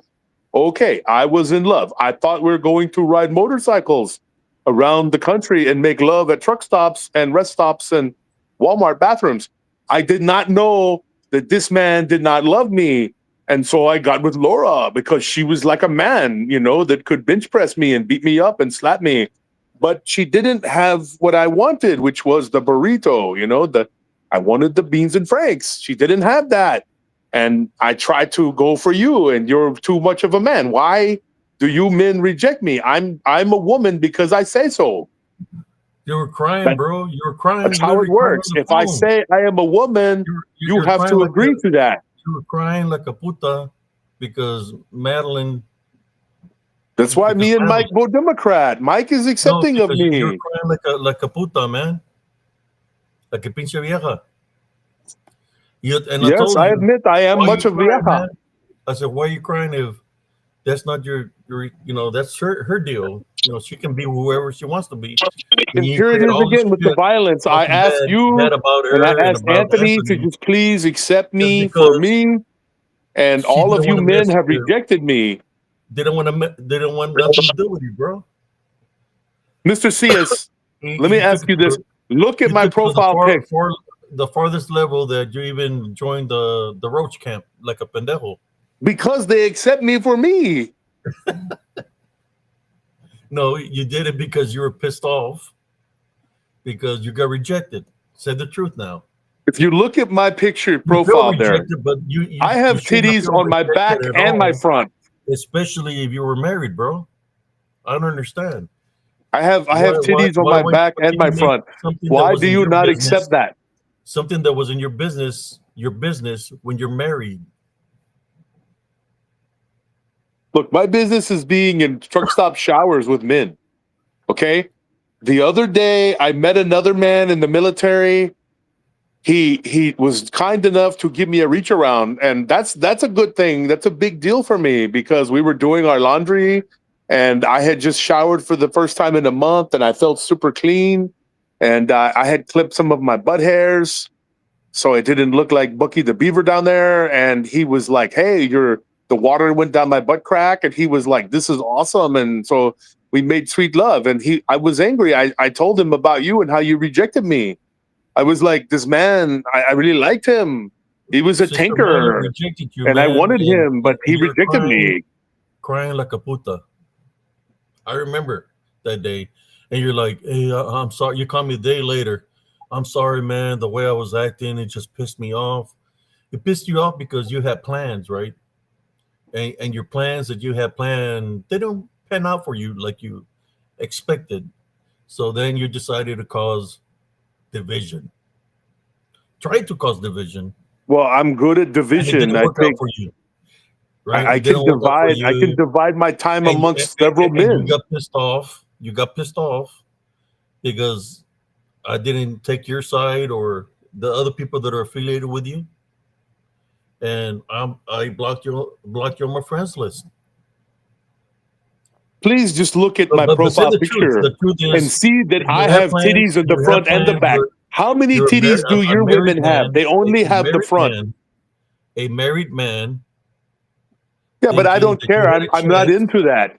you had a chance to do something, and it backfired on you. I had a You chance got with you, I thought. so pissed off of the rejection that you did all this other crap, just like you're doing right now. You surfaced up out of nowhere, talking all this crap.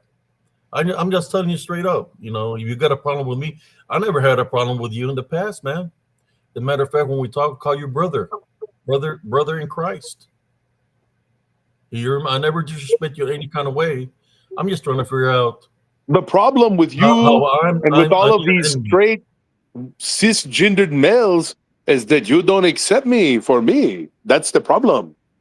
No, the problem is I know what the problem is. The problem is that you got rejected. You felt rejected because it messed up the plans that you had. Look at the I don't mean know things that people say if in your you chat. thought that you had a chance with Sister Madeline, but and that's what triggered you, man. All the Like I'm plans that gonna you I'm had, gonna I'm it gonna failed, address and it triggered you this elephant in the room here. to Okay. go hoto, I guess. You know, because you said, I think on the video, if I remember correctly, when I blocked you were going off saying you were going to kick my ass. And I told See, you, I made a Randy video says he right thought back I to was you. fatter than that. I'm And gonna I tell told you you, right now, you Randy, can win I have when you lost own weight. me. I smoked a lot of So crack and we I can lost handle weight. business. I look good. I look fly. I'm just saying, man. Why do you want to talk crap about me, man? If you want to handle business, let's handle it. I look Whether it's fly. I you, look good. whether I it's do you, really good with wood. or a fat boy, or the other fat boy, the Roach King, Roach Queen. Because I hear y'all talking a lot of shit. Man, you want to man up? Let's man up. Don't talk about my boy Mikey, okay? You're and Don't your knock it till dude. you try it. You're and your dude, and me and Wolf. Let's man up, man to man. What's up? I'm not gonna fight you Let's settle guys it. because I'm attracted to you. I wanna roll in manteca with you. Let's settle it. He's the cucaracha king and I'm the horto king.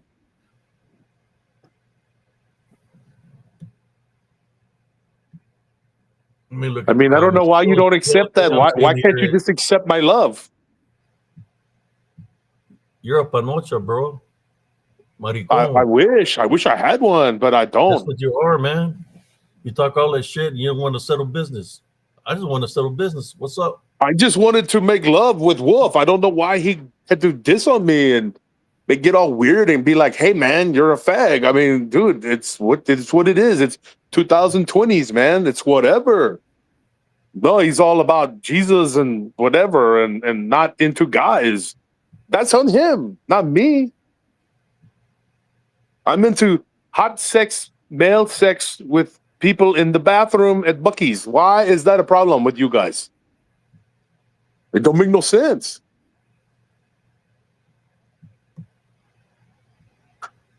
So basically, you're saying that you don't want to handle business, and that you're gay now, and you're with your boyfriend. Uh, trying to understand what you're saying here. That the roach No, camp. me and That's Mike your are not boyfriend. That's your exclusive. Mike boyfriend. has Then things. No, I cannot say that me and Mike are exclusive you're because hotos. he has a thing with his mother. I can't interfere with You're mother's hotos. love. That's not right. You're hoto with Mike, and you're a hoto with Geyer. That's what you're saying. That you're a hoto, and you're gonna leave it at that. So I guess the feminine side of you got pissed off and started saying things. That's what you're saying. That you're hoto.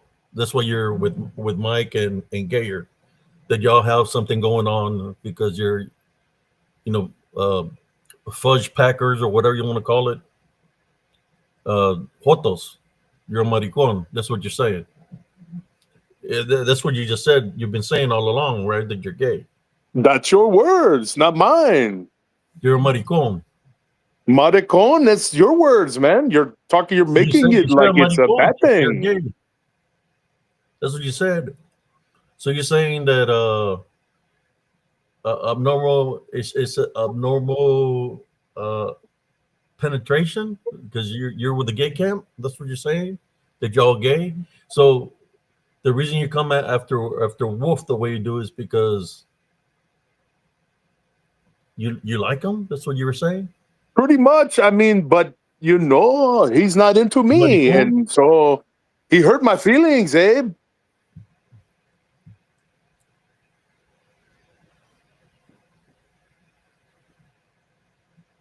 I mean, Somebody's got a message for your here, Clough. It says, "How do you feel about a divorced man being in a hotel alone with a married woman late at night?"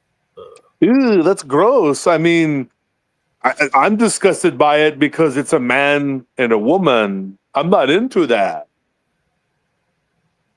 There's another question here. It says, "You know all the allegations against Dirty Ike, and yet you're all buddied up with him." Look, I had to come out of the closet, okay? I mean, I had to find me. I had to do me. So after doing me a lot, I had to find others to do me. And unfortunately, you and Wolf don't want to do me. So the one that's doing you is Dirty Ike. You know the with the corner in the cob. There you go. Oh, and see Maddie the doll? See how she insults me? My German lover, Phil, you're gonna talk about him? He hurt my feelings really bad. I sent him titty pics, and then when he asked me for the goods I sent them, he got all gross. I mean, he's into guys, but he said I'm too much of a woman. I'm not guy enough for him.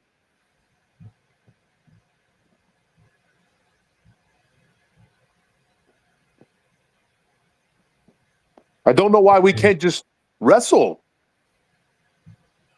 Well, you got Dirty Ike and the gayer guy to do that with you. Wrestle around and play a hole in one over there. Why do you have to Wherever be you at over there in insulting like Oklahoma. this? So now that you know the truth, you know that what I said to them about my sister was a joke. It was a joke. The part about the pipe and hitting Wolf, I did want to hit him with my pipe. My pipe. They thought it was another pipe. I wanted to hit him with my pipe.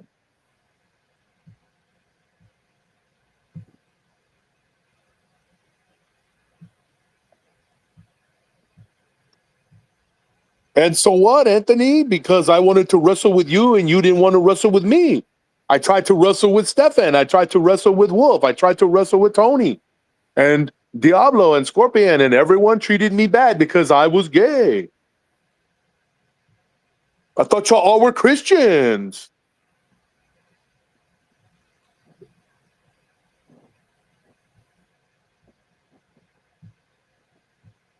I mean, I learned these things in church camp from a counselor.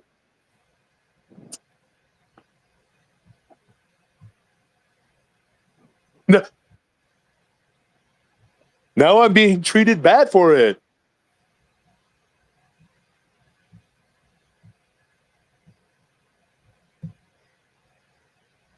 Maddie, you're just mad because you're a dirty doll. That's what happens to dirty dolls.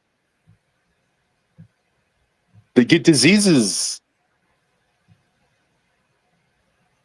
You see, there you go, insulting women because that's what the problem was. You know, she was with somebody else. You got pissed off because you were infatuated with her. So now the only thing you do is try to disrespect her as a woman, just like you disrespected your mother when you said "fuck my mother." I mean, just like you said "fuck my sister," which you literally did that, right? No, see, now you're crossing the line. I wouldn't do that. Okay. Well, I was experimenting with things that I didn't feel right. And now I know who I am. and sadly, she was handicapped. Happened in 1999.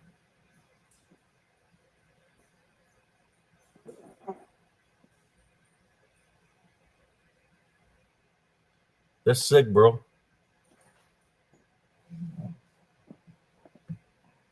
All of you can insult me if you want, but you know that my face, if you 1999. look at it, it looks That's when it very happened. much like a panocha, and you know you want it. It happened in 1999 when you did this to your sister, and she's disabled, bro. Like that's just plain fucking sick, bro.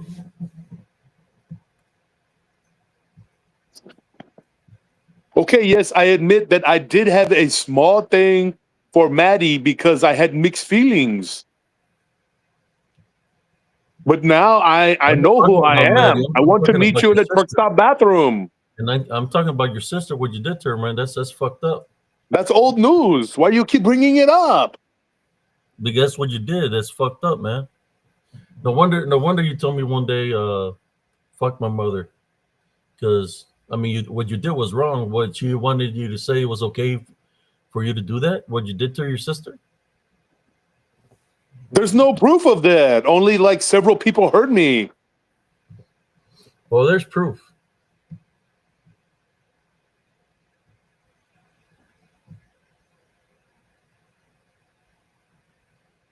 So, in this day and age, when you come out as a And I can see homosexual, you should be treated with respect and be thought of as brave. you're not a maricon, man. You're not a maricon. That's just a front. You're not a maricon. You just pissed off because you got rejected.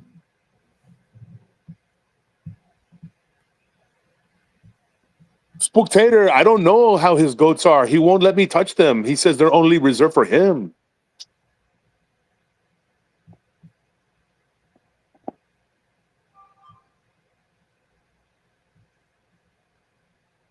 And to answer your question, Maddie, Anthony, everyone insulting me, okay? Like, I'm a gay man, and now you're insulting me for my homosexuality. I'm going to let the whole community know that you're all a bunch of homophobes.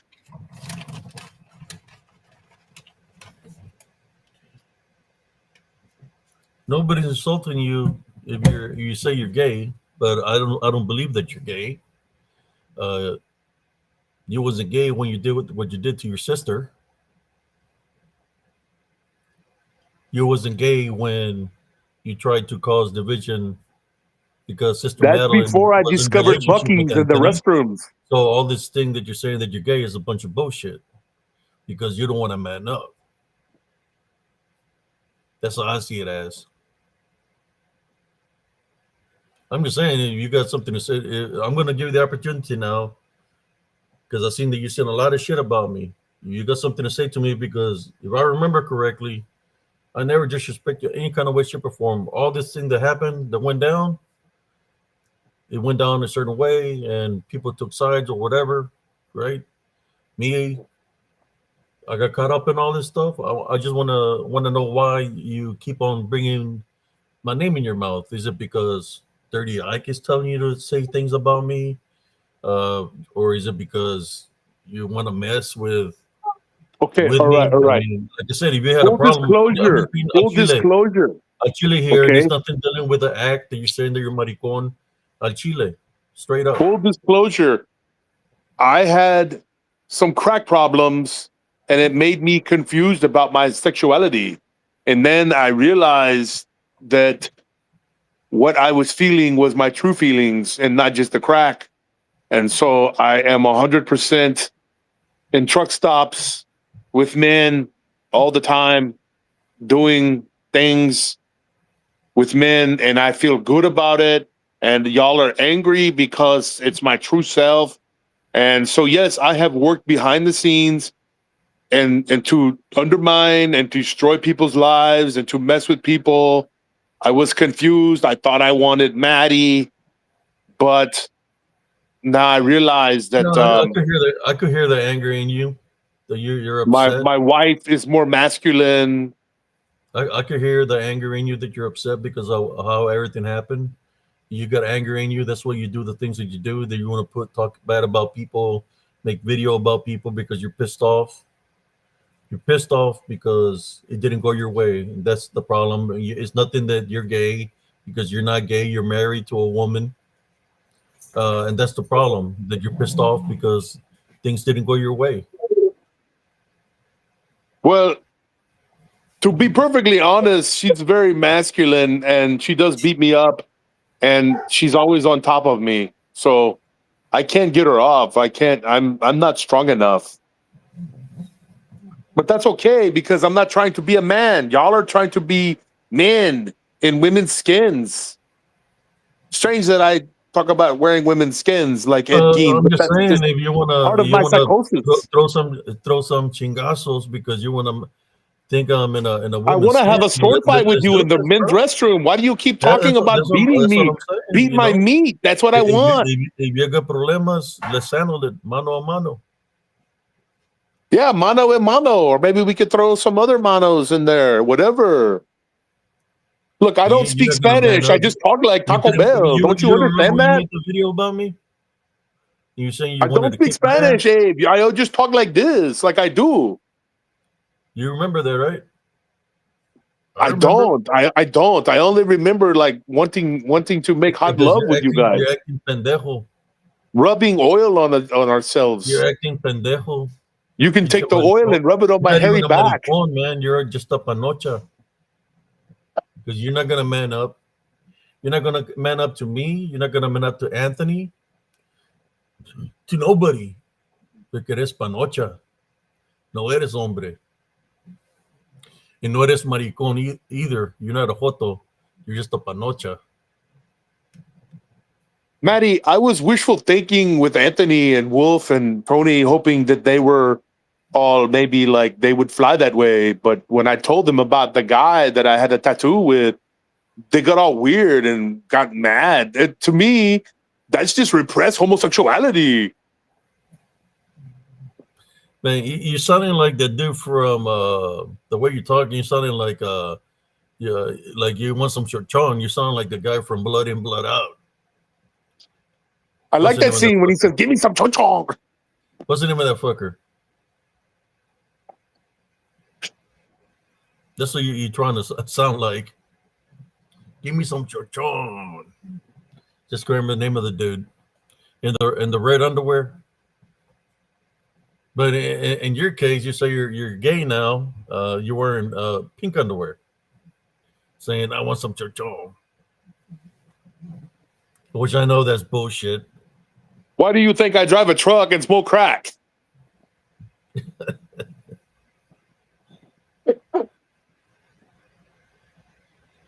Okay, well, this has been a lot of fun talking to you, but obviously you're a man of anger and war. I don't want that. I want a man who wants to make Am I a love. man of anger? I mean, I'm just saying if you got a problem with me, if you don't got a problem with me, stop writing stuff about me. But if you do have a problem with me, we can settle it like I'm not going to men. do that because I've been working behind the scenes very diligently against you guys because I'm angry because you rejected me. Now, if you guys would say, "Hey, let's be friends and maybe, we could wrestle with oil." But you guys don't want to do that. You want to fight. I'm a man of No, I peace. don't think that nobody rejected you at all, bro. It just you gave yourself away. You gave your position away of who you were, who you were affiliated with. I have all kinds of screenshots, man, that I know you were infiltrating all along. Let's read some of the comments. Paul Loser, Paul Loser says, "Am I asleep? Is this a dream or real?" You're asleep. Go back to sleep. Nobody invited you. I don't know you. Send He's, screenshots. he's trying to sound like Popeye.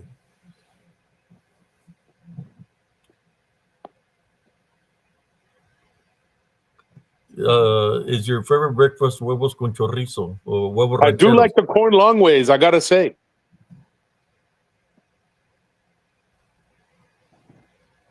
What about you? No, because you like women. Oh, weird. That's weird to me.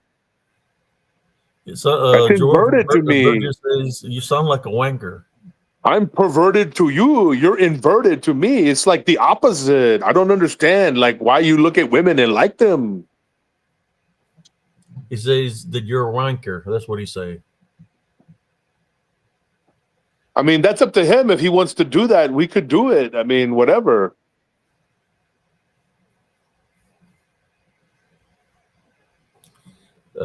Somebody says here, I can be nice, but if you touch my ass, I'll break your nose. I'm strictly ladies only. I like the tater part of his name.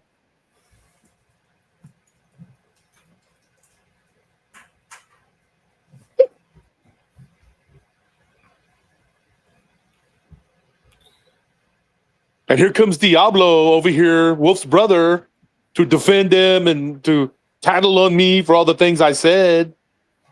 At least I didn't have pictures of women in my phone like Larry. I mean, now Larry and me are best friends, but at the time I didn't like him. Okay, yeah, because he was weird. He reminded me Now of the you're real. BTK.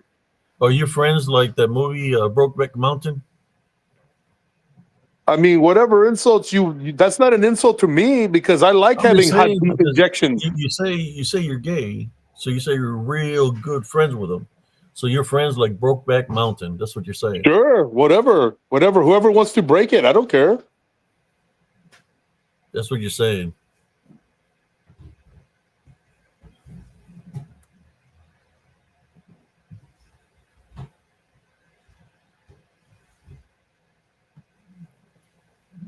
Everybody over here in the comments speaking Spanish. I don't speak Spanish.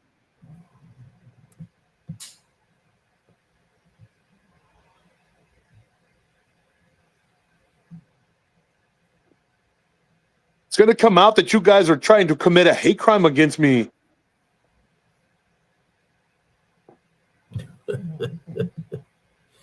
Oh man.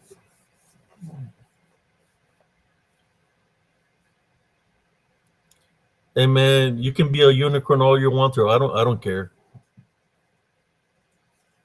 You could be a fairy, you could be whatever you want to be, man. If that's what you I, claim you are, hey, I know some of the words like it's chupa all la good. verga. When someone says that, I'm like, It's sure. all And then they good. get all stupid and say, no, get away from me, Horto. That's very hurtful. It's all good, man. You can be a fairy all you want to. You can be a Brokeback Mountain all you want to. I don't care, man. So you're basically saying that when you throw fits and you get mad is because it's a feminine side of you coming out, eh? When you want to get fight with Sure. women and disrespect women is because you're a maricon. Okay, Because let's get that's your serious that's for a minute, that's Abe.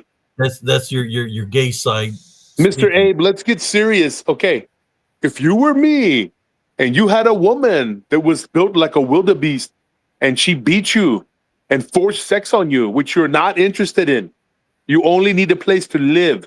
You don't want her. You are not attracted to her. And you only needed a place to live and to wash your clothes and take a shit, right?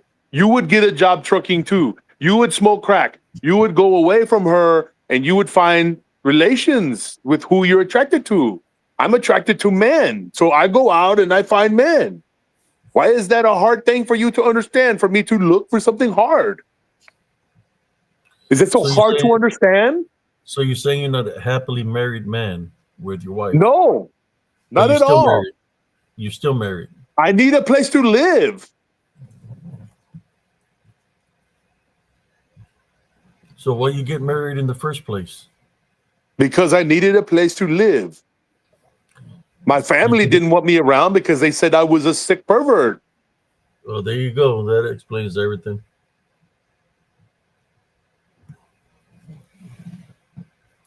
So she was built like a wildebeest. That's what you're saying, and that's why you started smoking crack.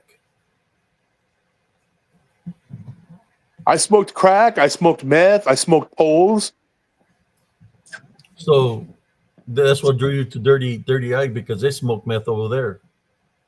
Yeah, we had a good time. What's wrong with that? I would smoke a lot of stuff. No, but with Dirty Ike because they're meth heads, and you smoke with him. Well, I'm a Mexican. Y'all meth heads. That's all you do. I don't care. I don't discriminate like you. I'm a Mexican. You know, he's a Metleo. We just smoke together.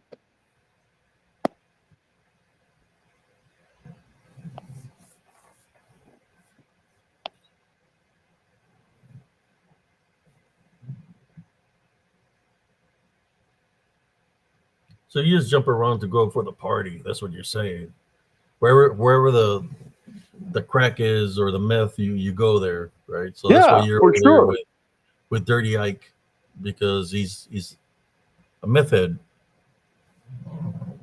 I could understand because that's how meth heads are, right? Look, They I gather love up my together, meth. I collect a love little my bit of money, methicans. get that, try to get that hit, the daily hit. The Then you question get the still referrals. remains. So you might have something in your system right now. Okay, So but the you're feeling question good. still remains. Like Wolf rejected me. Why are you rejecting me? Can't you be nice to me and be kind and we could slap meat helmets together and sword fight?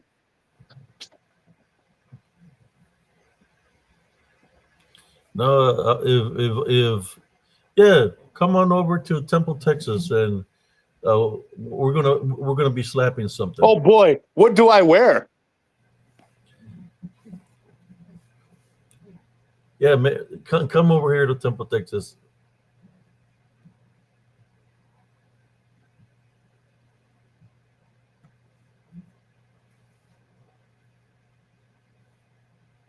Oh, that's very funny, Randy. You want to insult a gay man. Okay. The same way Josh Turner, I'm not even You're going to not call gay, him wolf bro. because he's not a wolf to me. He's a little bitch boy. All I'm going to You, say is he insulted my friend from you're not Germany and gay. made fun of his You're not accent. you're not a maricón. Ese. You're pretending to be a maricón, but you're not. You're not gonna Is it man is up. it okay for you You're and not gonna Josh man Turner up. to make So skits about me and make fun of Mike? Why are you doing that? Why? Just what are you because we talking about, molested some bro? people, you're mad? What are you talking about? It's not That, okay. It's not okay to make fun of me. what do you mean? What did I do? You hurt people's feelings with that, and that's why I get mad and do things. What did I create?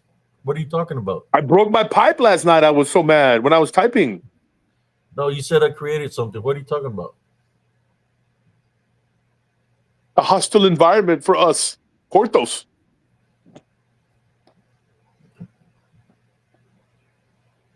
I can't even shoplift at Macy's anymore. I cry so much.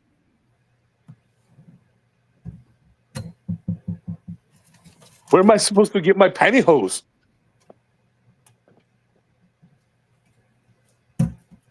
Talking about being a real man. I'm a man. I have feelings. Ordinary pantyhose are okay under funky clothes, but real men prefer Hanes.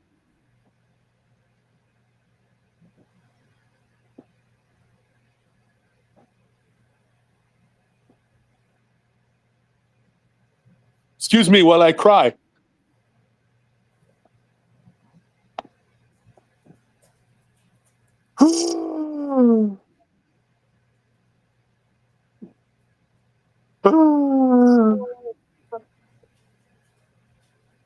I know all there is about the crying game.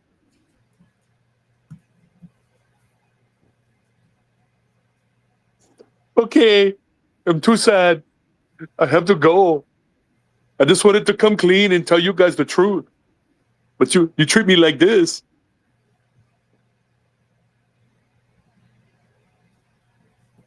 Jesus Christ loves you, man. It's never too late to repent and ask God for forgiveness.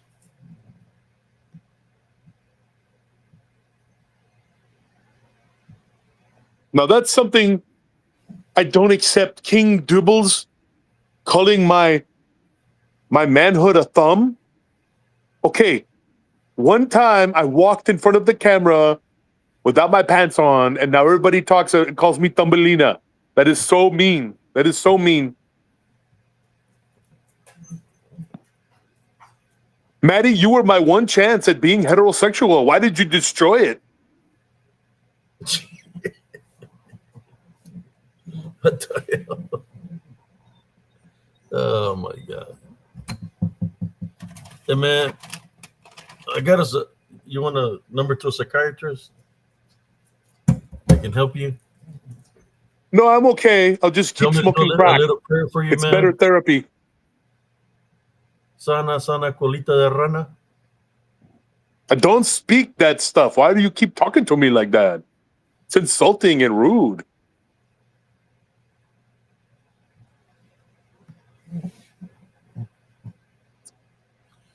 Man, I thought you were cool, and then you became a culero. What the fuck? I'm still cool. It's still in the word cool, culero. Or culo. I mean, so you say you're gay, so it's culo now. Is well, you went from cool to culero Oh, to culo. Because ah, say you're a maricón now. uh, okay, well, I'm gonna jump off here since everyone wants to make fun of me and call me names. And none of the men want to chase me. Same thing when I joined football in high school. I was looking for all these men to chase me, and they were like, "You have to have the ball." And I'm like, "Do I get the ball?" They're like, "No, you get the bench." The only good thing about that was getting to go to the showers. You was trying to play tag. That's what you're saying. I You wanted to you, get tackled and roll around, and and you was and you know, you was trying to be a wide receiver I tried to play wrestling, and I kept or grabbing them, and they were or a like, tight "Don't end. grab them. That's inappropriate." You trying to be a tight end or open open wide receiver. Ha ha ha! Funny. He's trying to be play baseball and be a catcher. I catch better than you. I bet you do. I catch a lot of balls. Well, at least you had the cojones to jump on here, man, and talk your piece. Damn right. I I'm not appreciate you. afraid. Well, appreciate you that you jumped on, man. I really do. A gay man and a gay trucker. I got family that are truck drivers, man. My uncle and my cousin. I got two uncles that are truck drivers, and that job is, much respect to truck drivers, man. Well, I know a lot of truck drivers who love to go to Buc-ee's and eat gas station burritos and take big shits in the restroom. Well, they do have those. What is it? Barbecue sandwiches. Bucky's. Oh, I inhale those. I love those. Yeah. They told me that I had to lose weight because I was making the truck lean to one side. That's fucked up. I told them that's discrimination. How much were you weighing? How much weight? A little over 500. Nah, for real. Yeah, I gained a lot of weight from the conference because I started stress eating because Wolf didn't love me. So now that you were with the Roach, you lost a lot of weight because they got you working Oh overtime yeah, in Brokeback Mountain. yeah. Larry and Gayer and then Dirty Ike, they're working you over. That's why I you don't. I lost a don't lot hang of out weight with now. Larry because he eats too much. Eats a lot of culo, eh? He eats a lot. That guy is like he's a hungry hippo. Well, you do have somebody in your camp named that, don't you?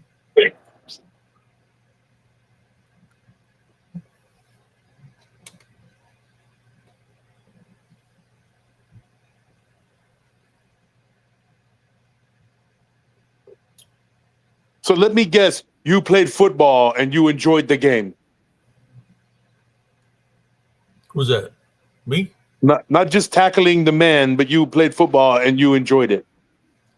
No, I never got to play football, man. I was too busy working. I hate I that was working. shit. I was working two jobs. I've been working since I was 7 years old, working in the fields, man.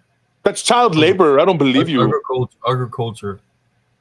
Uh, when I lost my mother when I was 15, I had to work to support my brothers and sisters. So I've been Oh, working for a boo very hoo. long You had time. to work. My mom was mean and would hit me with hangers.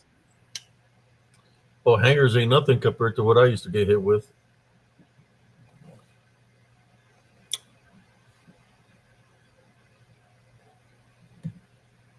Yeah. So if anybody Unfortunately, has anything else to say, any questions for me, or I'm anybody leaving. anybody got any questions for? I don't know what's your name now, man. I mean, It's right Did you there, change your name? Fluffington. Recall you got a different name now that you went astray, went another way. What's Fluffy the your name? Fluffer. I'm the Fluffer. Okay, the fluffer. Anybody got a question? Any questions for the fluffer?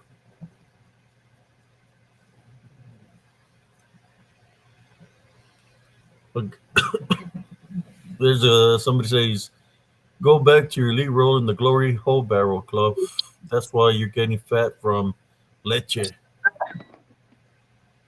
Oh shit. That's disgusting. I don't drink milk. It does the body good. I drink Meckles. What the hell? Somebody says leave. Meckles con Oh, huevos. no. Somebody says, do you carry white loads? The whiter, the better. Somebody says, fluffer the crack puffer. Hey, if the shoe fits, wear it, right?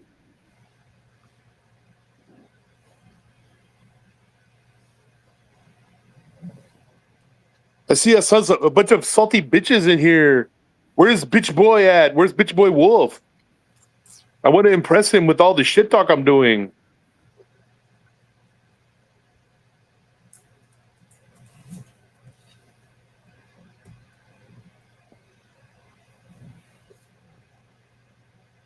Okay, I gotta go. I'm getting a phone call. I gotta go do my job. It's called Luber. It's like the gay male version of Uber. We go and we lift each other. What the fuck? All right. Well, you take it easy. Yeah, goodbye.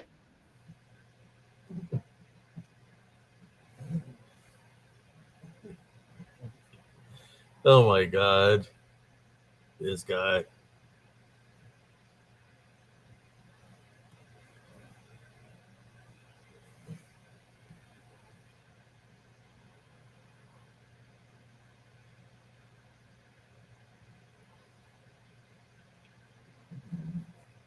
Well, there's a crazy episode of Open Mic Night.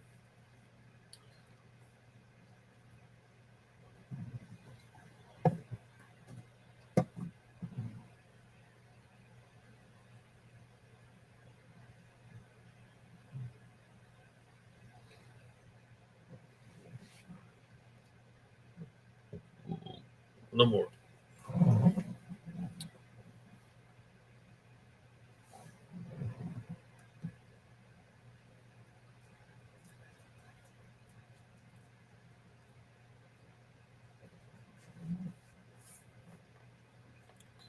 Uh, I don't even know what to say about this guy.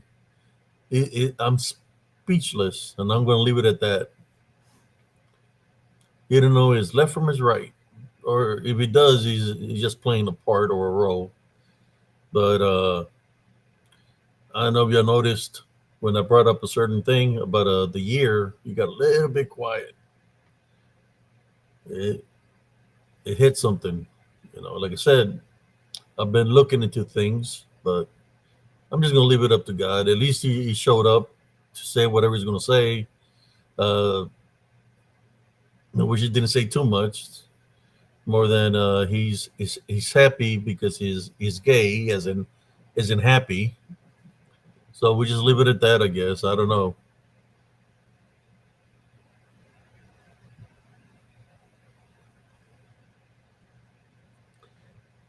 Yeah, I've seen a lot of weird things in the military, man. It doesn't matter to me. I've handled different situations, different scenarios in the military. But I know he was messing around. He was trying to joke around or whatever, so he could say, "Oh, I made it on Spiritual and Cryptid Encounters," and they could take screenshots and show reels. But it's part of the shenanigans that they play. Shenanigans.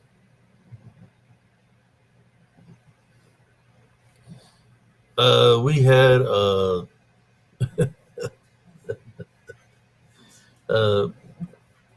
I made I called if there was any trolls here that I was given the opportunity to speak, and Confronting showed up. So that's what you missed.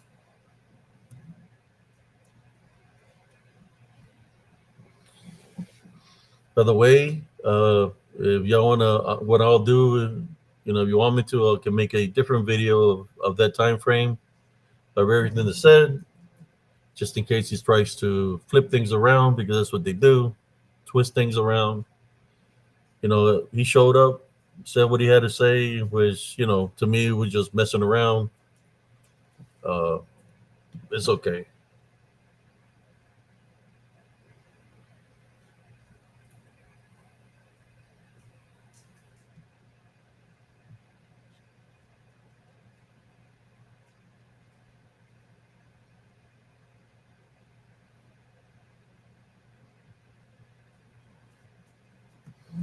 Yeah, they're taking screenshots all along as we were talking. They're taking screenshots of what y'all saying in the chat, so you could say that they're insulting them and all this stuff. Uh, it is what it is, But at least he showed up, and said something. I guess I'll say it like this. I guess uh, Cuffington has some kind of cojones. Gets more cojones than Dirty Ike, and he come in here with his name. So I guess he's the man of the camp now because he came in here with his name. He didn't come in here with a fake profile. He came in with his name.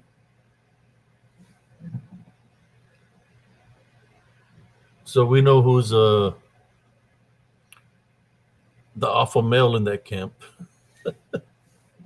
and it's not Dirty Ike. Dirty Ike, if you're here, I'll give you the platform too. You got something to say? Right now, the time, because after this, man, I'm just gonna focus on the shows. I'm not gonna worry about y'all. I mean, I'm just gonna focus on my shows. So if you got something to say to me, the platform is here right now. I'll drop another link. If you have something to say, Hunger Hippo, if you're listening, if you have something to say to me, you can say it to me too. Wicked Dana Ortega. I'm just here listening, man. Here you go. Drop in the link. Boom.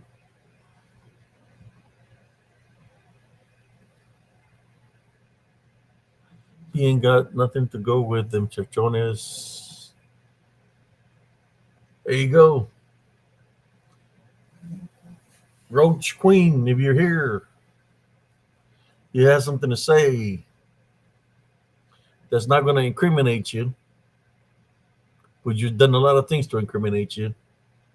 Right now's the time. There's a link. It's your time to shine. If you're here, the platform is there.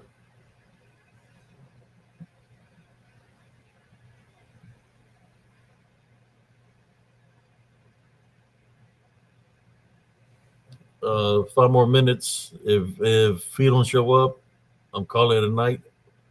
5 hour show, you know. I'll give him eight. It's 5:53. 8 minutes to respond.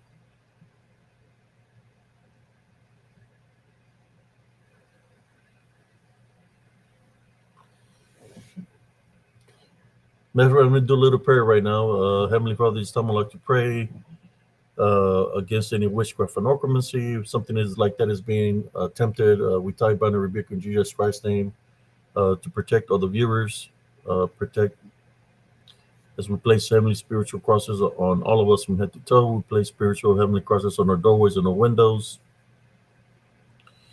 And we type on rebuke in Jesus Christ's name. Any unclean spirits, witchcraft, necromancy, in your name, Heavenly Father. This we pray. Amen.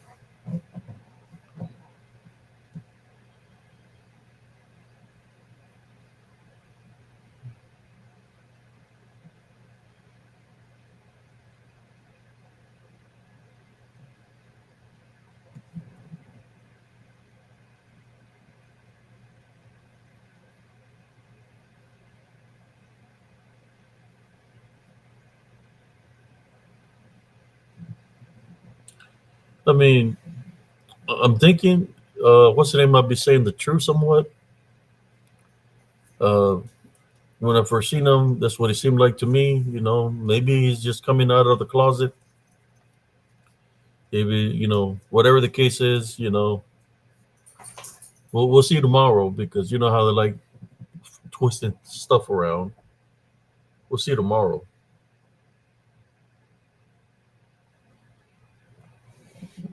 I have nothing against anybody. It doesn't matter what religion, doesn't matter what you are, what preference or whatever. It's everybody's personal decision. You know, me, I'm a happily married man. I'm a happily married man, happily married to my beautiful wife.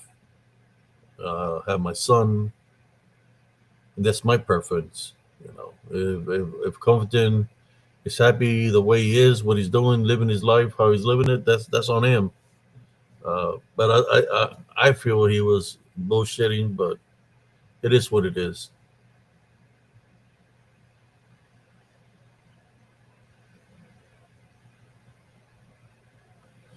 Um, we got 4 more minutes. Dirty Ike, if you're there, you got something to say. No, we can all get along in this community. No, we just have to cut the bullshit, and because there's a bigger threat that's happening besides what somebody's sexual preference is. Besides, if somebody's on the wrong path, we have a bigger threat. I mean, if y'all notice the floods that are happening, there's a bigger threat, and the bigger threat is the unseen forces that I speak of, the DDN. They're amongst us.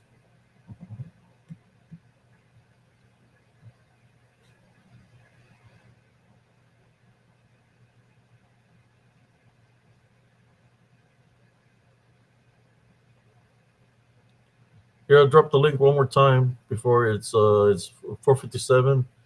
Dirty Ike, are you there? I'll drop the link one more time. You got something to say? I'm giving the platform, man. You know, I'm giving you the platform to share your piece or your truth, right?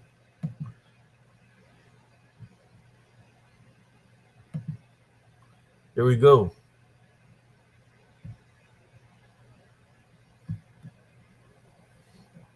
And I know when people are a certain way, they think that everybody is out to talk bad about them. Not necessarily, you know. They just some people like the old custom ways, marriage, man with woman, having children. That's the way it's supposed to be. But we're in 2025, and things have changed, right, because of society. So we don't want the regular community getting offended here because I have nothing against nobody. Just living it out there.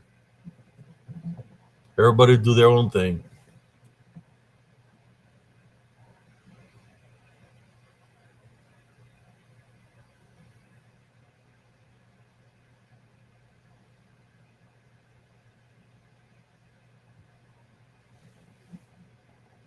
Sister Dana Ortega, are you out there? Are you out there?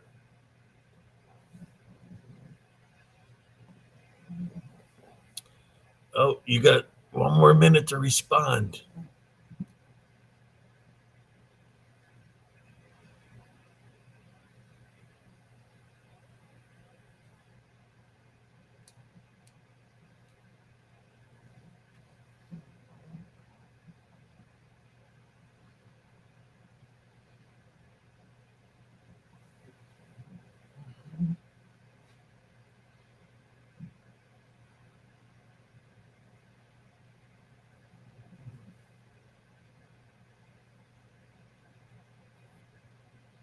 Okay. I know, it's never too late to change your ways, man. That goes for anybody. You can change your ways. Get rid of the hatred, the anger, the vengeance, the psycho mentality that you think you're in charge or that you think you can control people. You need to get rid of that, man. That's not good. That's not you. That's not you talking. That's the things that have you bonded, making you think that way. And I've seen that numerous times in you.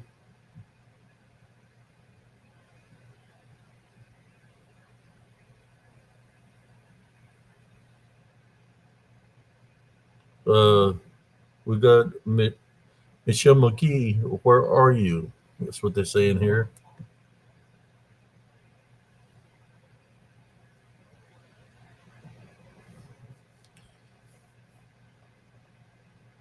You gotta have some kind of peace, man. Want some kind of peace, playing the games that you play, causing division and trying to affect people's lives. This is it's not impressive at all to me of what you try to do. It saddens me actually, especially when your son, as long as you haven't hasn't been in your life, that's what saddens me. You know, not saying that you deserve to be the full custodian, but I believe when a child is caught up in a custody battle, that it's a child that gets affected the most, right? Not unless the child was already affected a different way. But to me, I think it's important for both parents to be involved in the child. You know, just my opinion. I raised my son by myself, even though she lived like 6 hours away. I raised my son by myself, in which he's of age now and everything. He's a young man. I just wish that she would have been involved more in his life. When you're not there for the birthdays, you're not there for the holidays. You don't send a penny, not a single penny, or anything like that. Is not good for the child. You should participate in some kind of way, shape, or form in the child's life. That's one of the reasons that I say the things that I say as a single father, because that's very bothering when you're not getting involved in your son's life to even give him any kind of money, man. That's not right. It's not right at all.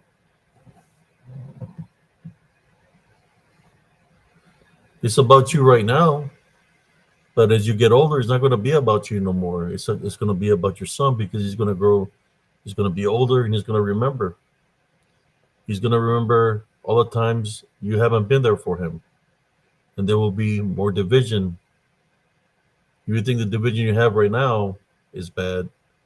There'll be more division later on, especially if you don't participate in his life in any kind of way, shape, or form. I mean, giving him $5 or $10, whatever you can afford, something is better than nothing.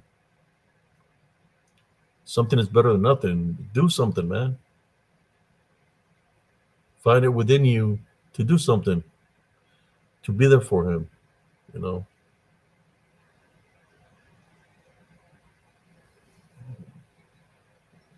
How do you want him to view you as, hey, there's your dad, and he's not going to look at you or he's not going to acknowledge you because you was never there for him?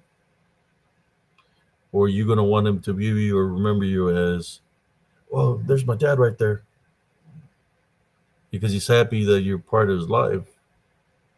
Is it 2 years or 3 years that passed by? Or I think 2 or 3. I don't know. Doesn't matter that if you're going through a court, the court, they don't give a shit. The court only cares about this. The lawyers only care about getting paid. At the end, you're fighting a fight that eventually the child is going to go with a mother because that's how it goes. Even here in Texas. So if you're giving up money to the lawyers to stall it, you're just wasting time. You're wasting precious time because the one that's you're missing out in your son's life. I'm just saying. I don't know what the deal with you, what you've done in the past or not. I don't know. All I'm talking about that I believe, that I don't know the circumstances of your situation. But all I know is the one that gets affected when there's separation is the children. That it's important for both parents to be active with the child. That's all I'm saying.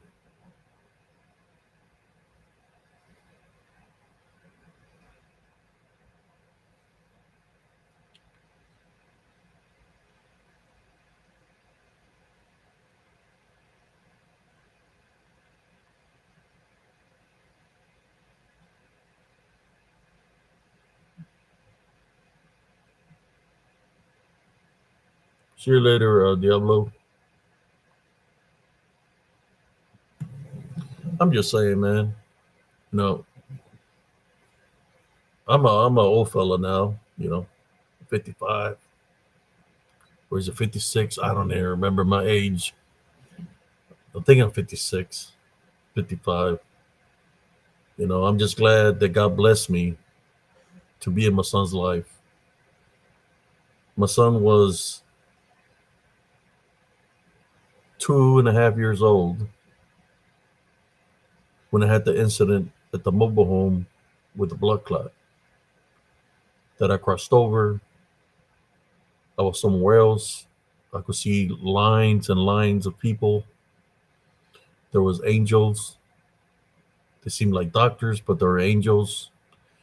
And I was telling them that I wanted to go back. They were telling me, no, your time on earth is over. It's too late. Uh, they kept on telling me, your time on earth is over. So as I'm standing in line, I'm praying to our Father. These angels that are there just laughing, like, your time on earth is over. You're wasting your time.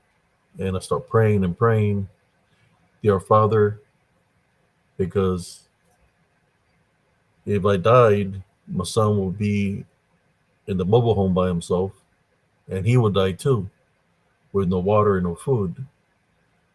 And I will say to God, please don't forsake my son. Uh, I want to be with him. I love him. I want to be with my son. Next thing you know, as I see all this long line and people standing there, I hear my son's voice in the distance, and he's saying, "Dad," and I'm hearing it louder and louder, and I continue to pray, and and then I hear "Dad," and when I wake up,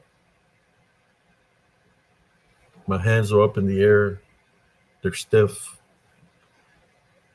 I don't know how long I was out, but it looked like what do you call it? The rigor mortis or whatever was setting in my body that I couldn't even bend my fingers. And when I looked, I could barely move my neck. I was stiff. I see my son, and he's saying "Dad," and he's going like this with his little sippy cup that he wanted something to drink. So the Heavenly Father blessed me to be in his life at that time. That's why act a certain way when it comes to children. You gotta love. You gotta have love for your children in order for you to get blessed in some kind of way, shape, or form. The Heavenly Father knows what your true heart is. He knows what's if when you pray, you're praying in faith, true faith, and He knows if when you're being truthful. And that's why it's important to pray, because your prayers can be answered. I was standing in a line where there's dead people, souls or spirits, and I was praying there in the line. I was told that I couldn't come back. Well, guess what? My faith is what brought me back. Even though I struggled when I came back, at least He gave me the opportunity to come back again and again and again. I don't know how much longer I got here on Earth, but I'm going to make the best of it. Uh, but, you know, I've been exposed to a lot of things, brothers and sisters. Uh, Being in the military, chemicals, nerve agents, shots. What do you call them? Those shots, experimental shots, and all kinds of things. So I thank the Lord Jesus Christ every day, you know, that He blesses me with life.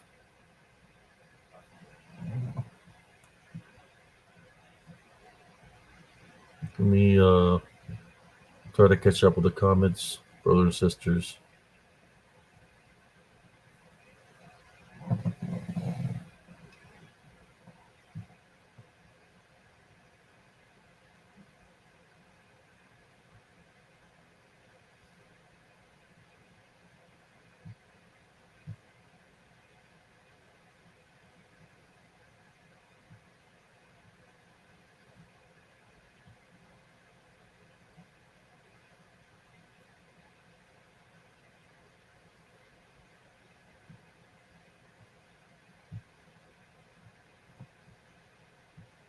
But in saying that, I'm going to call it a night, brothers and sisters. It's 3:26. Good night, everybody. God bless you all. Uh, Tell your loved ones I love you. Your children, your brothers, sisters, your mothers and fathers if you have them, grandfathers, grandmothers. Tell them you love them, and continue to maintain your heavenly love foundation, because that's the key to overcome the unseen enemy, is through a heavenly love foundation. Good night, everybody. Everybody that showed up for the live.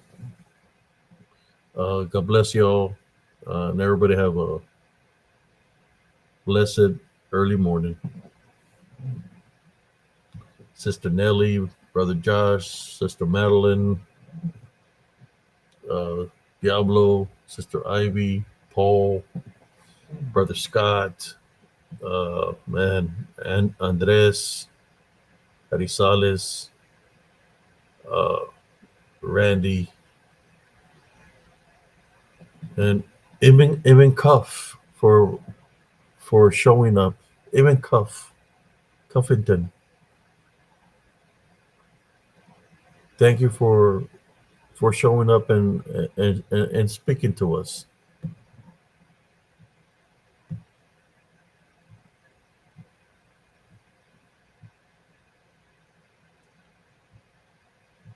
Good night, everybody. Peace out.